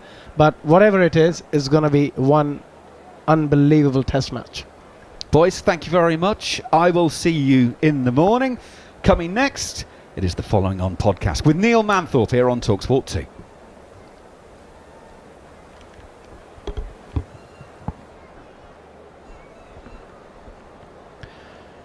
You're listening to the Following On Daily podcast. I'm Neil Manthorp alongside legend David Bumble Lloyd, Surrey head coach Gareth Batty and Abhishek Jhnujhnuwala. So England have fought back in Rajkot on the second day of the third test, closing it on 207 for 2 in reply to India's 445, largely thanks to a stunning third test century from Ben Duckett. They trail by just 238, I say just 238 runs. The way England played on day 2, that doesn't seem quite the daunting total that it might sound. We'll discuss penalty runs, 500 wickets for Ravichandran Ashwin, and also get reaction from both the England fast bowler Mark Wood and the aforementioned Ashwin. So plenty to come over the next 30 minutes or so. You're listening to Following On. Gareth Batty, what a breathtaking day. It was impossible to take your eyes off the action if you were lucky enough to watch it, and hopefully for our listeners to take your ears away from the action, because there were 172 runs scored in the final session. Ben Duckett was breathtaking, playing some outrageous shots, and we had so much more to talk about before that. The aforementioned penalty runs that India were guilty of conceding by running on the pitch. And of course 500 wickets for Ravichandran Ashwin. But I think Duckett is the headline for us on day 2. There won't be too many days that a bowler takes 500 test wickets and we have to talk about somebody else. I mean, the 100 that Ben Duckett scored today, I think is probably one of the best innings I've ever seen, if not right up there with the best. With the circumstance of England obviously batting second and India posting a formidable score of 445, but the way and the manner that he came out and played, he was almost ruthless in his intent. He was brave, and then once he had the Indian bowlers on the back foot, once he got the field spread, he was just systematically breaking them down. I think he was on about 40 when he hit one off, I think it was Bumrah, where he's hit one through backward point for 4. There's a sweeper at point. 3 balls later, he hits it in front of point for 4, and you're kind of going, am I watching PlayStation here? This is ridiculous. He was playing with the fielders, he was playing with the bowlers, and he just did it quite nonchalantly, but incredibly skillfully, incredibly brave.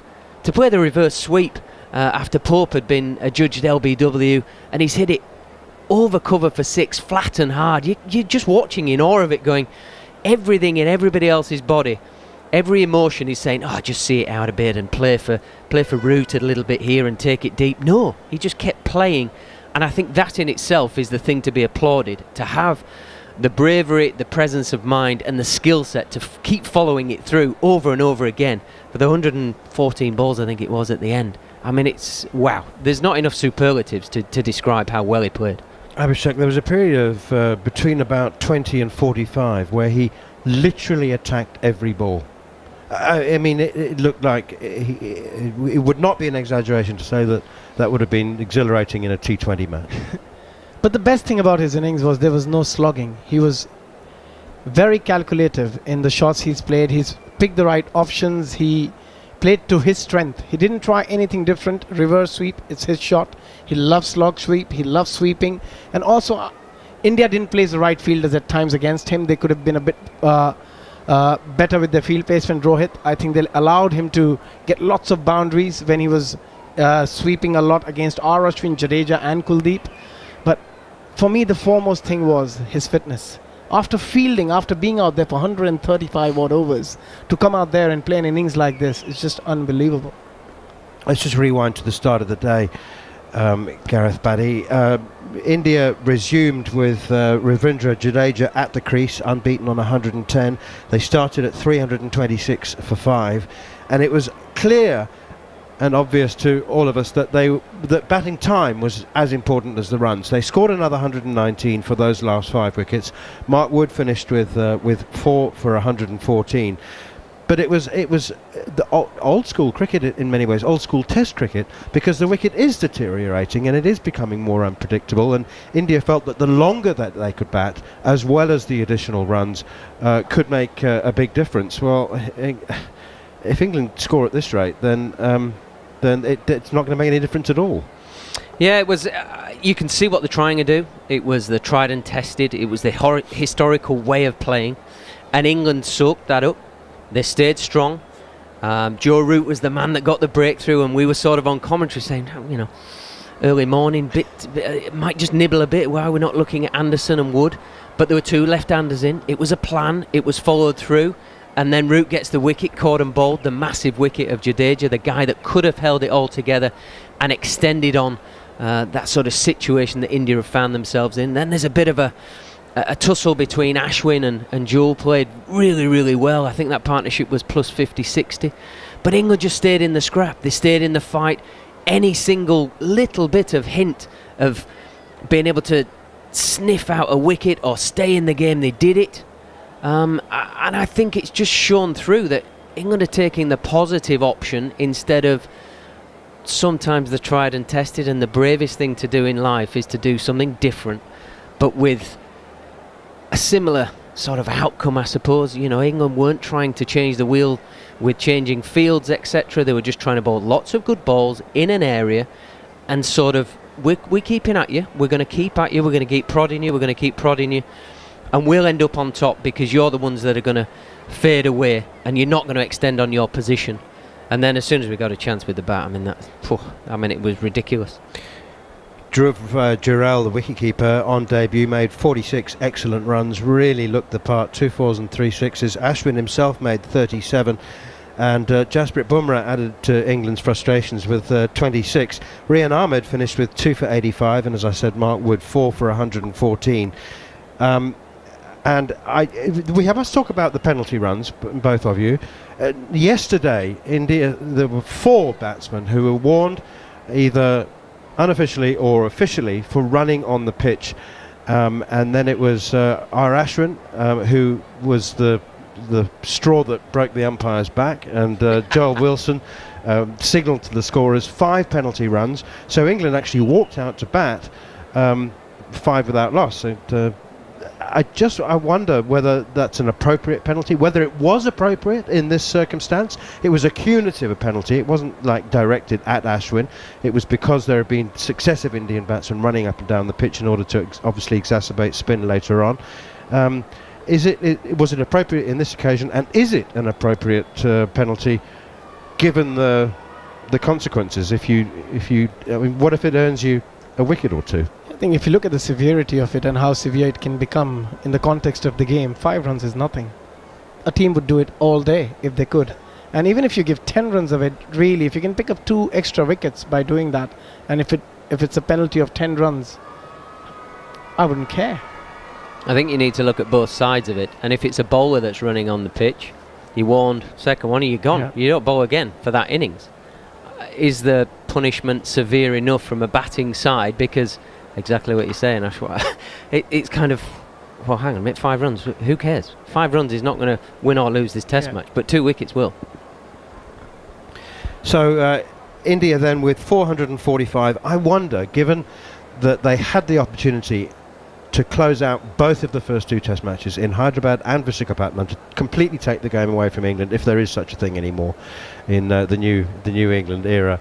I just wonder whether Rohit, who was quite frustrated, wasn't he, on the first day? He was frustrated about the run out of Sarfaraz Khan, and I wonder on this occasion whether he thought it was another opportunity to go past 500 that had been missed, or would he have been satisfied with 445? He looked quite satisfied. I think 445 he would have taken it. If you've given him 445 at the toss, he would have probably taken it. But again, what he did along with Jadeja, the shot he played and got out, he would be a bit disappointed again, the run out of Sarfaraz Khan. If you get 550 here, England are a lot behind, aren't they? But at the moment, the way England batted, they're only 230 runs away, and if they keep batting the way they have today and they start in the same fashion tomorrow, they could be there by lunch. They could. Okay, before we carry on, let's hear from the one of the 2 men of the day, R. Ashwin, talking about reaching that coveted milestone, just the 9th man to take 500 wickets in tests. Look, I mean, it's been quite a long journey. Firstly, I'd like to dedicate the 500th wicket to my father. He's been through the thick and thin of everything that I've done in my life. He's lived it through. He's had heart attacks every time I've played. I think his health has gone for a toss because he's actually watched games of mine on TV constantly and been a constant support for me. I'm sure he'll be very, very happy today. But yeah, 500 wickets, done and dusted now. I think we've got a game hanging in the balance now. Long time back, one guy who reached 300 wickets, he was the first one to do that, said that whoever breaks my record is going to be a tired bowler. You've got 200 more. Are you tired? How has the journey been? No, not really. I mean, it's pretty fresh. The way England are playing, you're not having to bowl a lot of overs, honestly. They're showing a lot of intent, playing like how they would play every over in a T20 game or probably a one-day game. Giving less time for us to think and also less labour. Have to bowl good balls and expect one of those airy-fairy shots to go to hand. Okay, and I know this is a moment for you. 500 wickets is a big moment, but we have to talk about this new approach and how you've had to react. We are watching your celebrations, the 500 wicket. So well done on that. But Ravichandran Ashwin has bowled over the years. This is something new, right? You've never seen this before. Look, I think pretty much the surfaces we played on this test series has enabled the batters to have a reasonable amount of time in the first 3-4 days. I expect this pitch getting really tough to bat probably day 5, but having said that, we just need to hang in there and wheel away and try and, exercise best disciplines like you would in test cricket. Because England has found themselves in such situations before in the series, and we found a way to claw ourselves back into the match. So I think, like I said, the game is hanging in the balance. Good spell, probably some things going our way tomorrow morning, and we could right away start dominating the game once again. But as I said, the game is going neck and neck. We'll have to bat, we'll have to bowl well and stay in the game. Like I said, they're putting you under pressure, but it's important to not react to that pressure and respond very well. That was R. Ashwin talking to Sanjay Manjrekar. Really interesting. Quick comment from both of you on what he had to say there. But it was interesting to me that in Visakhapatnam, England needed 399 in the fourth innings, and Shubman Gill described it as 70-30 in our favour, with England needing 399 to win. Here, India are still leading by 238, and we've got Ravichandran Ashwin saying that the game is in the balance. Gareth, Batty. Yeah, I mean, if you're in the England changing rooms hearing that, you're kind of going, okay, what we're doing is working.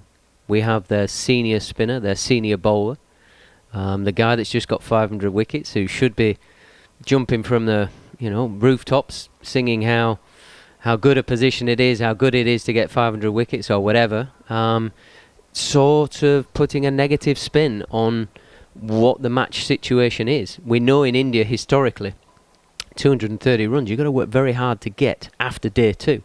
So I would have not maybe come out shooting quite as hard as what I said, shouting from the rooftops that we're in position A, but they must be thinking that in the change room. They have to be thinking that, or else England are going to get level and go past them, playing the way they've been playing. You have to go toe to toe, and you have to sort of hang in there in that positive mindset that we've got these runs, we know how hard it is to get them, and you're going to have to keep doing what you're doing. You're going to have to work hard. England aren't halfway. I mean, they have batted magnificently, and they've been entertaining and exhilarating, in fact, but they're not halfway. I would have expected Ashwin to say, well, a couple of quick wickets tomorrow morning and we'll put them under pressure, and we're hoping for a big lead. I think that's what they must be thinking. But at the same time, you can see the amount of respect they have. The brand of cricket England is playing definitely working, and it's definitely working to put a lot of pressure on not just the whole team, it's just especially the spinners. They don't know how to react to it. When I see a Jadeja and Ashwin at the moment, the way Ben Duckett is batted, they're trying to find an answer how to react to it. And hopefully they'll find it tomorrow morning. Otherwise, this game can actually get away from India very, very quickly. And I'll tell you what, there'll be a lot of watchers and listeners who'll be cancelling plans if they had any for Saturday morning in order to watch and listen to day 3. Mark Wood finished with 4 for 114, and he was chatting after the day's play to our man on the ground, Cameron Ponsonby. Mark Wood, lovely to see you again. How happy are England with that day? Very happy. I think the way we've ended it, it's we're coming off the pitch on a high there. Ben Duckett's played unbelievable. Great to watch that. Even as a ball, I got your feet up watching that. Amazing the way that he took on quality attack. And at times they looked like they didn't know what to do to him. He's hit it all parts of the field. And I think early on, when we were bowling, there was times in the game where we didn't feel like they went anywhere. There was a lot of slow play and not many shots, which when you feel like the game's not going somewhere, and then all of a sudden you get a wicket. But I felt all the way through it was hard going. We had to work really hard for our wickets. It wasn't just blasting people out like I said this morning. So pleased in the end with the day. I think I said this morning that we'd judge it when both teams have batted. So hopefully we've got a few more runs left in the shed yet. Ben Duckett's innings, he's had a number of starts this series, but it was just phenomenal to watch. How pleased with the changing room for him to finally turn those 20s and 40s into a massive score? I don't think the changing room say like that, to be honest. I think in general we'll realise that the pressure that him and Zach put on the opposition up top, it's not just with the new ball. When the spinners come on, he sweeps so well, reverse sweeps. So all facets of play, whether it's fast ball or spin ball, and know that they're in for a challenge when Ducky comes to the wicket. So delighted for him that he's got that recognition of 100. But in terms of the dressing room, we're confident every time, you know, Ducky and Zach go out together that we're going to really put some pressure on the opposition. I know you didn't play in that particular tour, but Duckett was out here in India in 2016, had troubles against Ashwin, for instance. How pleasing is it for him personally, and how much pride as a teammate do you take in his success coming back out here and scoring the runs the way he has? Absolutely, I think it's credit to him that he puts in the work behind the scenes. Obviously, he's a different player to what he was then. The confidence that the management give him to go out and play his natural game, I'm sure helps. And yeah, some of the shots are, I wish I could play like that, put it that way. Perfect. And in terms of the pitch, I know India ran up and down it a little bit, but is it sticking together or is it starting to break up? I think it's one of those where it's a good wicket. It's good to bat on, but there's every now and again there's one that spins or one that just nips off a crack, or is a bowler, a fast bowler. Some will, might keep low, one flies through. So there is that one ball that keeps you interested. So, like I say, it is hard work, but it's worth the toil if you get wickets in the end. You finished, I think it was 2 balls short of the most you'd ever bowled in a Test innings today. It was your first time back in the team after Hyderabad. How are you feeling? You finished with 4, happy with your work, feeling sore? Yeah, bowling sore, I think that's part of the game. Jimmy got through a lot of overs as the 2 seamers there. And I think that's going to be, the challenge going forward. Can I then back it up this next innings? I give it everything I had this innings, and I'll be doing that again next one. And just finally, on that 5 penalty runs, it was a bit of a novelty for everyone watching. It seemed like Ollie Pope and Joe Root in particular were hot on the fact that India's batters were encroaching on that danger area. As a bowler, did you have any sympathy for the batters, or was it something that England has spoken about, that we need to make sure these lads stay off that area? No, I don't think anyone spoke about it. I was that hot and thinking about that much of my bowling and trying to get some, suck some air in that. I didn't even really notice it that much, to be honest. I was on the boundary, but obviously it's important. The batters, they're the ones that have got to try and score runs on that wicket. And if the people are running on the wicket, then that's not the rules. And I'm guilty as anybody as a bowler. I encroach on the wicket sometimes when I'm bowling, so it's important you try and stay off.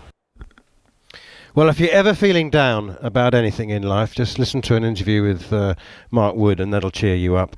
I love the way he refers to Ben Duckett being encouraged to play his natural game, but in so many ways it's such an unnatural game, Abhishek. Yeah, it's very unnatural for me if I have to bat like that in Test cricket or in first-class cricket. But it makes it so much more exciting, doesn't it? We all want to watch this cricket. Everyone is vested in this series now. And if England can keep playing this brand of cricket, I think a lot of teams will follow. Final thoughts then on the day and what's to come from you, Gareth Batty.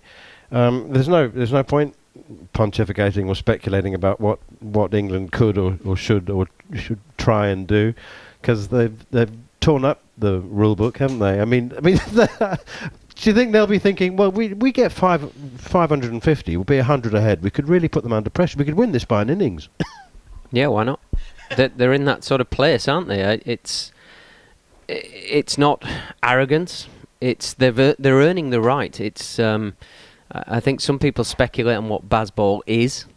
It's not what people are talking about, maybe our side of the fence. I think the players are actually doing the good basic stuff just extremely well, but that is allowing them that little bit of margin to take the game on. And Ben Duckett today took the game on and some, but he's only doing what he's done in first-class cricket in periods and throughout his career. He's just doing it on the biggest stage and the hardest place to do it, and he's not the only player we've seen do that. Pretty much everybody, you go through the whole list, and everybody has done something that they've always done naturally on the biggest stage, which is normally where we fear the most to express ourselves. And I think that's the beauty of where this England team is, and they're expressing themselves, and you can bet your life they're all shattered in there, because 130 odd overs is a long time in the dirt. But I tell you what, they'll be buzzing. They'll be thinking we're a red hot go to win this game of cricket. Amazing stuff. And the bad news for India maybe is that Joe Root's probably due some runs, and he will resume tomorrow morning as well. He looked reasonably comfortable in the 13 balls that he faced, hit 1-4. He's 9 not out. But Ben Duckett, the story of the day, with 133 not out from just 118 balls, with 21 fours and 2 sixes. Match situation again then, India 445 all out, England 207 for 2. They are still trailing by 238 runs, but my goodness me, we're in for another crackerjack of a day on day 3. Hope you've enjoyed our coverage here on talkSPORT 2 and occasionally on talkSPORT as well. We look forward to your company once again from just before 4 a.m. tomorrow morning, Saturday. Hard-hitting football Coverage. Sunday afternoon, the Women's Super League live on talkSPORT 2. It is game on. Brighton versus Liverpool. Coverage from 11:45.